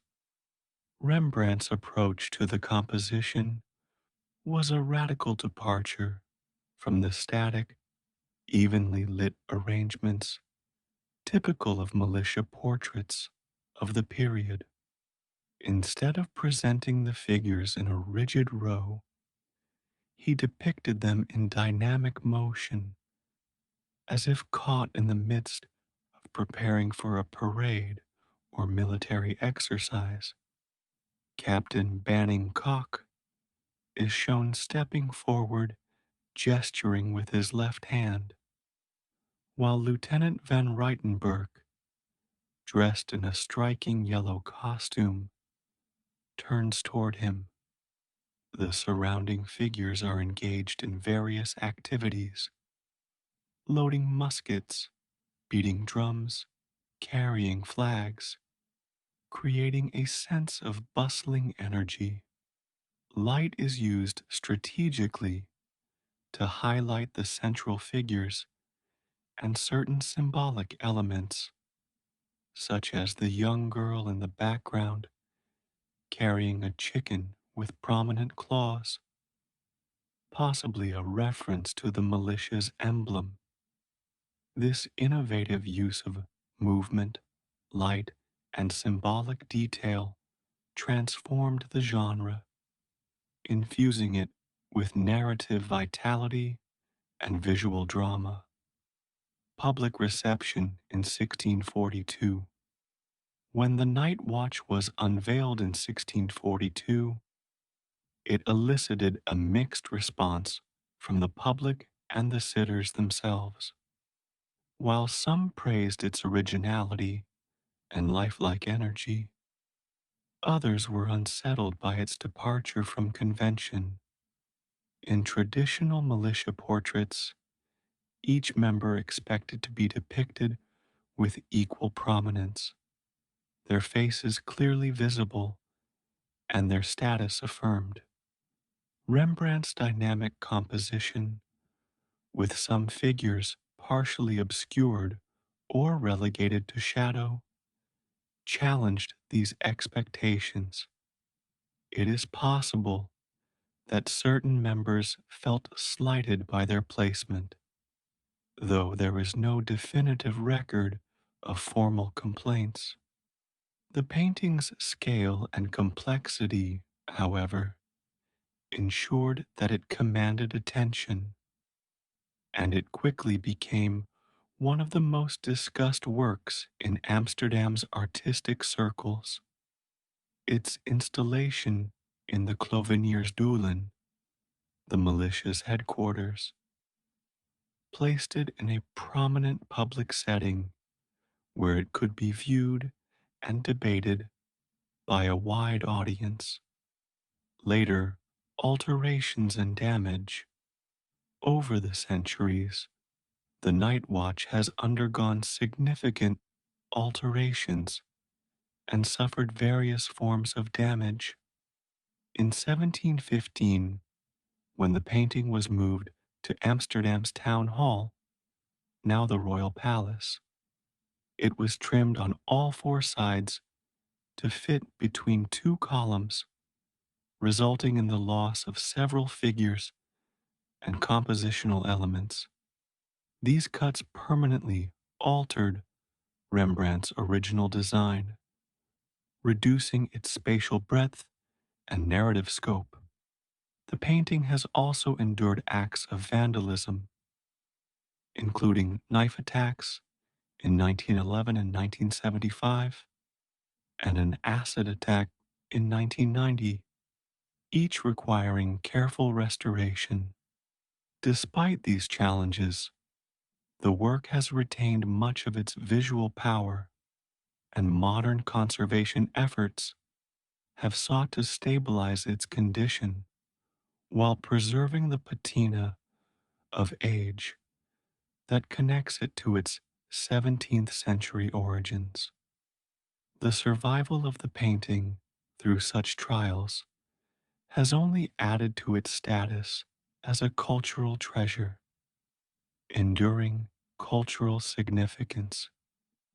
Today, the Night Watch is regarded as one of the crowning achievements of Dutch Golden Age painting and a central icon of the Netherlands' cultural heritage.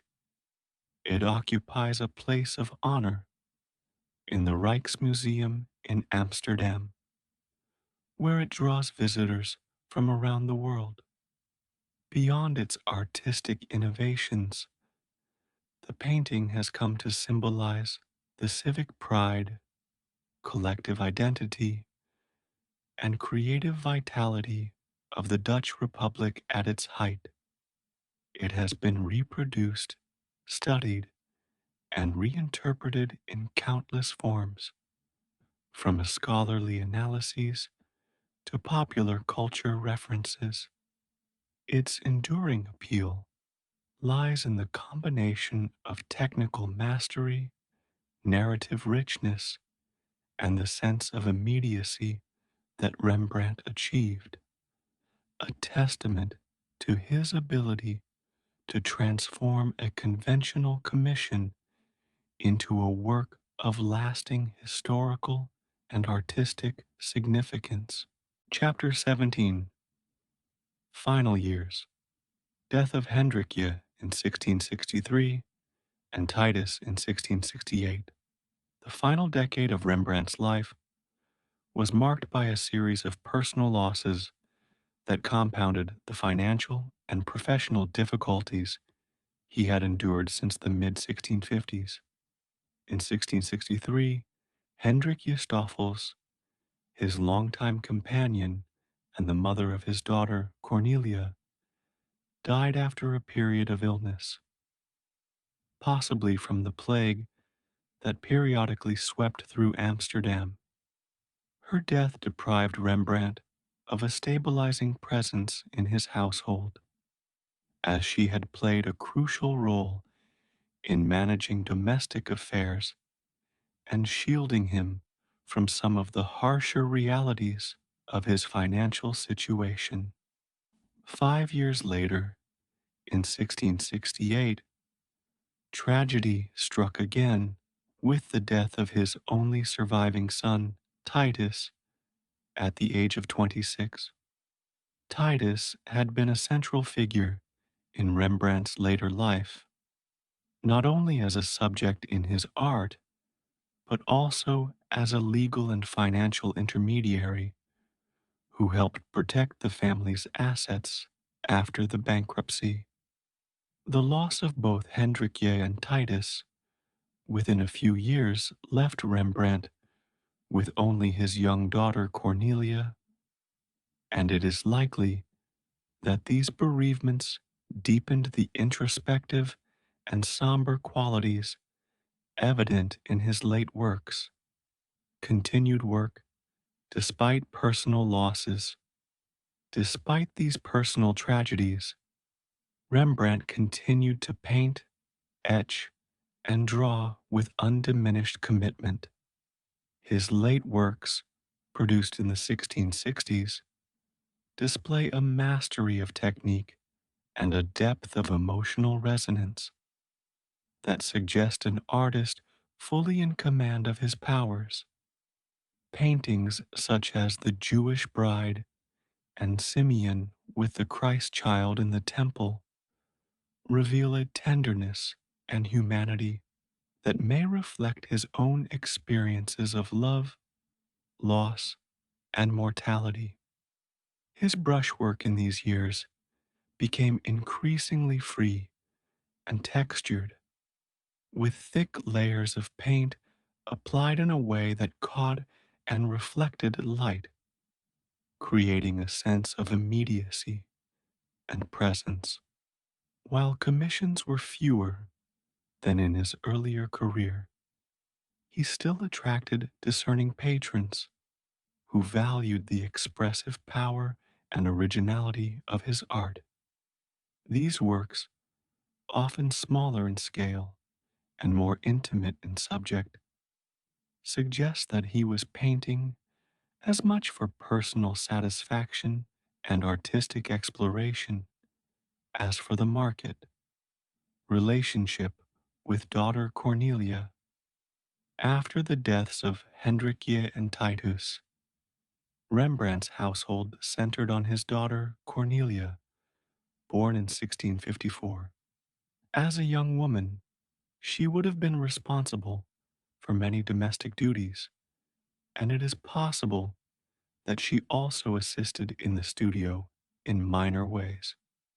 In 1668, Cornelia married Cornelis Suithoff, a painter from Kampen, which may have provided her with some measure of security outside her father's increasingly precarious circumstances. While little is known about the details of their relationship, it is reasonable to assume that Cornelia's presence offered Rembrandt a degree of companionship and continuity in his final years. Her marriage, however, also meant that the household was no longer as closely bound as it had been, and Rembrandt may have spent more time alone, absorbed in his work and reflections, final commissions and works. In the last years of his life, Rembrandt completed several notable commissions, though on a smaller scale than the grand public works of his earlier career. One of his final portraits, Self Portrait at the age of 63, 1669, stands as a summation of his lifelong engagement with self representation. In it, he presents himself with unflinching honesty, the lined face and weary eyes offset by a steady, almost defiant gaze. The painting's rich, warm tones and confident brushwork convey both the physical reality of age and the enduring vitality of the artist's spirit. Other late works, such as The Return of the Prodigal Son, may have been completed or reworked during this period. Their themes of forgiveness and reconciliation resonating with the personal losses he had endured.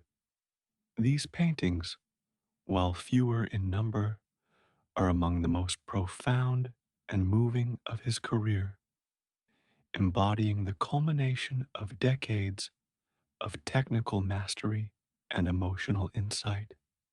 Death in Amsterdam, burial in Westerkerk.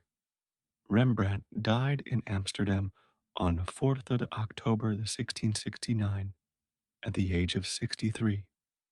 The exact cause of death is unknown, but given the hardships and losses of his later years, it is likely that his health had been in gradual decline.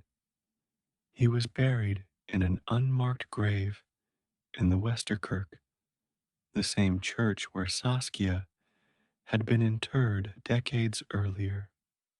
In keeping with the modest circumstances of his final years, the burial was without ostentation, and after 20 years, the grave would have been cleared to make room for new burials, as was customary in the city. Despite the quiet nature of his passing, Rembrandt left behind a body of work that would secure his place among the greatest artists in history. His final years, though shadowed by loss and reduced circumstances, were marked by an unwavering dedication to his craft, producing works that continue to speak with extraordinary. Chapter 18, Immediate Legacy. Posthumous Reputation in the Dutch Republic. In the years immediately following Rembrandt's death in October 1669, his reputation within the Dutch Republic entered a period of quiet uncertainty. While his name was still recognized among artists and collectors, the prevailing tastes of the late 17th century had shifted toward a more polished, courtly style, exemplified by painters such as Gerard de Leresse, whose smooth surfaces and classical compositions contrasted sharply with Rembrandt's textured brushwork and unidealized realism. The art market, increasingly influenced by French classicism and the decorative preferences of the wealthy merchant class, regarded his late works as idiosyncratic and, to some, unfinished in appearance. Nevertheless, his paintings and prints continued to circulate in the secondary market, often changing hands through estate sales and auctions. His pupils and followers maintained elements of his style in their own work, ensuring that his influence, though less visible in fashionable circles, did not disappear entirely from the Dutch artistic landscape. Market for his works after death. The immediate posthumous market for Rembrandt's art was shaped by both the dispersal of his remaining possessions and the activities of collectors who had acquired his works during his lifetime. Paintings, drawings, and etchings appeared in inventories and sales records, sometimes fetching respectable prices, though rarely commanding the highest sums. The value of his works varied according to subject, condition, and provenance, with biblical scenes and portraits of notable figures generally attracting more interest than lesser known compositions. His etchings, in particular, retained steady demand due to their portability and the continued printing of impressions from his plates. However, the lack of a centralized effort to promote his legacy meant that his market presence was sustained more by individual connoisseurs than by institutional patronage. This period saw the gradual dispersal of his works into private collections across the Dutch Republic and beyond, laying the groundwork for their later rediscovery. Influence on pupils and contemporaries. Even as broader artistic fashions moved away from Rembrandt's style, his former pupils and contemporaries carried forward aspects of his approach. Artists such as Ferdinand Bol and Govert Flink, though they had adapted their styles to suit changing tastes, retained elements of his dramatic lighting and compositional structure in certain works. Others, like Carel Fabritius, whose career was tragically cut short, had already begun to reinterpret his teachings in innovative ways. The persistence of these stylistic traits in the work of his followers ensured that his influence remained embedded in the fabric of Dutch painting, even if his name was not always foregrounded. Moreover, his technical innovations in etching continued to inspire printmakers who studied his plates for their mastery of line, tone, and atmosphere. In this way, his artistic legacy persisted in a diffuse but tangible form, transmitted through the work of those he had trained and inspired. Early biographical accounts. The first written accounts of Rembrandt's life and work began to appear within a generation of his death, though they were often colored by anecdote and moralizing interpretation. Writers such as Arnold Houbraken in his De Grote Schouwburg der Nederlandsche Kunstschilders and Schilderessen 1718-1721 portrayed Rembrandt as a man of great talent but flawed judgment, particularly in matters of taste and financial prudence. Houbraken's account, while valuable for preserving certain details, also contributed to the construction of a narrative in which Rembrandt's artistic independence was framed as stubbornness and his disregard for convention as a personal failing. These early biographies reflected the values of their time, emphasizing moral lessons alongside artistic achievement, and they played a role in shaping the perception of Rembrandt for subsequent generations. The tension between admiration for his skill and criticism of his choices would persist in art historical discourse well into the modern era. Shifts in critical opinion in the 18th century. By the 18th century, Rembrandt's reputation had undergone further fluctuations.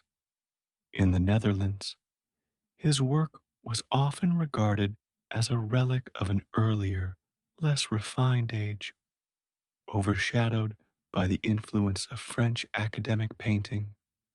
However, in other parts of Europe, particularly in England and Germany, collectors and connoisseurs began to value his originality and expressive power. His etchings, more easily transported and widely circulated than his paintings, played a significant role in sustaining his international reputation during this period. The growing interest in collecting Old Master works in the 18th century ensured that his name remained in Chapter 19, Rediscovery in the 19th Century, Romantic Era, Fascination with Rembrandt. By the early decades of the 19th century, Rembrandt's reputation, which had waned in the century following his death, began to experience a revival, particularly under the influence of Romanticism.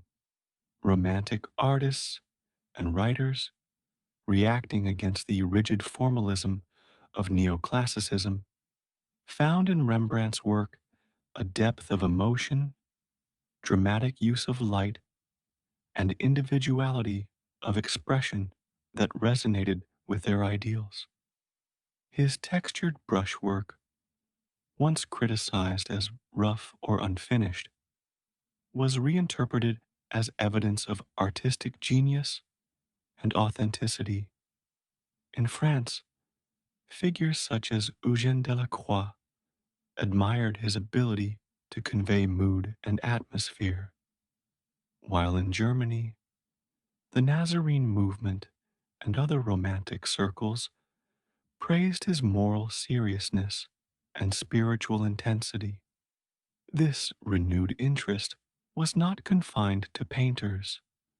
Poets, critics, and historians also began to write about him in terms that elevated him to the status of a visionary whose art transcended the conventions of his time. Role of art, historians, and collectors.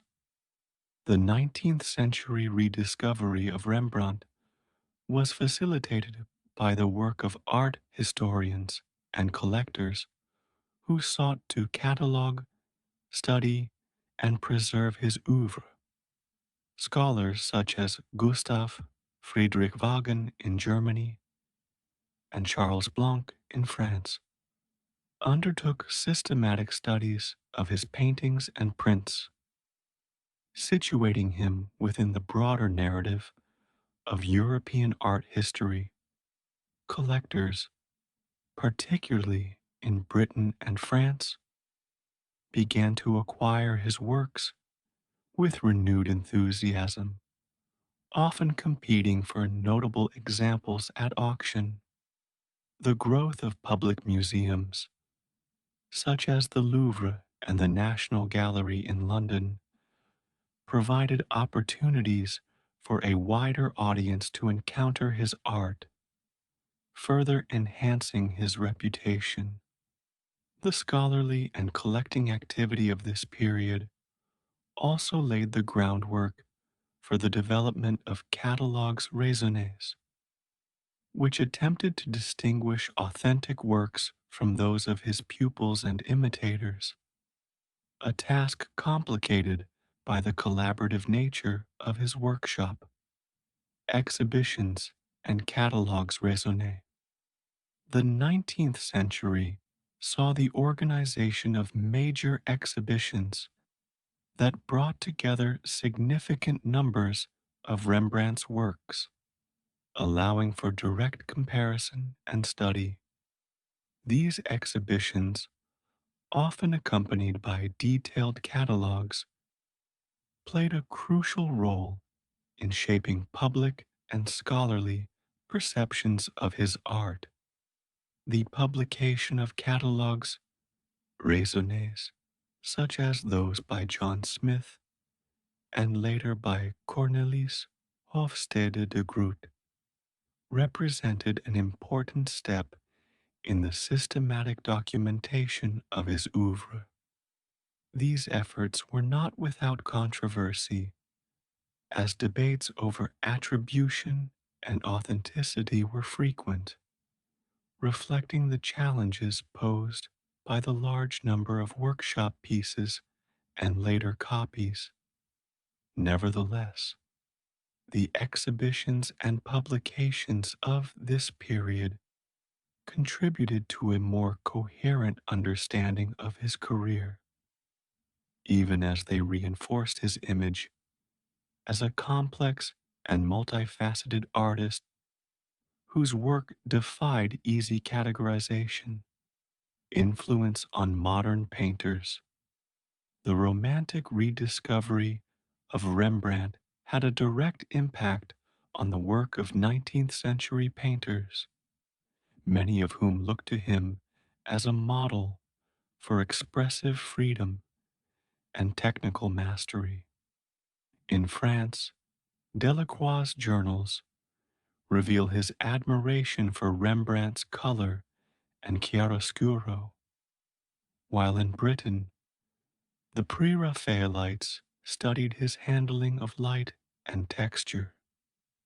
The Impressionists, though stylistically distinct, shared his interest in capturing the fleeting effects of light and atmosphere, and artists such as Vincent van Gogh openly acknowledged his influence, particularly in the emotional intensity of his portraits.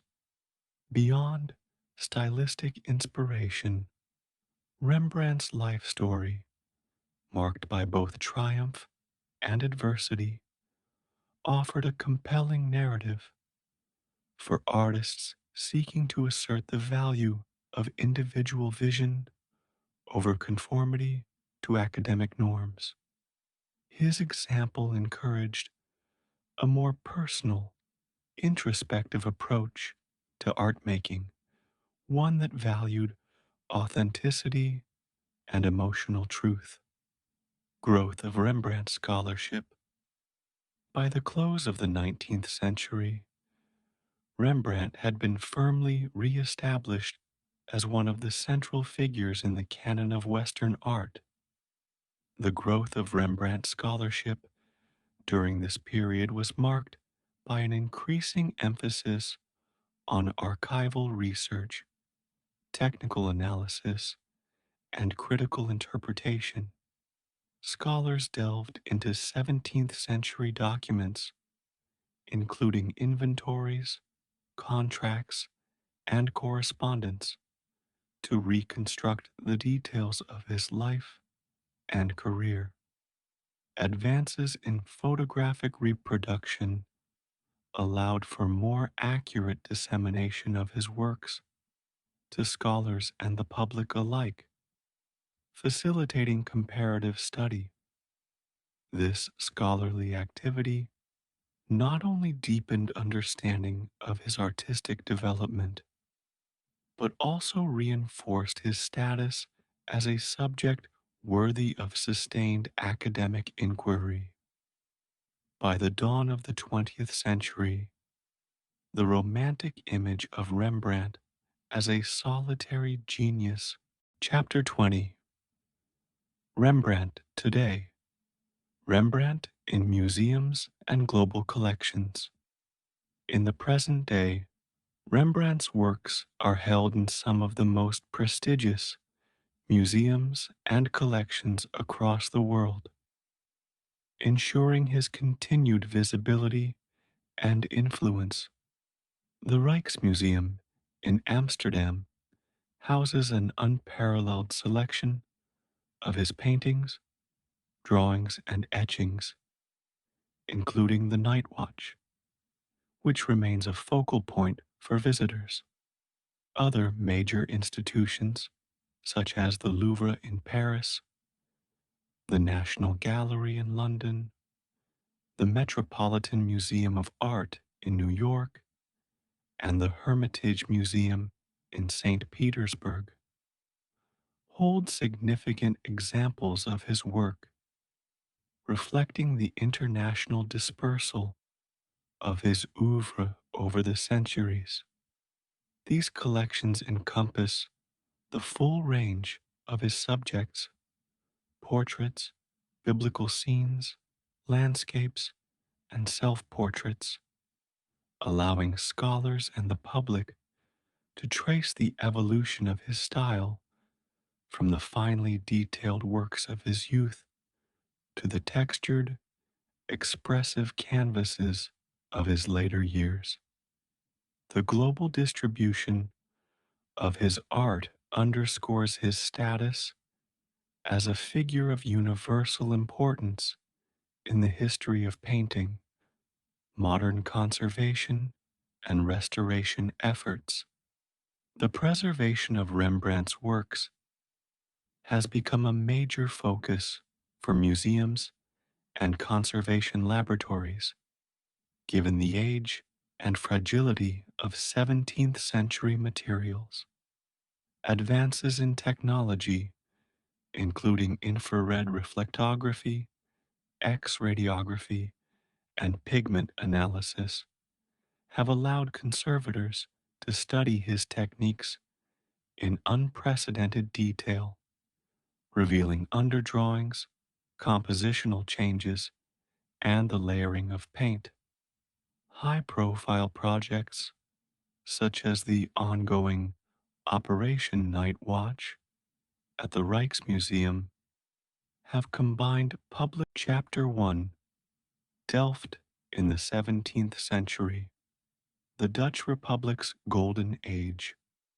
In the early decades of the 17th century, the Dutch Republic emerged as one of the most prosperous and influential states in Europe. Following its independence from Spain, formalized in the 12 Years' Truce of 1609 and later confirmed in the Treaty of Münster in 1648, the Republic experienced a period of unprecedented economic expansion. The maritime dominance of the Dutch East India Company, VOC, and the Dutch West India Company, WIC, brought wealth from trade routes stretching from the East Indies to the Americas. Amsterdam became the financial heart of Europe. But cities like Delft also benefited from this prosperity, serving as hubs for manufacturing, artisanal production, and regional commerce. The wealth of the merchant class fostered a cultural climate in which art, science, and philosophy flourished, creating the conditions for what historians now call the Dutch Golden Age, Delft's economy and industry. Delft, though smaller than Amsterdam or Rotterdam, was a city of considerable importance. Its economy was diversified, with brewing, textile production, and the famed Delftware ceramics industry forming the backbone of its prosperity. The city's breweries exported beer across the region, while its potteries produced tin glazed earthenware that imitated Chinese porcelain, which was highly prized among European elites. The canals that crisscrossed Delft facilitated the transport of goods, linking the city to the wider network of Dutch waterways. The presence of skilled artisans, from silversmiths to mapmakers, created a vibrant urban economy. This environment also nurtured a demand for paintings, not only from the wealthy elite, but also from the burgeoning middle class, who sought to decorate their homes with images reflecting their values and aspirations. Religious landscape. The religious climate of Delft in the 17th century was shaped by the dominance of the Dutch Reformed Church, which became the public church after the Reformation. However, the city also contained significant Catholic and Mennonite minorities who were officially tolerated but restricted in their public worship. Catholics, for example, were prohibited from building outwardly visible churches and instead met in hidden chapels, often within private homes. This religious diversity, combined with the Republic's relatively liberal policies compared to other European states, created a complex social fabric. For artists like Johannes Vermeer, who would later convert to Catholicism, this environment presented both challenges and opportunities, influencing the themes and symbols that appeared in their work. The Guild of St. Luke, central to Delft's artistic life, was the Guild of St. Luke, the professional organization for painters, glassmakers, and other artisans. Membership in the guild was essential for any artist wishing to sell work or take on apprentices within the city. The guild regulated quality, mediated disputes, and maintained a network of patrons and clients. It also played a role in preserving the city's artistic traditions, ensuring that Delft maintained a distinctive style within the broader currents of Dutch art. The guild's influence extended beyond economics. It was a social institution where artists exchanged ideas, techniques, and news, contributing to the cohesion of the local artistic community, public health, and urban life. Life in Delft was not without its hardships. The city, like many in the 17th century, was periodically struck by outbreaks of plague, which could decimate the population and disrupt economic activity. The plague of 1654, for example, claimed thousands of lives and left a lasting mark on the community. Urban life was also shaped by the rhythms of the market, the church calendar, and civic events. The architecture of Delft, with its gabled houses, narrow streets, and orderly canals, reflected both the prosperity and the discipline of its citizens. It was within this environment, prosperous yet vulnerable, orderly yet diverse, that Johannes Vermeer was born and would later create his luminous, enduring works. Chapter 2: Birth and Family Origins, 1632, Baptism and Early Records. Johannes Vermeer entered the historical record on 31st October 1632, when he was baptized in the Nieuwe Kerk of Delft, a prominent Protestant church that stood as one of the city's most recognizable landmarks. The baptismal register, written in the formal hand of the church clerk, recorded his name as Joannes, the Latinized form customary in official documents of the time. This act of baptism placed him within the Reformed Church, the public faith of the Dutch Republic, though his later life would take a different religious course. The Nieuwe Kerk, with its soaring Gothic architecture and its role as the burial place of William of Orange, was a symbol of civic pride and Protestant identity. The ceremony itself would have been modest, attended by family and perhaps a few close acquaintances, and it marked the beginning of a life that, while largely undocumented in its early years, would eventually leave an indelible mark on the history of art, father's trade, and social standing. Vermeer's father, Reinier Janszoon, was a man of varied occupations, reflecting the fluidity of trades in the Dutch Golden Age.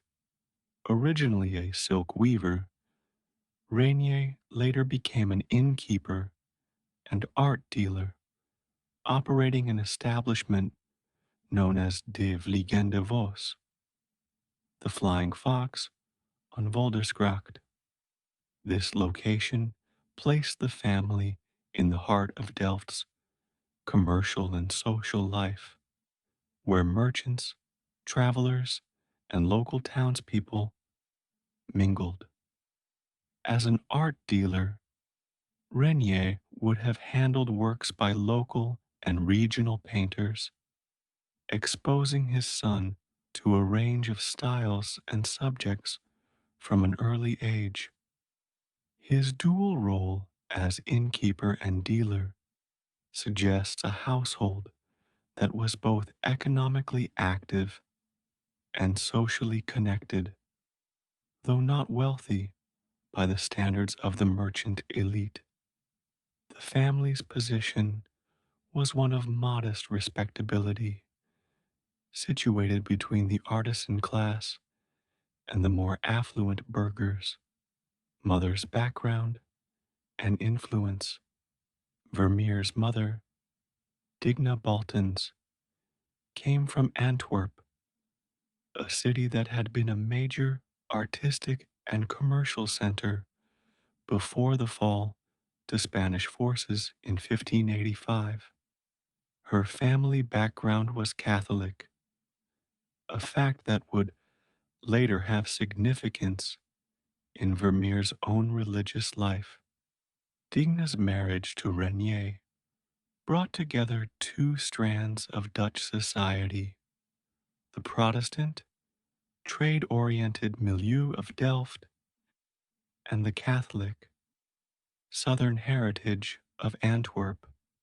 While little is recorded of her personal life, it is reasonable to assume that she played a central role in managing the household and supporting her husband's business ventures. Her influence may have extended to the cultural and moral upbringing of her children, providing a counterpoint to the dominant Protestant environment of Delft. The Voldersgracht residence, the family home on Voldersgracht, was more than a private dwelling. It was also a place of business. Inns in 17th century Delft were centers of information exchange, where news from other cities and countries arrived with travelers. The proximity to Delft's market square meant that the Vermeer household was embedded in the rhythms of urban life, from weekly markets to civic celebrations. The physical environment of the home, its narrow frontage, steep stairs, and multi purpose rooms, would have been typical of the period. For a child growing up in such a setting, the sights, sounds, and conversations of the inn would have provided a constant education in the wider world beyond Delft's walls. Early exposure to art. Through his father's dealings, young Johannes would have encountered paintings not as rarefied objects in grand collections, but as commodities to be bought and sold. This early exposure likely included works by Delft painters, as well as those from other Dutch cities, offering a visual education in composition, color, and subject matter. The art market of the time was robust, with genre scenes, landscapes, and portraits in high demand among the middle class.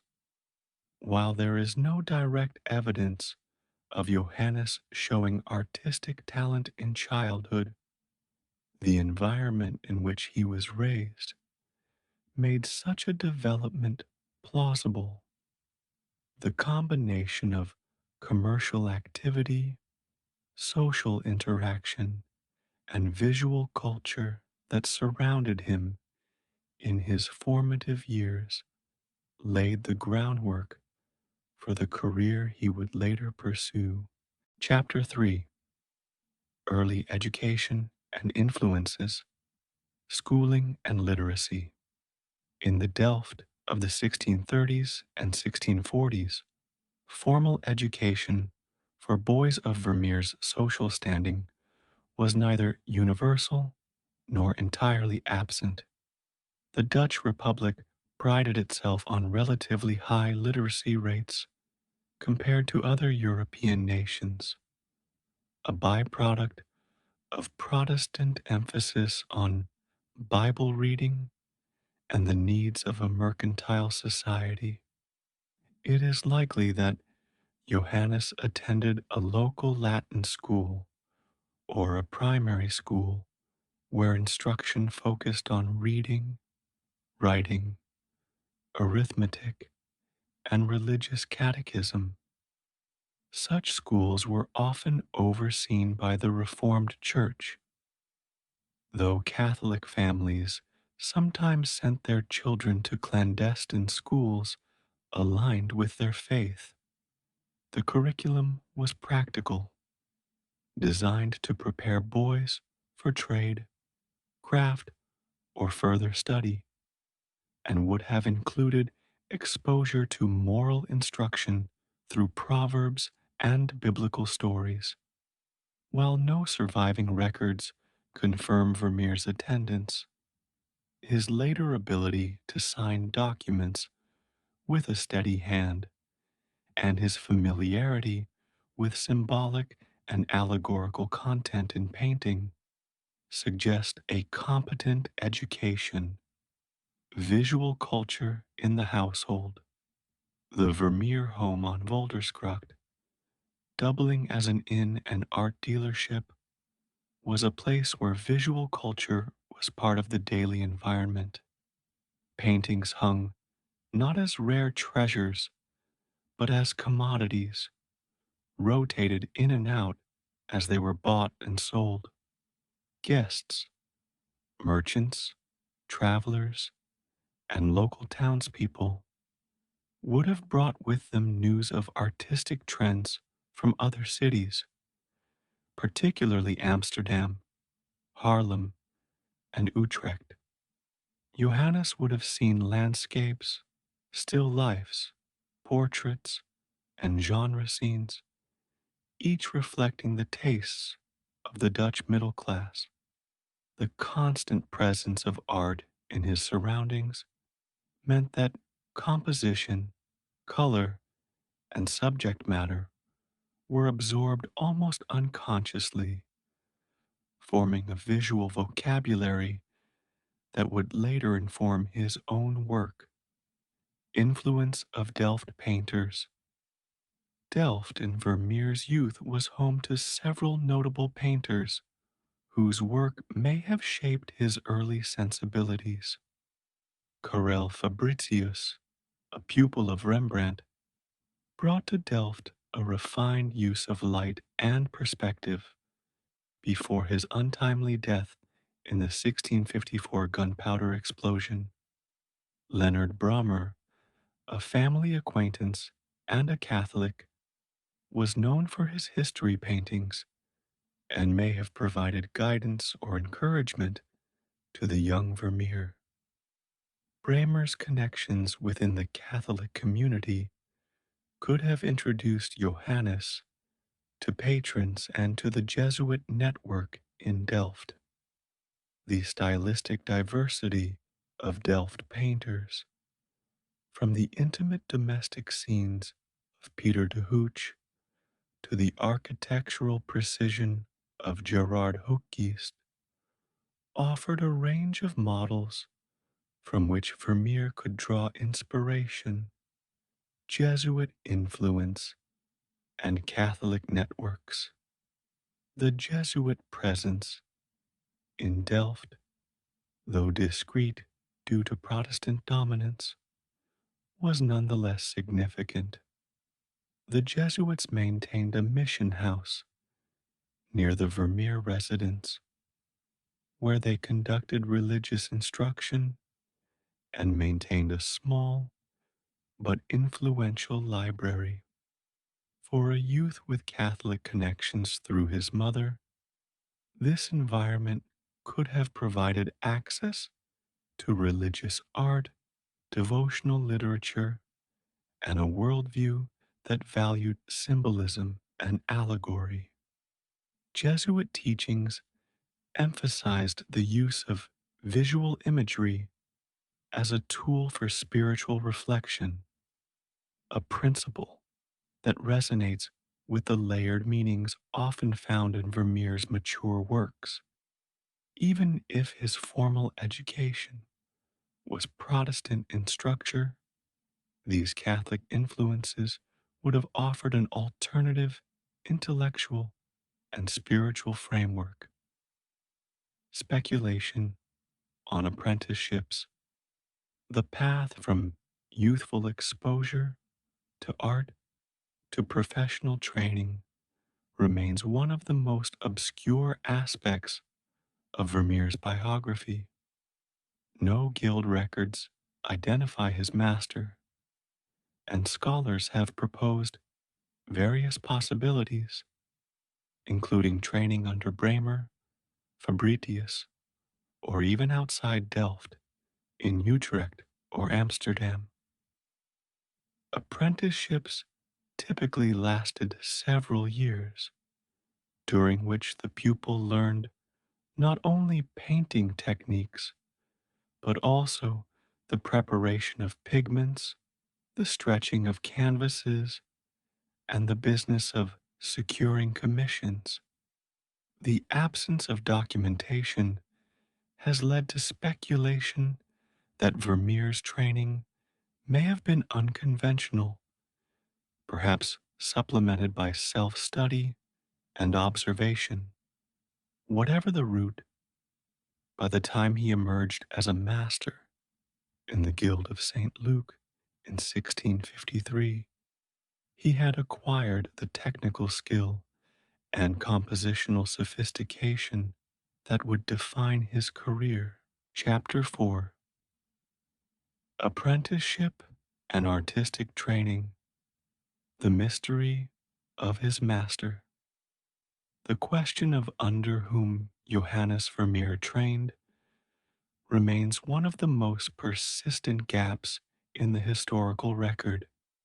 The archives of the Delft Guild of St. Luke, which typically recorded the names of masters and their pupils, offer no definitive answer.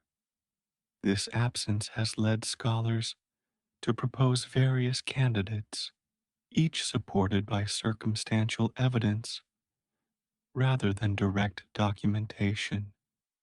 Karel Fabritius, a former pupil of Rembrandt who settled in Delft in the early 1650s, is often suggested due to stylistic parallels in the handling of light and perspective. Leonard Brommer, a Catholic history painter and family acquaintance, is another possibility, though his style differs markedly from Vermeer's mature work. The lack of certainty has encouraged speculation that Vermeer may have trained outside Delft, perhaps in Utrecht, where the Caravaggio's dramatic chiaroscuro was in vogue, or in Amsterdam, where the art market was at its most vibrant. Influence of Utrecht Caravaggisti. The Utrecht Caravaggisti were a group of Dutch painters who had traveled to Italy and absorbed the influence of Michelangelo Merisi da Caravaggio, returning with a style characterized by strong contrasts of light and shadow, naturalistic detail, and theatrical composition. Artists such as Gerrit van Honthorst and Hendrik ter Bruggen brought this sensibility to the Netherlands, and their works circulated widely through prints and dealer networks. Even if Vermeer never studied directly under one of these painters, the visual language of the Caravaggisti, figures emerging from darkness into a concentrated beam of light, would have been accessible to him through the art trade.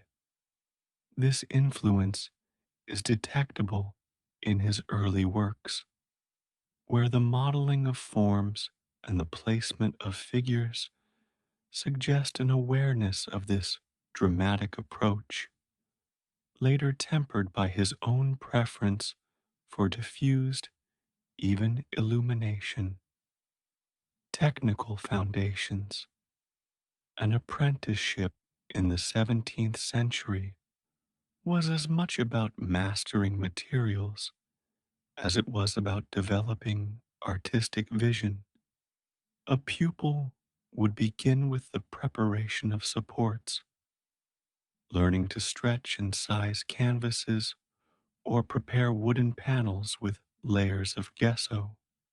Grinding pigments was a daily task, requiring knowledge of minerals and organic substances, some of which, like lead white or vermilion, were toxic and demanded careful handling. The apprentice would study the properties of each pigment, how they behaved in oil, and how they could be layered or glazed to achieve desired effects. Drawing from life and from prints was essential, as was copying the works of established masters to internalize compositional strategies. By the time Vermeer emerged as an independent master, he would have been proficient in these technical aspects, enabling the precision and subtlety that characterize his mature paintings. Genre painting trends. During Vermeer's formative years, genre painting, scenes of everyday life, was gaining prominence in the Dutch Republic. This trend reflected the tastes of a prosperous middle class that valued depictions of domestic interiors, tavern scenes, and market activity over grand historical or religious narratives. Painters such as Pieter de Hooch, Gerard ter Borch, and Gabriel Metsu were producing works that combined meticulous detail with moral or symbolic undertones. The market for such paintings was competitive, and an aspiring artist needed to develop a distinctive approach to stand out. Vermeer's eventual focus on quiet, meticulously composed interiors can be seen as both a response to and a refinement of this prevailing genre, aligning with market demand while elevating the subject matter through his unique treatment of light and space. Early compositional experiments. Although few of Vermeer's early works survive, those that do suggest a period of experimentation in subject matter and technique. Paintings such as Diana and Her Companions and Christ in the House of Martha and Mary indicate an initial interest in mythological and biblical themes, perhaps reflecting the influence of his Catholic connections or the expectations of certain patrons. These works display a more generalized handling of form and a less assured command of spatial construction than his later interiors. But they also reveal an early sensitivity to the arrangement of figures and the interplay of light across surfaces. This phase of exploration was a necessary precursor to the refinement that would follow as Vermeer distilled his influences into the distinctive style that would define his contribution to the art of the Dutch Golden Age. Chapter 5: Marriage and Conversion. Marriage to Katharina Bolnes. In April 1653, Johannes Vermeer entered into marriage with Katharina Bolnes, a union that would have significant personal and professional consequences. Katharina was the daughter of Maria Thins, a woman of considerable means and influence within Delft's Catholic community. The marriage contract, preserved in the Delft archives, indicates that the match was not merely a private arrangement, but one negotiated with attention to property, dowry, and social standing. The Bolnes family resided in the so-called Papist Corner, a district known for its concentration of Catholic households and clandestine churches. For Vermeer, whose own family background was Protestant, the marriage represented a crossing of religious and social boundaries. The alliance brought him into a more affluent domestic environment than his own upbringing had afforded, though it also placed him under the watchful authority of his mother-in-law, whose household he joined after the wedding.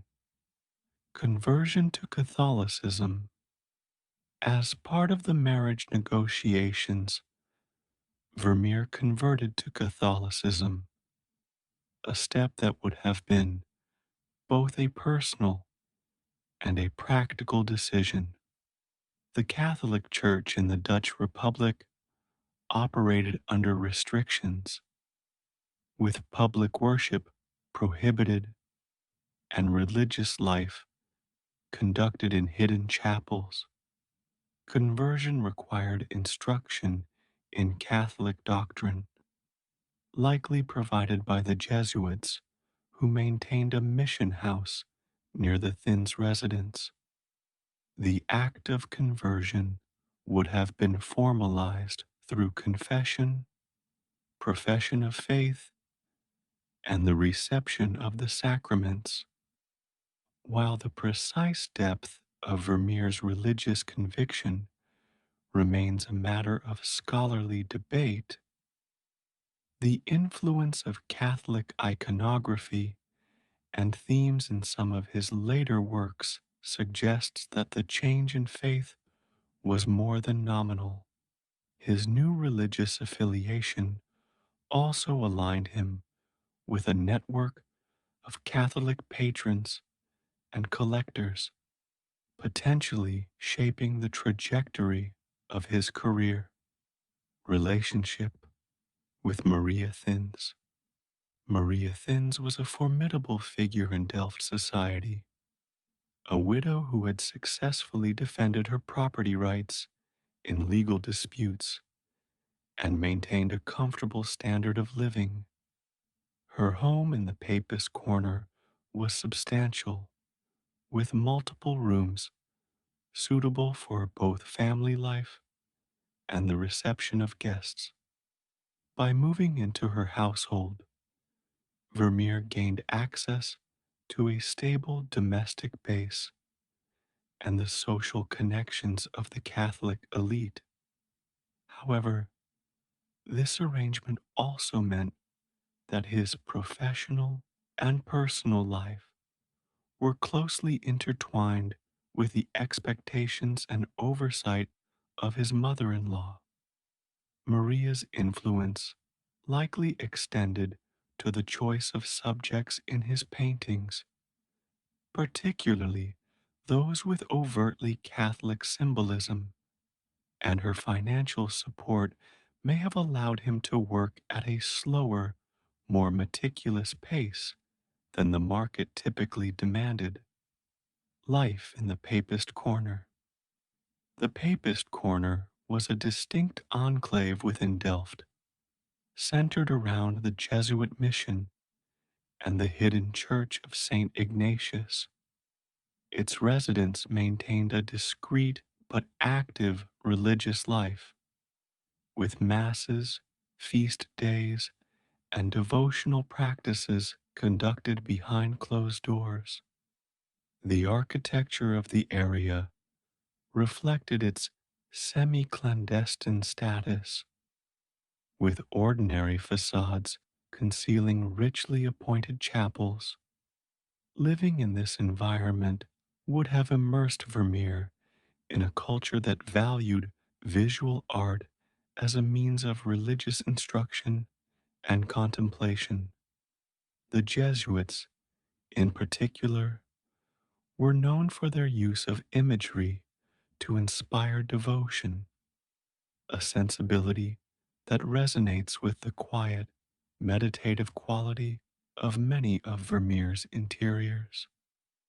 The Papist Corner also provided a degree of social cohesion, as families shared not only religious beliefs, but also mutual support in a city where they were a tolerated minority. Influence of Catholic iconography. The impact of Vermeer's conversion and new domestic setting can be traced in the thematic and symbolic elements of his paintings from the mid 1650s onward.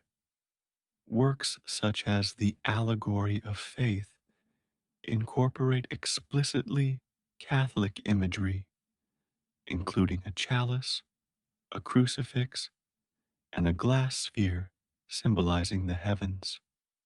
Even in ostensibly secular genre scenes, subtle references to moral and spiritual themes can be discerned, whether through the inclusion of specific objects, the use of light as a metaphor for divine presence, or the compositional framing of figures in moments of contemplation.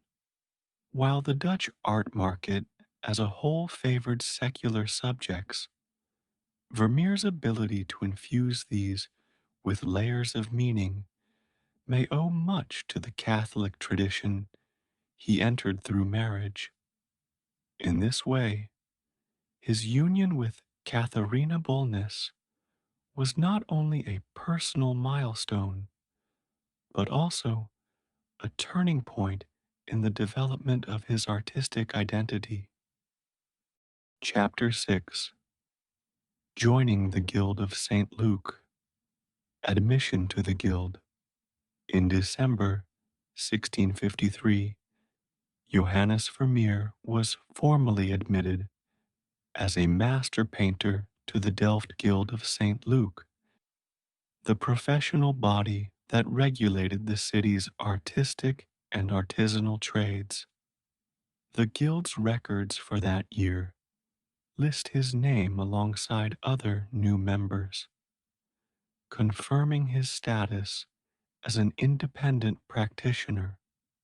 Admission required the payment of a fee and the demonstration of sufficient skill to meet the Guild's standards, though the precise form of this evaluation is not documented. For Vermeer, joining the Guild was not merely a formality, it was a legal necessity for selling paintings within Delft and for taking on apprentices. The timing of his admission, coinciding with his recent marriage and conversion to Catholicism, suggests a deliberate step toward establishing himself as a professional artist capable of supporting a household. Responsibilities and privileges. Membership in the Guild of St. Luke conferred both rights and obligations. As a master, Vermeer could sell his works directly to clients, participate in guild exhibitions, and benefit from the collective reputation of the organization.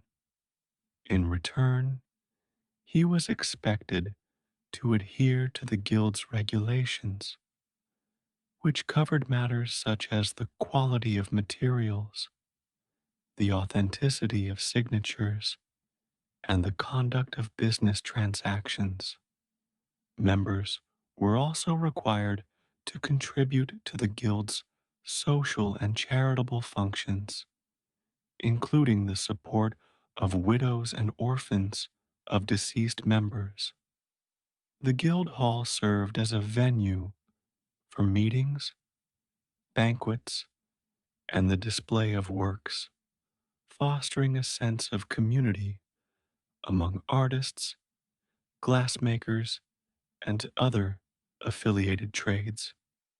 Networking and patronage.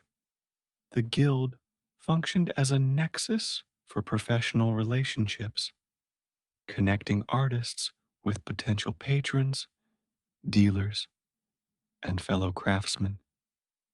Through this network, Vermeer would have had opportunities to meet influential figures in Delft's civic and mercantile circles, as well as visiting collectors from other cities.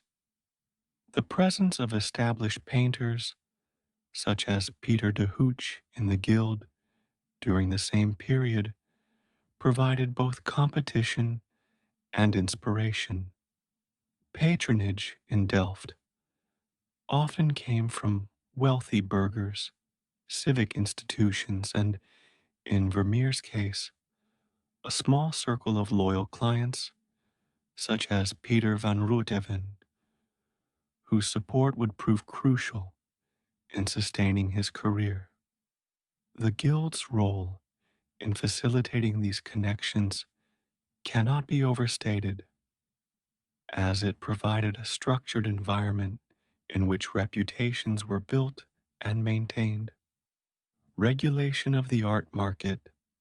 The Guild of St. Luke played a central role in regulating Delft's art market, ensuring that only registered masters could sell works within the city. This system protected the economic interests of its members by limiting competition from unlicensed practitioners. It also maintained standards of craftsmanship, as the guild could censure or expel members who failed to meet its expectations. For buyers, the guild's oversight offered a measure of assurance regarding the authenticity and quality of the works they purchased. In a period when the Dutch art market was highly competitive, with thousands of painters active across the Republic, such regulation was essential to preserving the value of local production. Early commissions and recognition. While few specific records survive of Vermeer's earliest commissions, his admission to the Guild marks the point at which he began to operate as a recognized professional.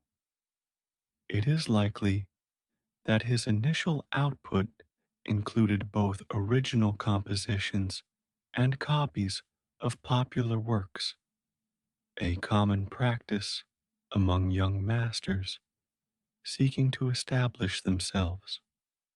The stylistic development evident in his paintings from the mid 1650s suggests that he was refining his approach in response to market demand and critical feedback from peers.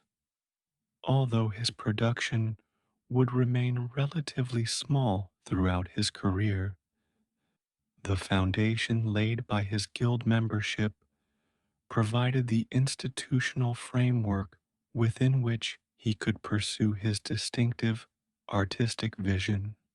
Chapter 7. Early works and experimentation. Diana and her companions. Among the earliest surviving works attributed to Johannes Vermeer is Diana and her companions, generally dated to the early 1650s. The painting depicts the Roman goddess of the hunt in a moment of repose, attended by her maidens, in a composition that diverges from the more dynamic mythological scenes popular among his contemporaries. The figures are arranged in a subdued, almost static grouping, their gestures restrained, their expressions contemplative. The palette is muted, dominated by earthy browns, ochres, and subdued blues, suggesting an early stage in Vermeer's exploration of color harmony. The work's quiet dignity and lack of overt narrative drama may reflect the influence of Italianate history painting filtered through Dutch sensibilities, or possibly the moralizing tendencies of Catholic patrons. While the handling of anatomy and drapery is less assured than in his later works, the painting already reveals a concern for the interplay of light and texture that would become a hallmark of his mature style. Biblical subjects.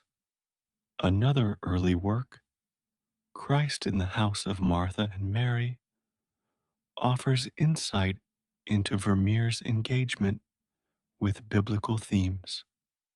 The composition presents the familiar gospel episode in which Christ visits the sisters, Martha and Mary, with Martha serving and Mary listening attentively.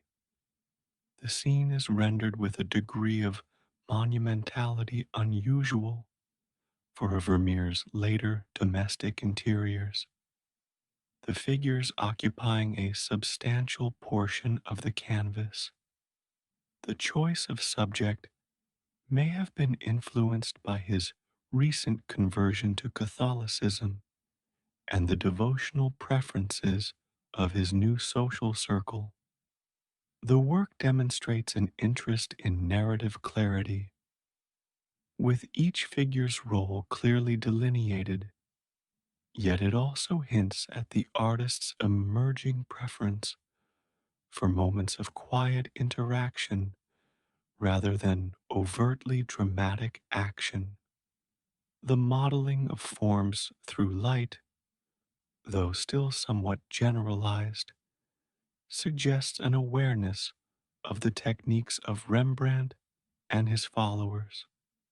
Influence of Rembrandt and Fabritius. In these early years, Vermeer's work shows traces of influence from both Rembrandt's dramatic chiaroscuro and Carel Fabritius's more delicate handling of light and perspective. Rembrandt's impact is visible in the strong contrasts and the use of shadow to create depth and focus, while Fabritius's influence may be discerned in the subtle gradations of tone and the careful placement of figures within a coherent spatial framework. Delft's artistic environment, though smaller in scale than Amsterdam's, offered access to works by both masters, whether through local collections, the art trade, or personal acquaintance.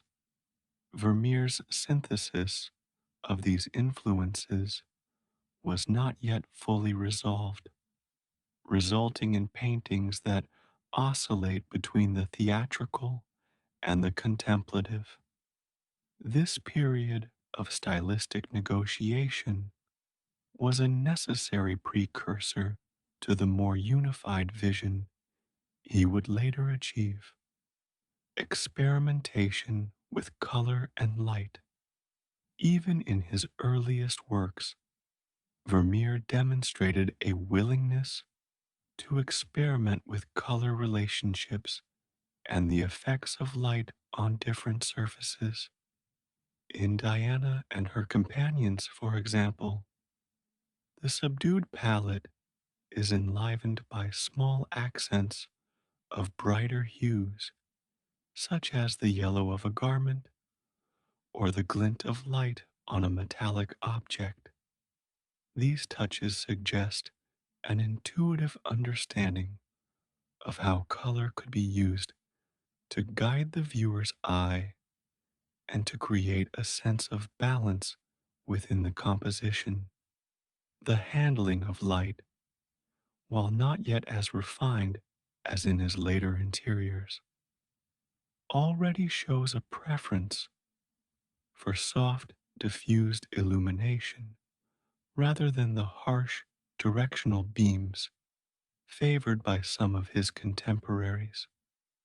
This approach would eventually evolve into the luminous, atmospheric quality that defines his mature work.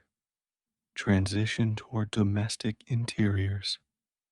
By the mid 1650s, Vermeer began to shift his focus from large scale mythological and biblical subjects to smaller, more intimate scenes set within domestic interiors. This transition may have been motivated by market demand, as genre scenes of everyday life were increasingly popular among Dutch collectors, or by personal inclination toward quieter, more controlled compositions. The skills developed in his early narrative works, attention to gesture, the arrangement of figures, and the modulation of light, were readily adaptable to these new subjects. While the surviving record of his output from this period is fragmentary, the trajectory is clear. Vermeer was moving toward the distinctive blend of realism, symbolism, and compositional precision that would secure his place among the foremost painters of the Dutch Golden Age. Chapter 8: The Delft School and Artistic Identity. Defining the Delft School. The term Delft School refers to a loosely connected group of painters active in Delft during the mid 17th century, whose works shared certain stylistic and thematic characteristics.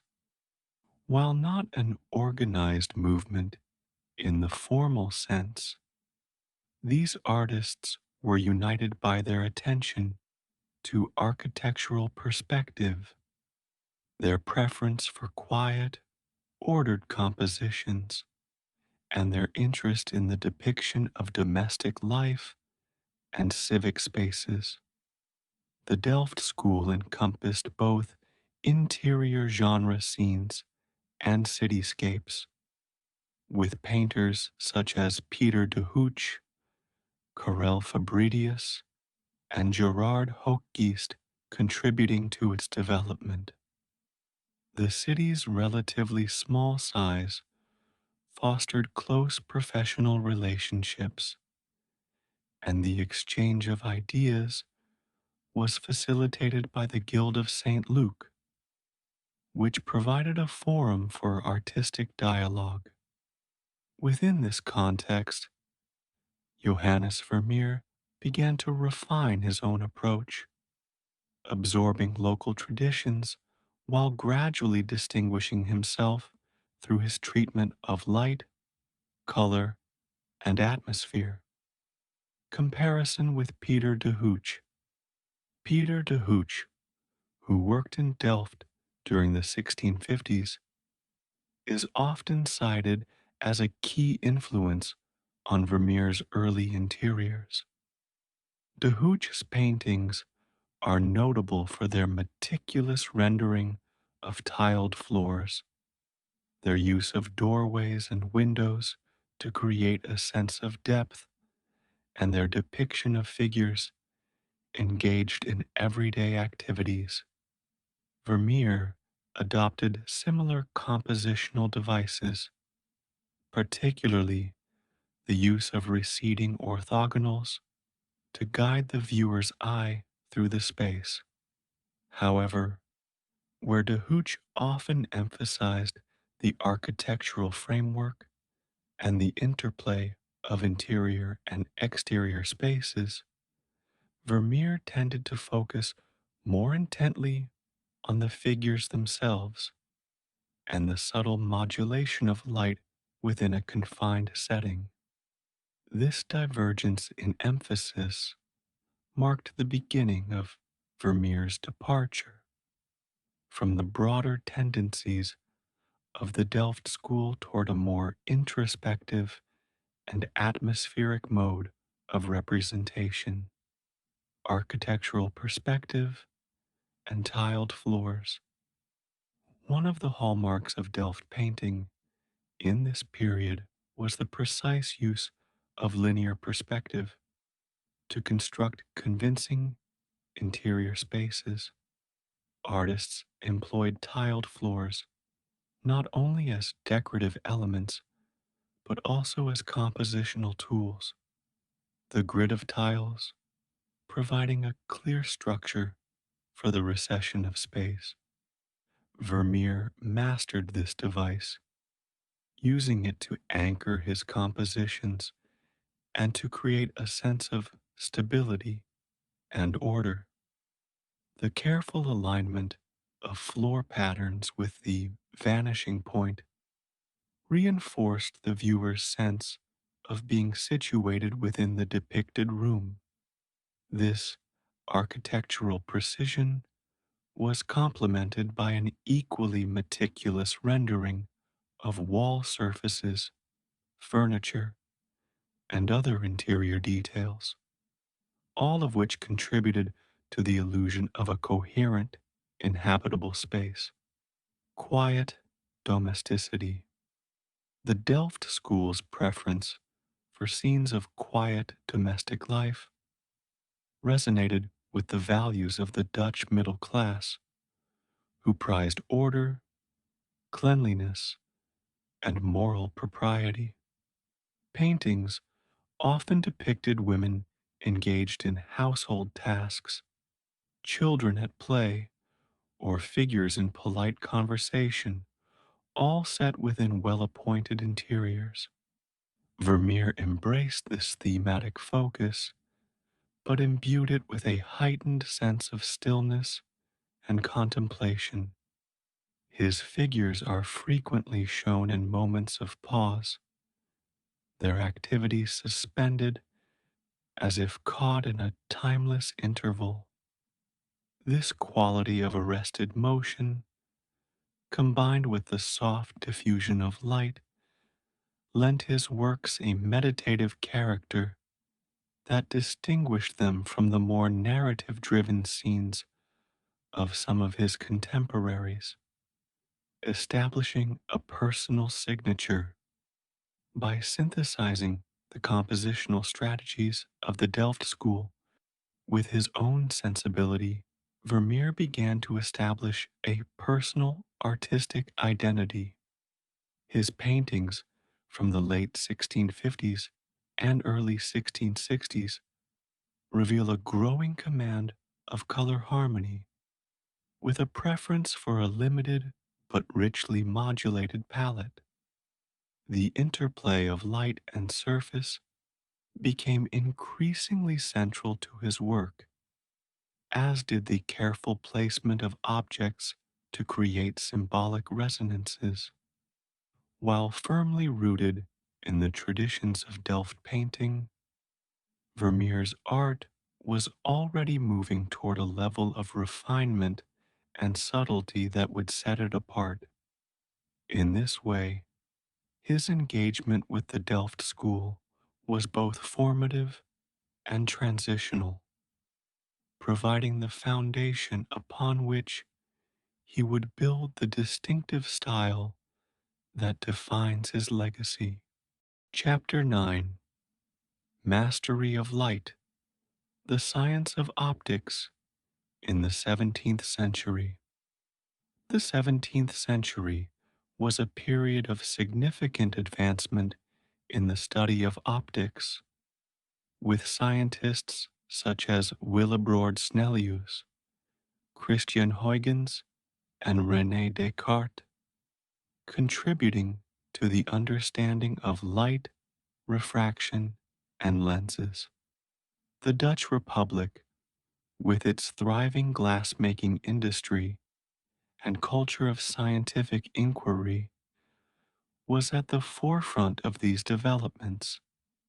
Delft itself was home to skilled lens grinders and instrument makers whose work supported both navigational needs and the growing interest in optical devices for scientific and artistic purposes. The dissemination of treatises on perspective and light, often illustrated with diagrams, provided artists with theoretical frameworks for rendering space and illumination more convincingly. While there is no direct evidence that Johannes Vermeer studied these texts formally, the precision and subtlety of his lighting effects suggest an awareness, whether practical or conceptual, of contemporary optical science. Possible use of the camera obscura. One of the most debated aspects of Vermeer's technique is his possible use of the camera obscura, a device that projected an image through a lens onto a surface, allowing the artist to trace or study it. The camera obscura was known in the Netherlands by the early 17th century, and its effects, such as heightened contrast, softened edges, and the appearance of luminous highlights, bear a resemblance to qualities found in Vermeer's paintings. In works like The Music Lesson or View of Delft, the gradation of tones and the rendering of light on reflective surfaces suggest careful observation of optical phenomena. Whether he used the device directly for composition or simply as a tool for studying visual effects remains unresolved, but the hypothesis aligns with the broader culture of experimentation in Delft, where art and science often intersected. Soft modeling of forms. Vermeer's approach to modeling forms through light was distinctive in its restraint and precision. Rather than relying on stark contrasts between light and shadow, he employed gradual transitions, allowing surfaces to emerge gently from darkness into illumination. This technique created a sense of volume without sacrificing the overall harmony of the scene. The fall of light in his interiors often originates from a single window, diffused by leaded glass, and spreads evenly across the space, touching objects and figures with a consistent, naturalistic glow. This method not only enhanced the realism of his work, but also contributed to the contemplative atmosphere that characterizes his paintings. The viewer is invited to linger over the subtle shifts in tone, the way light caresses a wall or glints off a brass fixture, reinforcing the sense of quiet observation. Symbolism of light in Dutch painting. In the visual culture of the Dutch Golden Age, light often carried symbolic as well as descriptive significance.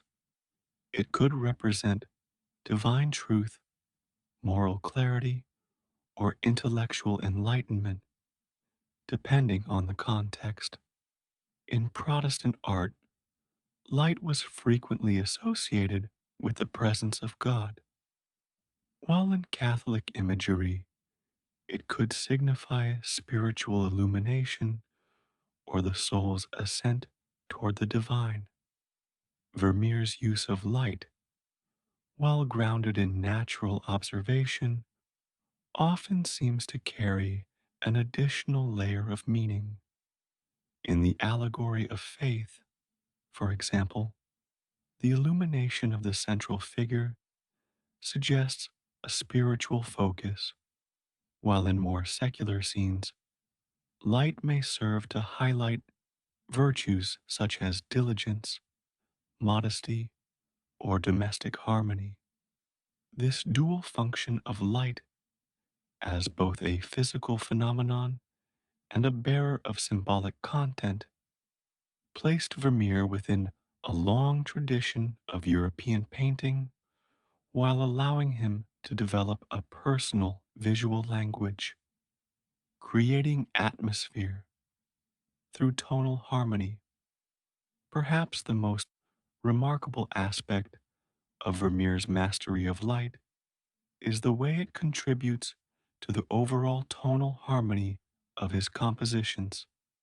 He often employed a limited palette dominated by cool blues, warm ochres, and muted earth tones, which he balanced with carefully placed accents of brighter color. The interplay of these tones, modulated by the fall of light, created a unified atmosphere in which every element seemed to belong. This harmony extended to the relationship between figure and setting, as the light that defined a face was the same light that touched the wall behind it or the objects on a nearby table. The result was a seamless integration of all parts of the composition, producing a sense of calm and coherence that has made Vermeer's paintings enduringly compelling. In this way, his treatment of light was not merely a technical achievement, but a central component of his artistic identity. Chapter 10: The Peak Years, 1660 1670. The Milkmaid and the Dignity of Labor. Around 1658 1660, Johannes Vermeer produced The Milkmaid, a work that has since become emblematic of his ability to elevate the ordinary into the realm of the timeless. The painting depicts a domestic servant engaged in the simple act of pouring milk, yet the composition imbues the scene with a quiet monumentality. The figure is solidly modeled, her form anchored within the geometry of the room, and the textures of bread, ceramic, and fabric are rendered with meticulous care. The light, entering from a window to the left, falls across her face and hands, emphasizing the concentration and dignity of her task. In the context of the Dutch Republic's moralizing genre tradition, the image could be read as an allegory of domestic virtue, industry, and the moral order of the household. The restrained palette, punctuated by the vivid blue and yellow of the maid's clothing, demonstrates Vermeer's mastery of color harmony during this period. View of Delft as a City Portrait, painted circa 1660 1661, View of Delft stands apart in Vermeer's oeuvre as one of his few cityscapes and as a masterful example of topographical painting. The work presents a panoramic view of the city from the southeast, with the Schie Canal in the foreground and the towers of the Nieuwe Kerk and Oude Kerk rising above the rooftops. The composition is carefully balanced, with areas of sunlight and shadow creating a rhythm across the scene. The reflections in the water are rendered with a precision that suggests close observation, while the atmospheric effects convey a sense of the city's mood at a particular moment in time. In an era when city views often served as civic propaganda, View of Delft offers a more contemplative vision, one that captures both the solidity of Delft's architecture and the transience of light and weather. Girl with a Pearl Earring and the Trony tradition. Among the most celebrated works from this decade is Girl with a Pearl Earring, dated to around 1665. Classified as a trony, a study of a head in exotic costume rather than a formal portrait, the painting focuses on the luminous face of a young woman turning toward the viewer. Her turban, rendered in deep blue and yellow, and the oversized pearl earring contribute to the sense of exoticism and timelessness. The background is an undifferentiated dark field, allowing the figure to emerge with striking immediacy. The softness of the modeling, the moist gleam of the eyes, and the subtle catchlight on the lips demonstrate Vermeer's consummate skill in capturing fleeting expressions. While the identity of the sitter remains unknown, the work exemplifies his ability to combine technical precision with an almost intangible sense of intimacy. Patronage from Peter van Ruyven. A crucial factor in Vermeer's productivity during the 1660s was the patronage of Peter van Ruyven, a wealthy Delft burgher. Archival evidence suggests that van Ruyven acquired a substantial number of Vermeer's paintings, possibly as many as 20, providing the artist with a measure of financial stability unusual for painters of his modest output. This arrangement allowed Vermeer to work at a deliberate pace, focusing on refinement rather than quantity. The patronage relationship also meant that many of his works remained in private hands for decades, limiting their exposure to a wider audience during his lifetime. Van Ruyven's support may have influenced the choice of subjects, favoring the intimate domestic scenes and refined tronies that appealed to elite collectors. Limited but highly refined output. Throughout the decade from 1660 to 1670, Vermeer's production remained small, averaging perhaps 2 or 3 paintings per year. This limited output was the result of his painstaking working method, which involved multiple layers of paint, careful glazing, and extended periods of adjustment to composition and lighting. The works from this period, whether genre scenes like Woman Holding a Balance, portraits such as Girl with a Pearl Earring, or The Singular View of Delft, share a consistency of vision and execution that marks them as the pinnacle of his career.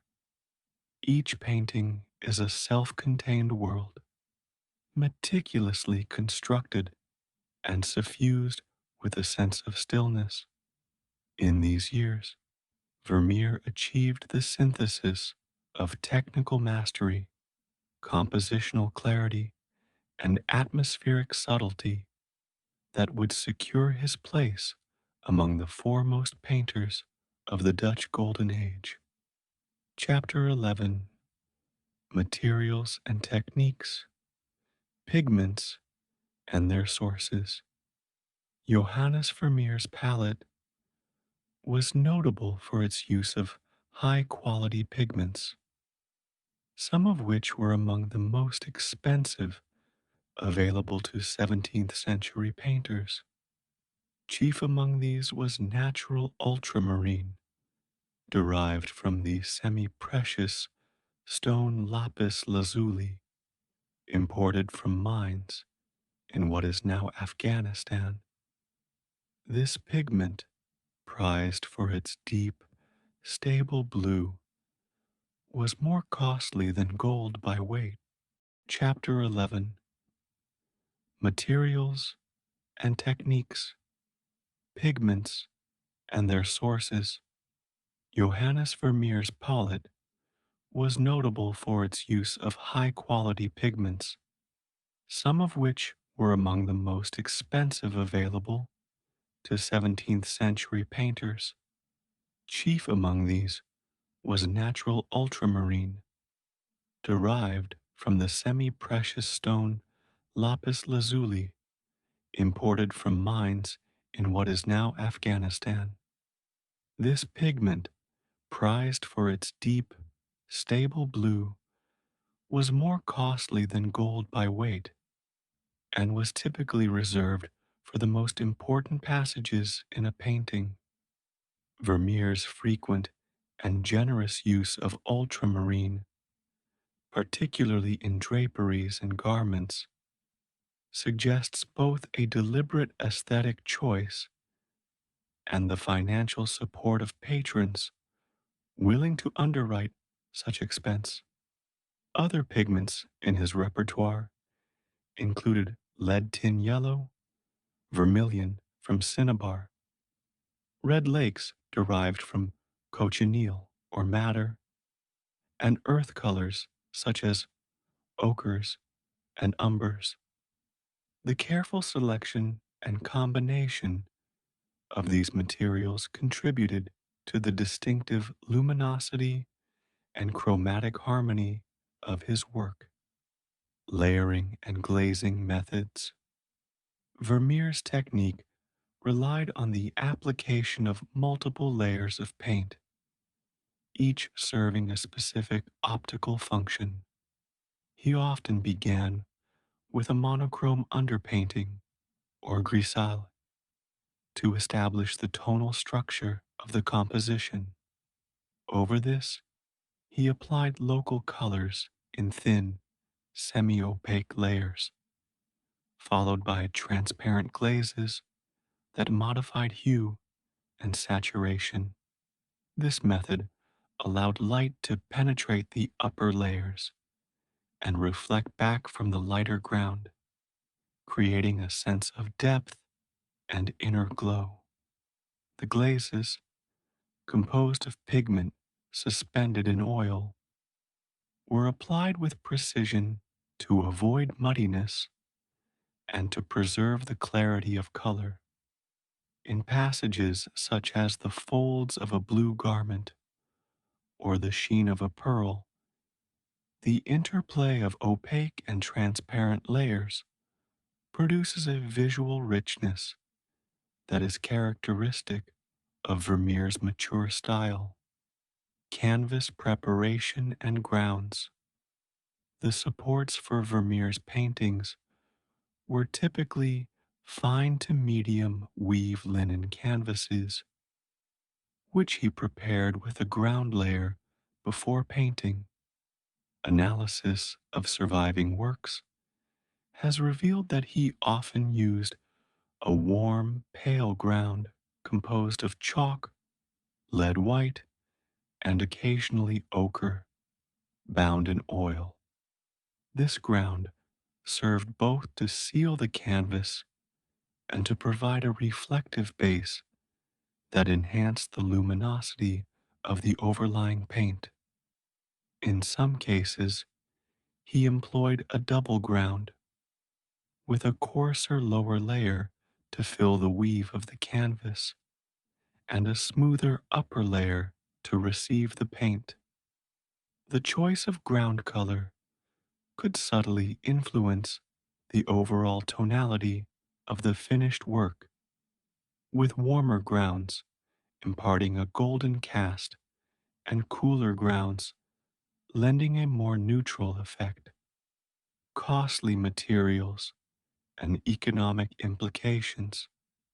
The expense of Vermeer's materials, particularly ultramarine and high quality lake pigments, has long been a subject of scholarly interest. In an era when many painters economized by substituting cheaper blues such as azurite or smalt, Vermeer's consistent use of ultramarine indicates a commitment to visual effect over cost efficiency. This practice would have been unsustainable without the backing of patrons like Peter van Ryfen, who could afford to commission works at a price that covered such expenditures. The investment in costly materials also suggests that Vermeer viewed his paintings as enduring objects of value, intended to maintain their brilliance over time. The durability of his colors, many of which remain remarkably vivid after more than 3 centuries, attests to the soundness of his choices. Workshop practices and possible assistance. Unlike some of his contemporaries, Vermeer does not appear to have maintained a large workshop or employed numerous assistants. The small scale of his output and the consistent quality of execution across his works suggest that he carried out most of the painting himself. However, it is possible that he received assistance in preparatory tasks such as stretching canvases, grinding pigments, or applying ground layers, either from family members or from occasional hired help. The absence of documented apprentices in the Delft Guild records reinforces the impression of a solitary working method. This approach, while limiting the quantity of work he could produce, ensured a level of control over materials and technique that contributed to the exceptional refinement of his paintings. Chapter 12: Symbolism and Meaning. Moral Lessons in Domestic Scenes. In the Dutch Republic of the 17th century, genre paintings often carried moral undertones, reflecting the prevailing values of a society that prized order, diligence, and moderation. Vermeer's domestic interiors, while ostensibly depictions of everyday life, frequently contain subtle cues that invite moral interpretation. A woman holding a balance, for example, may be weighing not only gold or pearls, but also the virtues of temperance and spiritual reflection. The inclusion of certain objects, such as a wine jug, a musical instrument, or a letter, could allude to themes of courtship, fidelity, or the fleeting nature of worldly pleasures.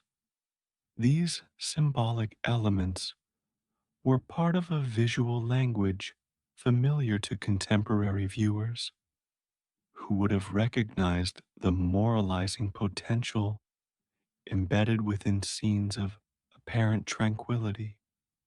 Vermeer's restraint in narrative drama allowed these meanings to emerge quietly, encouraging contemplation rather than overt instruction. Maps, musical instruments, and letters as symbols.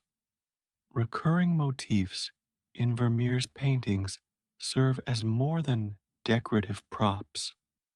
They function as signifiers within a broader symbolic framework. Wall maps, often meticulously rendered, could signify worldly knowledge, exploration, or the reach of Dutch trade, while also hinting at the intellectual aspirations of the household. Musical instruments, whether a virginal, lute, or cittern, were associated with harmony and refinement, but could also carry connotations of love and seduction, depending on the context. Letters, a frequent feature in his compositions, introduced an element of narrative ambiguity. Were they love letters, business correspondence, or messages of more serious import? The act of reading or writing a letter could suggest intimacy, secrecy, or the passage of time, allowing viewers to project their own interpretations onto the scene. Catholic undertones in a Protestant society. Although the Dutch Republic was officially Protestant, Vermeer's conversion to Catholicism and his residence in Delft's Papist Corner brought him into contact with a religious tradition rich in symbolic imagery. In works such as the Allegory of Faith, Catholic iconography is explicit. A chalice, a crucifix, a glass sphere, and a serpent crushed underfoot all serve as visual references to theological concepts. Even in less overtly religious works, the careful modulation of light, the serenity of the figures, and the inclusion of certain symbolic objects may reflect a Catholic sensibility that valued art as a means of spiritual meditation. This undercurrent of Catholic thought, woven subtly into compositions that could also appeal to Protestant patrons, demonstrates Vermeer's ability to navigate the complex religious landscape of his time. Allegories, faith, and knowledge. Vermeer's engagement with allegory is most evident in paintings that explicitly address themes of faith, truth, and the pursuit of knowledge. In the art of painting, for instance, the artist is shown at work on a depiction of Clio, the muse of history, surrounded by symbols of learning and the liberal arts. The map of the Low Countries on the back wall, the laurel wreath, and the trumpet all contribute to a layered meditation on the role of the artist in recording and shaping cultural memory. Such works suggest that Vermeer saw painting not merely as a craft, but as an intellectual endeavor capable of conveying complex ideas through the arrangement of forms, colors, and symbols. The deliberate inclusion of these elements indicates a self awareness about his place within the broader tradition of European art, balancing realism and idealism.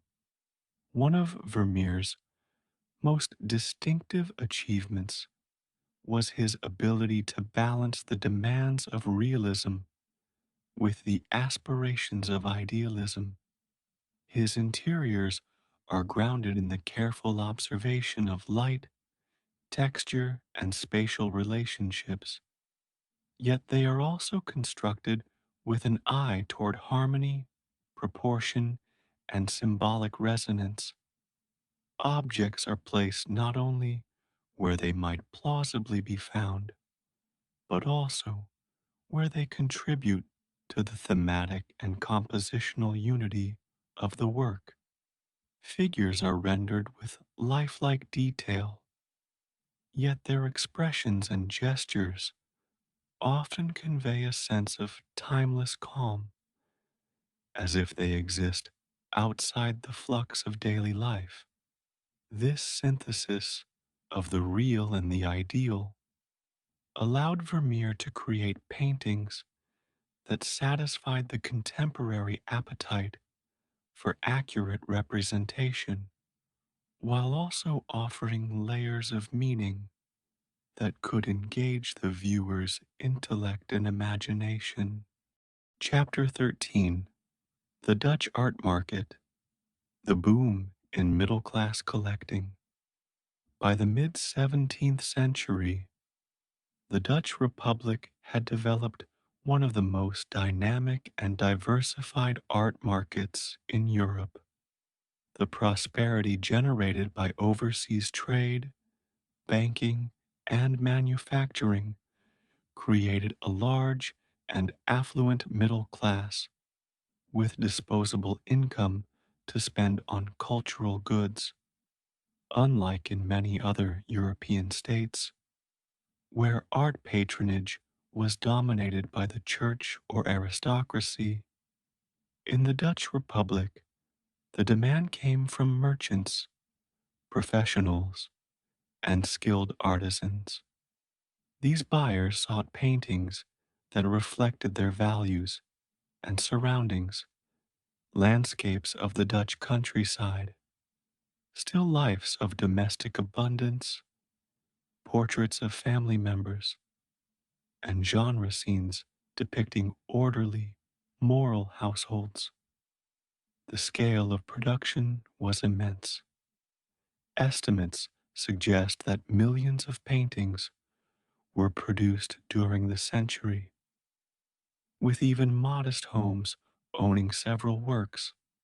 This democratization of art ownership created opportunities for painters, but also intensified competition as supply often outpaced demand.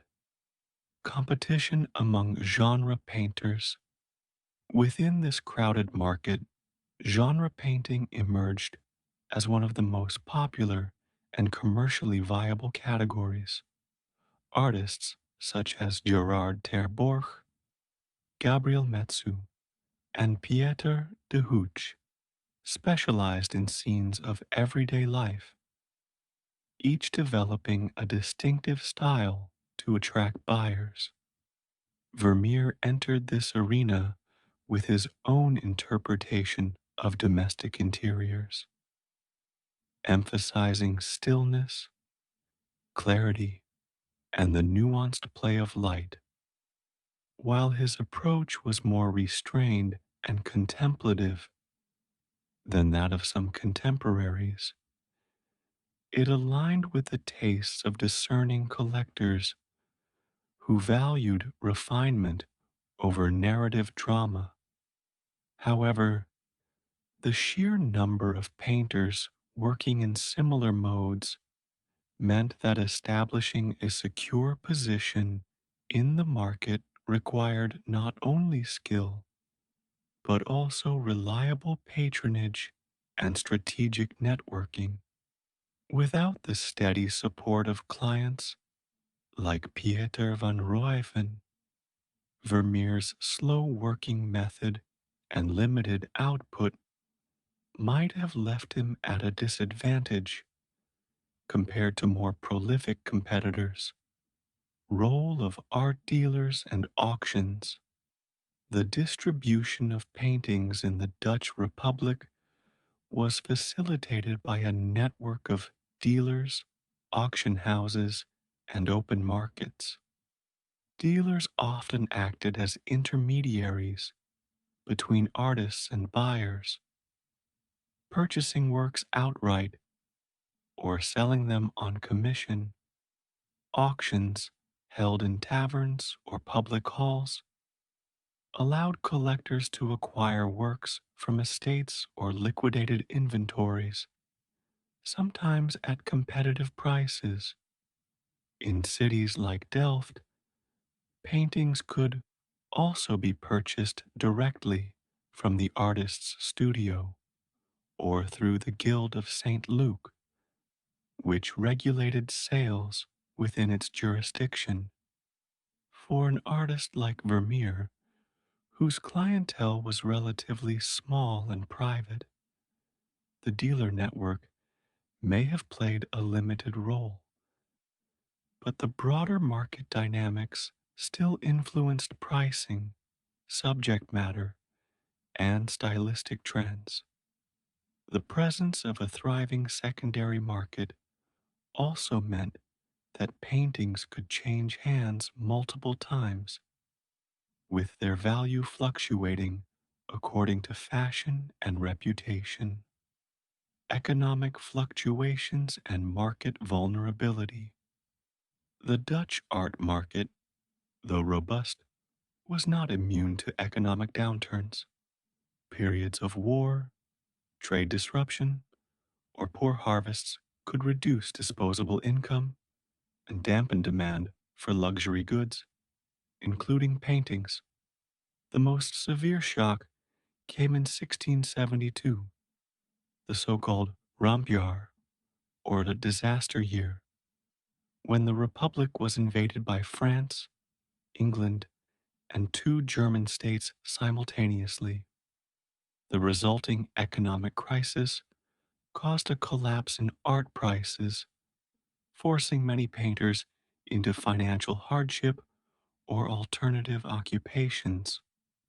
For Vermeer, whose livelihood depended on a small number of high-value commissions, such fluctuations posed a significant risk. The volatility of the market underscored the precariousness of an artist's profession, even in a society that valued and consumed art on an unprecedented scale. Reliance on a small patron base. Vermeer's position within the Dutch art market was unusual in that he appears to have relied heavily on a single patron, Peter van Ryven, and later Van Ryven's heirs. This arrangement insulated him from some of the uncertainties of the open market, allowing him to work at a deliberate pace and to pursue a consistent artistic vision. However, it also meant that his reputation was not as widely disseminated during his lifetime as that of more commercially active painters. Many of his works remained in private hands for decades, limiting their exposure to potential buyers and critics. While this exclusivity may have enhanced their value to his patrons, it also contributed to the relative obscurity into which his name fell after his death. When the protective framework of patronage was no longer in place. In this way, Vermeer's career illustrates both the advantages and the limitations of operating within the unique conditions of the Dutch Golden Age art market. Chapter 14. Personal Life and Financial Struggles. A large and growing family. Johannes Vermeer's personal life was marked by the responsibilities of a large household. He and his wife, Katharina Bolness, are recorded as having had 15 children, 11 of whom survived into adulthood. In an age when infant mortality was high, this survival rate was notable, though it still meant the family endured the loss of several infants. The demands of raising such a large family were considerable, particularly in a household where the father's profession did not guarantee a steady income. The children would have been raised in the Catholic faith, attending clandestine services in the papist corner and receiving religious instruction from the Jesuits. The home itself, under the roof of Maria Thins, was likely a busy and crowded environment, with multiple generations living together and the rhythms of domestic life intertwined with the artist's work. Dependence on Maria Thins' support. Maria Thins, Katharina's mother, played a central role in sustaining the family's finances. She was a widow of substantial means, having inherited property and income from her late husband and from successful legal disputes over her estate. Her house in the Papist Corner provided the family with stable lodging, and her resources likely covered many of the household's basic needs. This arrangement allowed Vermeer to work without the immediate pressure of paying rent or maintaining a separate property. But it also meant that the family's economic stability was tied to the goodwill and continued support of Maria Thins. Her influence over household affairs was significant, and her presence may have shaped both the domestic atmosphere and the subjects of Vermeer's paintings, some of which reflect the refined interiors and furnishings of her home. Debt accumulation over the years. Despite the relative security provided by Maria Thins, Vermeer's financial position was often precarious. His slow working method and limited output meant that income from painting alone was insufficient to cover all expenses, particularly as the family grew. Archival records indicate that he took on debts, sometimes using paintings as collateral or borrowing from acquaintances. The art market's fluctuations, combined with the narrow base of his patronage, left him vulnerable to periods of reduced demand. While the patronage of Peter van Ryven provided some stability during the 1660s, the death of van Ryven in 1674 removed a key source of income. By the early 1670s, Vermeer's financial obligations had begun to outpace his earnings, setting the stage for the difficulties that would intensify in the final years of his life. Limited production and economic impact. Vermeer's meticulous approach to painting, while central to his artistic achievement, was a liability in economic terms. Producing only 2 or 3 works per year meant that even with generous prices, his annual income from sales was modest compared to more prolific contemporaries. The cost of high quality materials, such as ultramarine and fine linen canvases, further reduced his profit margins. Unlike some artists who supplemented their income through teaching, printmaking, or large scale commissions, Vermeer appears to have relied almost exclusively on easel paintings for private clients. This narrow professional focus, combined with the expenses of a large household, created a persistent imbalance between income and expenditure, balancing art and family responsibilities. The tension between Vermeer's artistic ambitions and his domestic obligations was a defining feature of his personal life.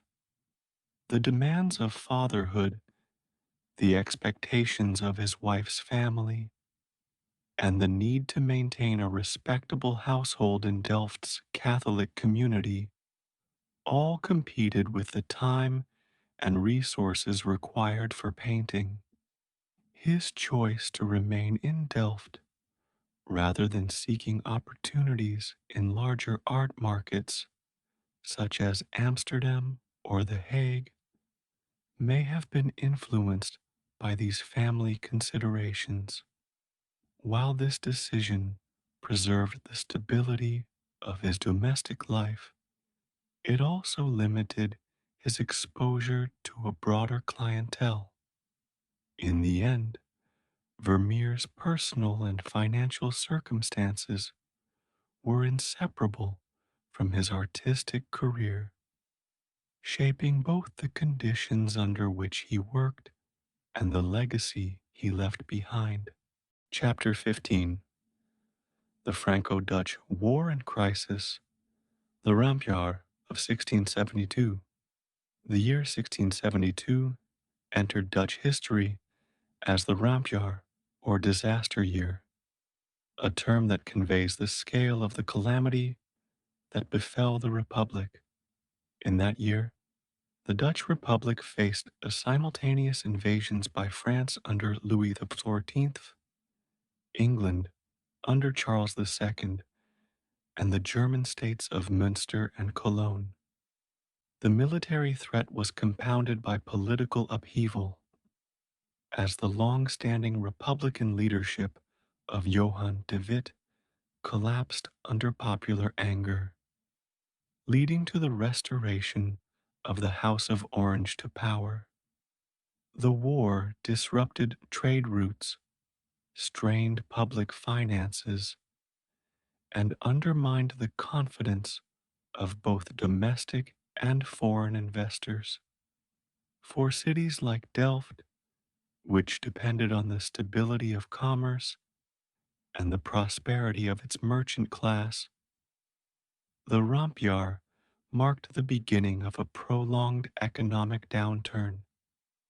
The art market, which had thrived on the disposable income of a confident middle class, was among the first sectors to feel the effects.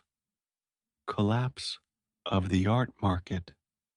The economic consequences of the war were immediate and severe for the cultural economy.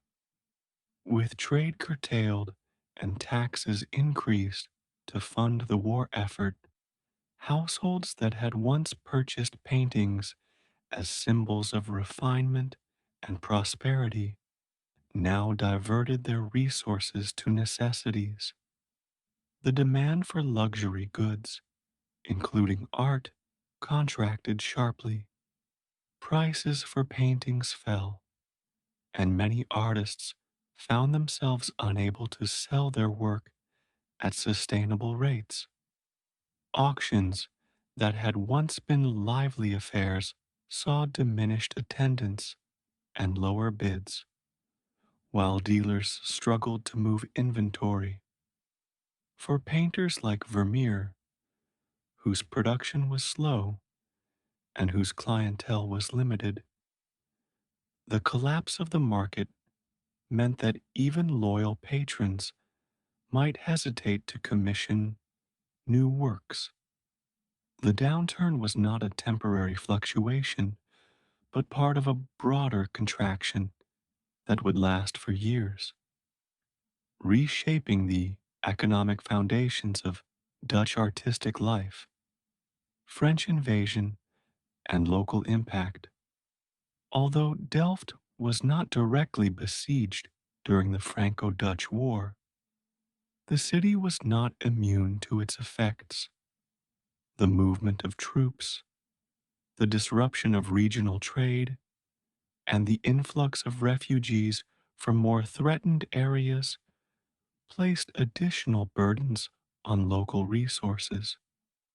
Delft's civic authorities were compelled to contribute to the defense of the Republic, both financially and through the provisioning of soldiers. The uncertainty of the times discouraged investment and curtailed the flow of goods through the city's markets and canals. For an artist dependent on the patronage of Delft's wealthier citizens, the erosion of their fortunes and confidence translated into fewer commissions and delayed payments. The war also disrupted the networks of art dealers and collectors that connected Delft to larger markets in The Hague, Amsterdam, and beyond.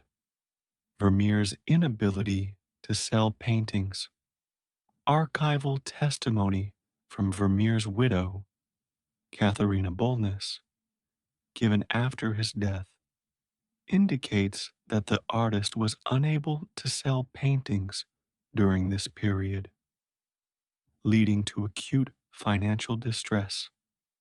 The statement describes how the war and its economic consequences left him ruined and unable to raise money, forcing him to borrow and to mortgage assets. This inability to convert his work into income was not merely a personal misfortune, but a reflection of the broader collapse of demand for art. Even established reputations offered little protection in such a climate, and Vermeer's relatively modest fame outside Delft meant that he could not easily turn to other markets for relief.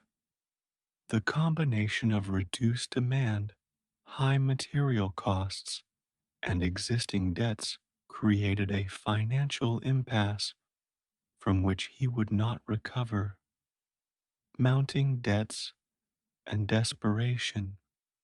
By the mid 1670s, the cumulative effect of the Rembrandt and its aftermath had left Vermeer in a state of mounting desperation. Creditors pressed for repayment, and the family's dependence on Maria Thin's resources became more pronounced. The death of his principal patron, Peter van Ruyfen, in 1674 removed a crucial source of income, and the subsequent inheritance arrangements did not replicate the same level of support. Vermeer's slow production rate, once sustainable under stable conditions, now became a liability in the face of urgent financial obligations. The pressures of providing for a large family, maintaining social respectability, and meeting debts in a contracting economy placed an immense strain on the artist. These final years of hardship form the backdrop to his sudden death in 1675, closing a career that had reached its artistic zenith, just as the world around him entered a period of profound instability. Chapter 16: Final Years and Death, 1675. Sudden illness and decline. By the autumn of 1675, Johannes Vermeer's circumstances had deteriorated sharply, both financially and emotionally. The cumulative strain of years of economic instability, exacerbated by the lingering effects of the Rembrandt, and the collapse of the art market weighed heavily on him. According to testimony later given by his widow, Katharina Bolness, Vermeer fell into a sudden and severe illness, which she attributed to the ruin of his business affairs. The precise nature of his illness is unknown. Contemporary accounts do not record a diagnosis, and speculation ranges from a stroke or heart failure to a rapid decline brought on by stress and depression. What is clear is that the onset was abrupt, and within a matter of days, the 43-year-old painter was dead. His passing was a shock to his family and to the small circle of patrons and acquaintances who knew him in Delft. Widow's testimony and aftermath. In the months following his death, Katharina Bolness provided a statement to the Delft authorities as part of a petition for debt relief.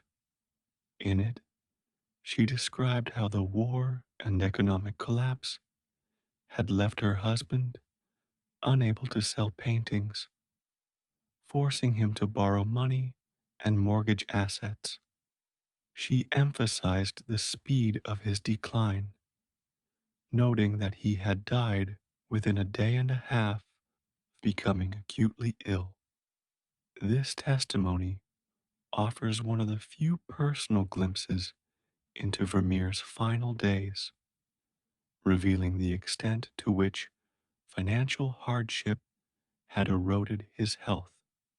It also underscores the vulnerability of artists in the Dutch Republic, whose livelihoods were tied to the fluctuations of a volatile market. For Katharina, the loss was compounded by the immediate challenge of supporting 11 surviving children without the income or protection her husband had provided. Burial in the Oude Kerk. Vermeer was buried on 15 December 1675 in the Oude Kerk, Delft's oldest parish church and the resting place of many prominent citizens. The church, with its leaning tower and Gothic interior, was a familiar landmark in the city and had long served as a burial site for members of the Reformed Church. Despite his Catholic faith, Vermeer's interment there was consistent with local practice, as burial arrangements often reflected civic rather than strictly religious affiliations. The cost of the burial, recorded in the church's registers, would have been a significant expense for the family, further straining their already precarious finances. The location of his grave within the church is not precisely known, and no monument was erected to mark it, a fact that reflects both the modesty of his public reputation at the time and the family's limited means. Inventory of possessions. Following Vermeer's death, an inventory of his possessions was drawn up as part of the process of settling his estate.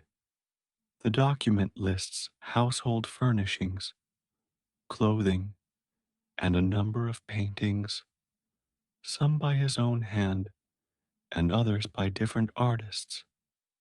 The presence of works by other painters suggests that he may have continued to deal in art alongside his own production, a practice inherited from his father.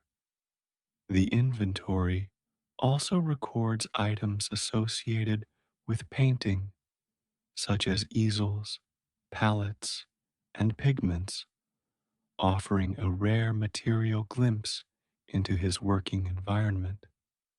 However, the overall value of the estate was insufficient to cover the family's debts, leading Katharina to petition for the transfer of assets to her mother, Maria Thins, in order to shield them from creditors' immediate financial consequences. The financial repercussions of Vermeer's death were swift and severe. Without his income, the family was unable to meet its obligations, and creditors pressed their claims. Katharina's petition to the High Court of Holland sought relief on the grounds that the debts had been incurred in the course of her husband's profession and that she lacked the means to repay them. The court granted some protection, allowing her to remain in her mother's house and to retain certain possessions. Nevertheless, the family's economic position remained fragile, and the children's futures depended heavily on the continued support of Maria Thins. In the years immediately following his death, Vermeer's name faded from public notice, his works remaining largely in private collections, awaiting the rediscovery that would come more than a century later. Chapter 17: Posthumous Obscurity. Decline in recognition after death. In the years immediately following Johannes Vermeer's death in December 1675, his reputation began to fade with surprising rapidity.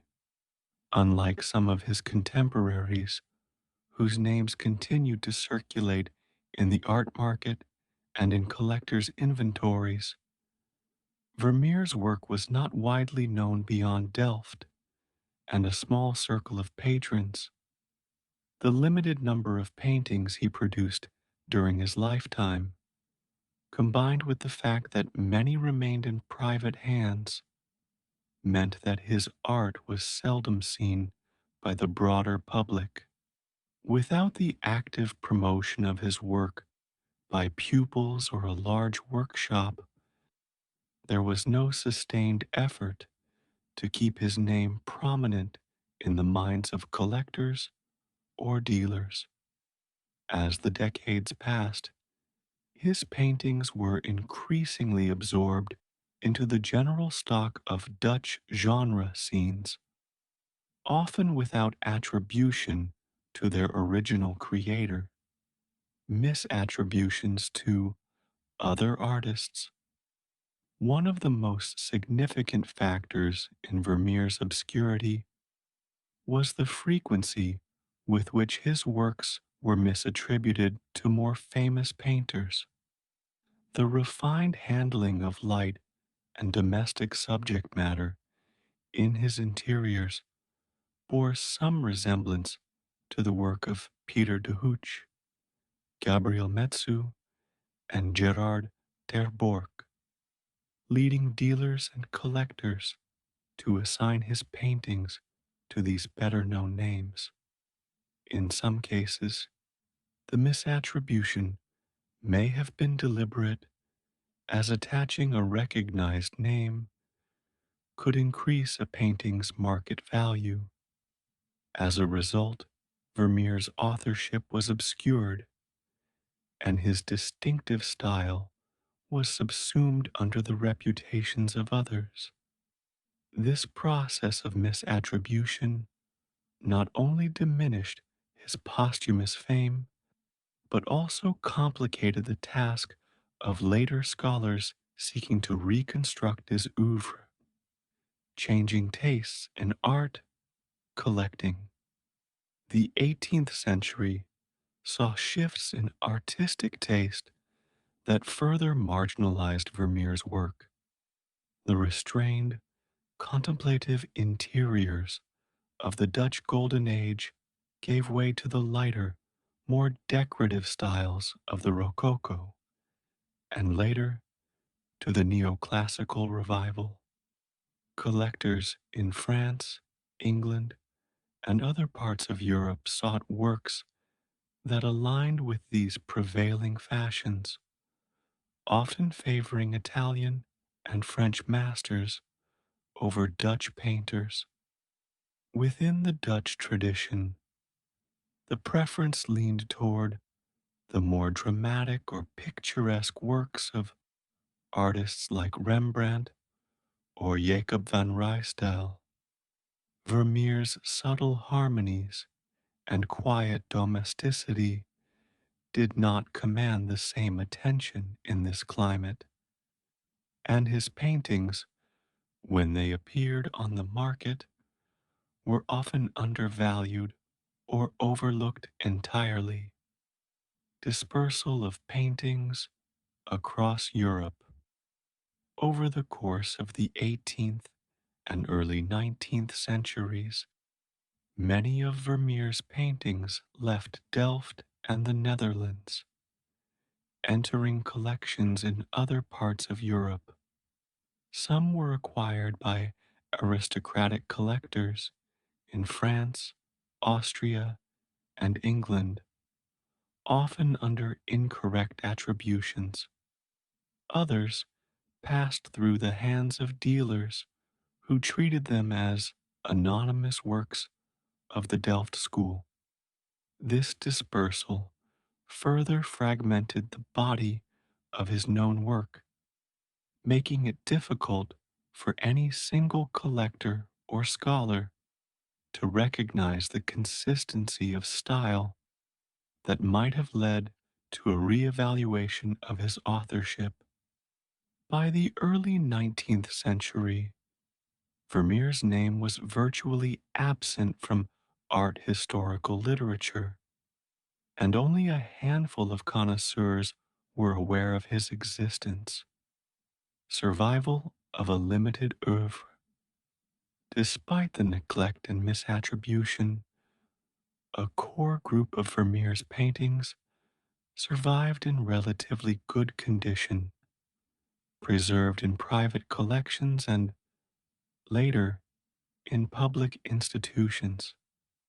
The durability of his materials and the quality of his technique meant that his colors and surfaces retained much of their original freshness, even after centuries. These surviving works, though scattered and often mislabeled, would eventually form the basis for his rediscovery in the 19th century. The fact that only about 34 paintings are now firmly attributed to him underscores both the rarity of his output and the fragility of his historical presence. In the long interval between his death and his revival, Vermeer existed as a shadowy figure in the history of Dutch art, a painter of exceptional skill whose identity had been all but erased from collective memory. Chapter 18. Rediscovery in the 19th Century.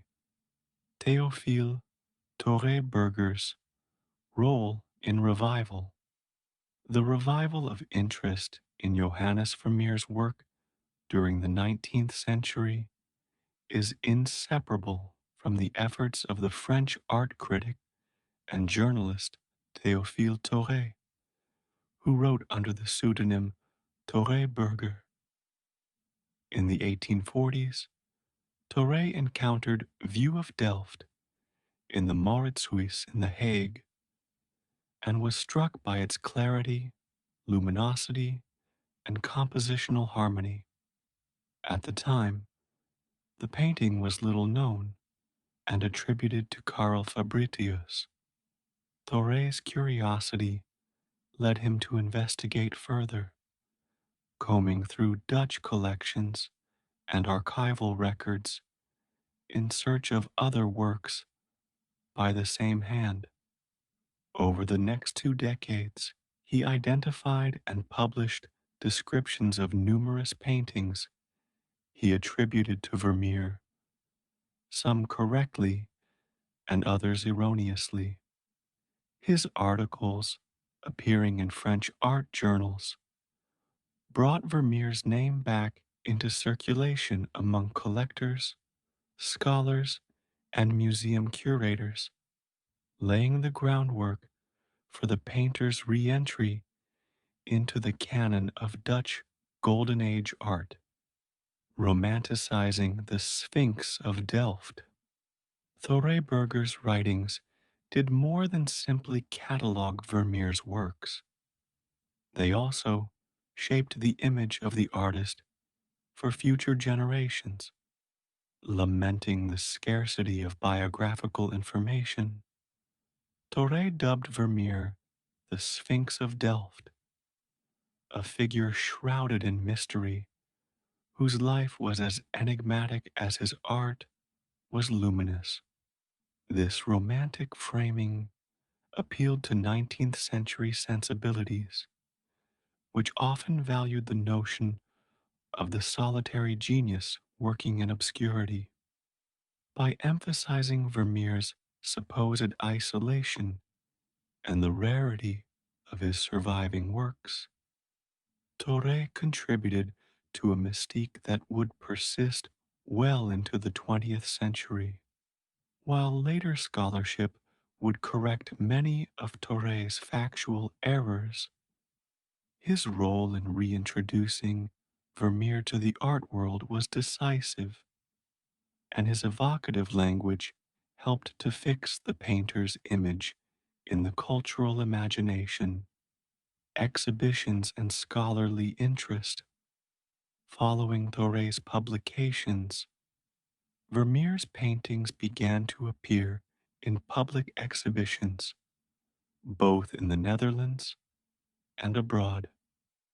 The 1866 retrospective of Dutch art in The Hague included several works attributed to him, allowing a wider audience to encounter his art for the first time in centuries. Museums began to acquire his paintings, often reattributing works previously assigned to other artists. This period also saw the emergence of more systematic art historical scholarship, with researchers examining guild records, inventories, and legal documents to piece together the facts of Vermeer's life.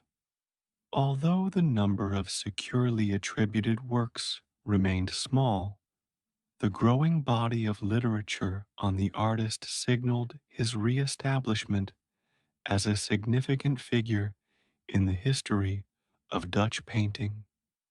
Influence on Impressionists and modern painters, the qualities that Thoreberger and others admired in Vermeer, his treatment of light, his compositional balance, and his rendering of everyday life, resonated with artists of the later 19th century, particularly the Impressionists.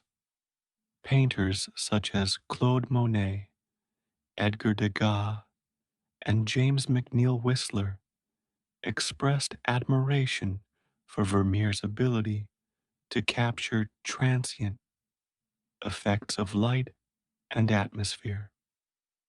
While their own techniques and subject matter differed, they found in Vermeer a precedent for the careful observation of visual phenomena and the elevation of ordinary subjects to the level of high art. This cross century dialogue between Vermeer and modern painters further enhanced his reputation, positioning him not merely as a rediscovered master of the past, but as a continuing influence on contemporary artistic practice. Growing market value of his works. As Vermeer's reputation grew, So too did the market value of his paintings. Works that had once been sold for modest sums now commanded high prices at auction, attracting the attention of wealthy collectors in Europe and America. The scarcity of his output, by then recognized as numbering only a few dozen paintings, added to their desirability. This surge in value also had the effect of encouraging forgeries and misattributions, as unscrupulous dealers sought to capitalize on the demand. Nevertheless, by the end of the 19th century, Vermeer had been firmly reinstated as one of the foremost painters of the Dutch Golden Age, his works prized for their technical mastery, quiet beauty, and enduring mystery. The rediscovery, initiated by Thore Burger, had succeeded in restoring to Vermeer a place in the pantheon of European art, ensuring that his legacy would continue to grow in the centuries to come. Chapter 19: Vermeer in the Modern Era. Scientific Analysis of Techniques. The 20th and 21st centuries have seen the application of increasingly sophisticated scientific methods to the study of Vermeer's paintings. Advances in X radiography, infrared reflectography, and scanning electron microscopy have allowed researchers to examine the underlying layers of his works, revealing changes in composition under drawings and the sequence of paint application. Pigment analysis has confirmed his use of costly materials such as natural ultramarine and high quality lead tin yellow, while also identifying organic lakes and earth pigments.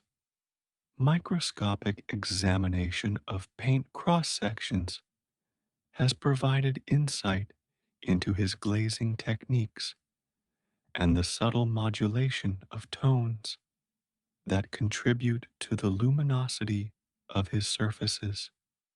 These studies have not only deepened understanding of his working methods, but also helped to authenticate disputed works and to distinguish his hand from that of imitators or forgers. Conservation and restoration efforts. The preservation of Vermeer's paintings has been a priority for museums and conservation laboratories, given the small number of works securely attributed to him. Over the decades, many of his paintings have undergone careful cleaning to remove discolored varnish layers that obscured their original tonal balance. In some cases, old restorations have been reversed to correct overpainting or inappropriate retouching carried out in earlier centuries. The challenge for conservators lies in maintaining the delicate surface effects that are integral to Vermeer's style, particularly his subtle transitions of light and shadow. Modern conservation ethics emphasize minimal intervention, ensuring that any work done is reversible and fully documented.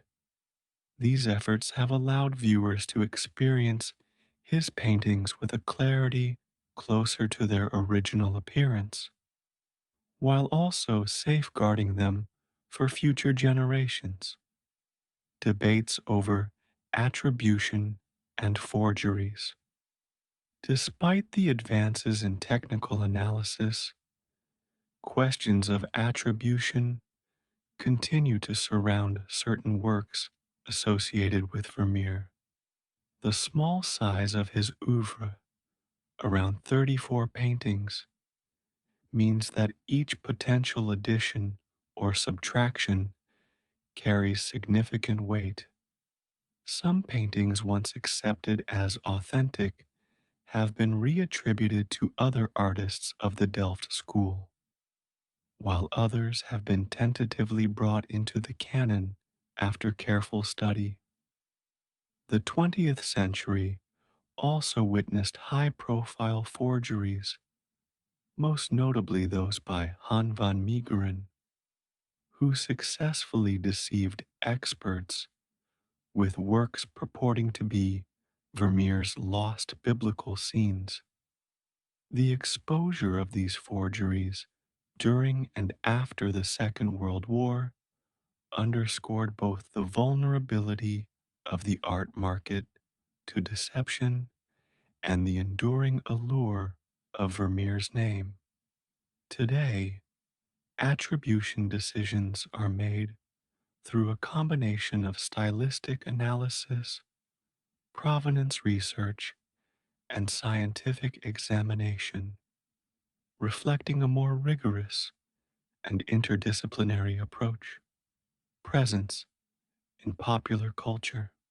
In the modern era, Vermeer's art has transcended the confines of specialist scholarship to become a fixture in popular culture. His paintings have inspired novels, films, and theatrical productions, most famously the 1999 novel Girl with a Pearl Earring by Tracy Chevalier and its 2003 film adaptation. Reproductions of his works appear in countless books, calendars, and digital media, often serving as shorthand for ideals of beauty, serenity, and craftsmanship. Exhibitions devoted to Vermeer routinely draw large crowds, with visitors willing to travel internationally to see his paintings gathered together.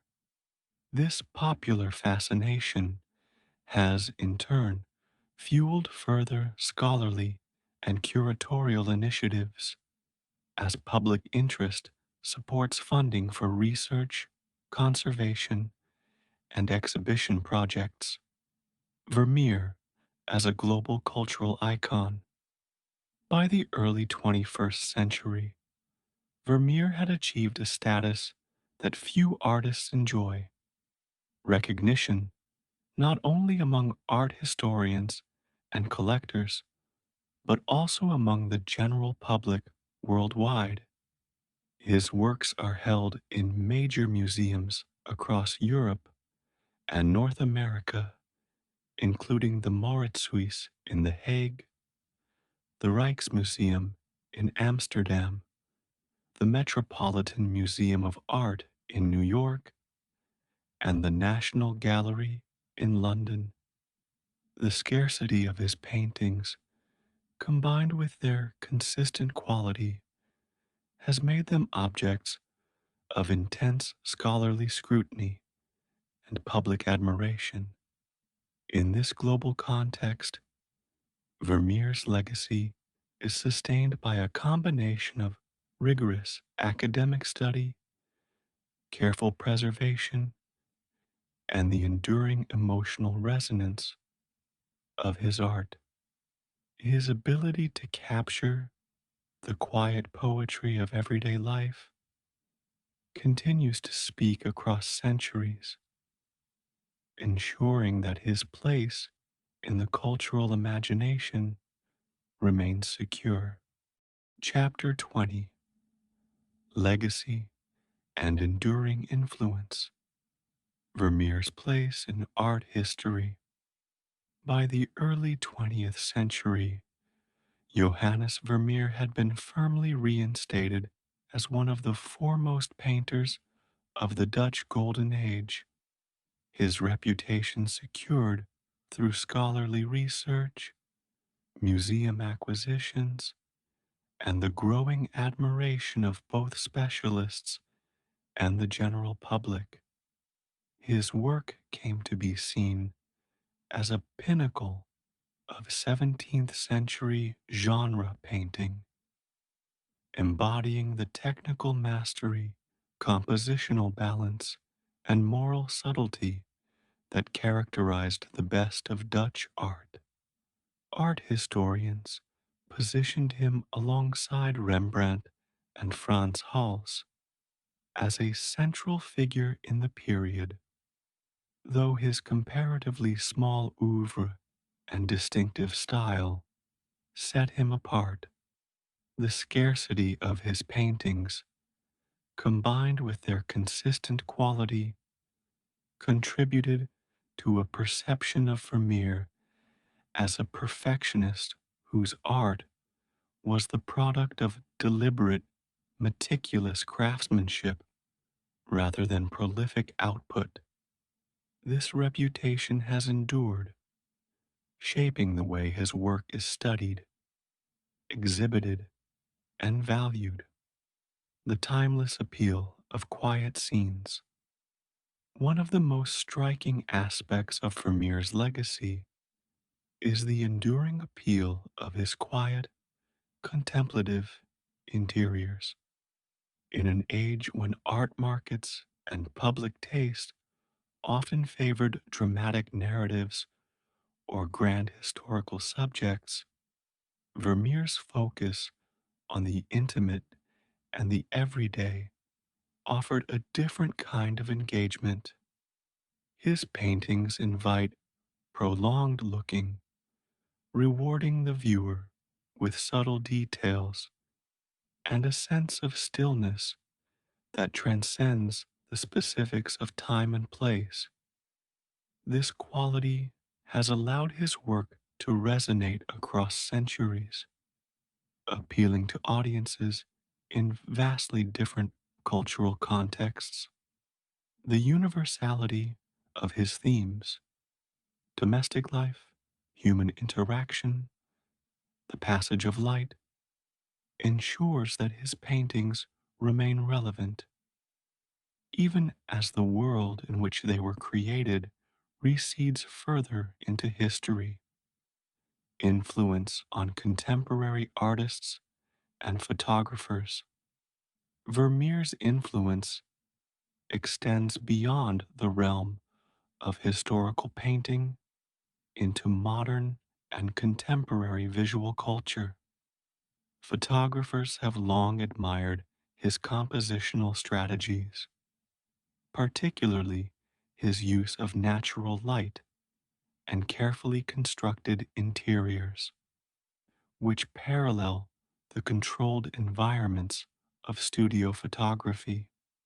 Painters in the realist tradition have drawn inspiration from his ability to balance accuracy of observation with compositional harmony. Even artists working in abstract or conceptual modes have engaged with Vermeer's legacy, using his imagery as a point of reference or reinterpretation. The persistence of his influence speaks to the adaptability of his visual language, which can be studied, emulated, or transformed without losing its essential character. Museums and collections housing his works. Today, Vermeer's paintings are held in some of the world's most prestigious museums, including the Mauritshuis in The Hague, the Rijksmuseum in Amsterdam, the Metropolitan Museum of Art in New York, and the National Gallery in London. These institutions have played a crucial role in preserving his works, making them accessible to the public, and fostering scholarly research. Major exhibitions, such as the 1995 1996 Vermeer Retrospective in The Hague and Washington, D.C., and the 2023 Rijksmuseum exhibition, have drawn record crowds. underscoring the continued fascination with his art. The dispersal of his paintings across multiple countries has also contributed to his global reputation, as visitors encounter his work in diverse cultural settings, each adding to the collective appreciation of his achievement. The continuing mystery of his life and methods, despite the extensive scholarship devoted to Vermeer, significant gaps remain in our knowledge of his life, training, and working methods. The absence of detailed contemporary accounts, the small number of surviving works, and the lack of preparatory drawings or sketches leave many questions unanswered. This scarcity of information has contributed to the aura of mystery that surrounds him, inviting speculation and interpretation. While scientific analysis has illuminated aspects of his technique and archival research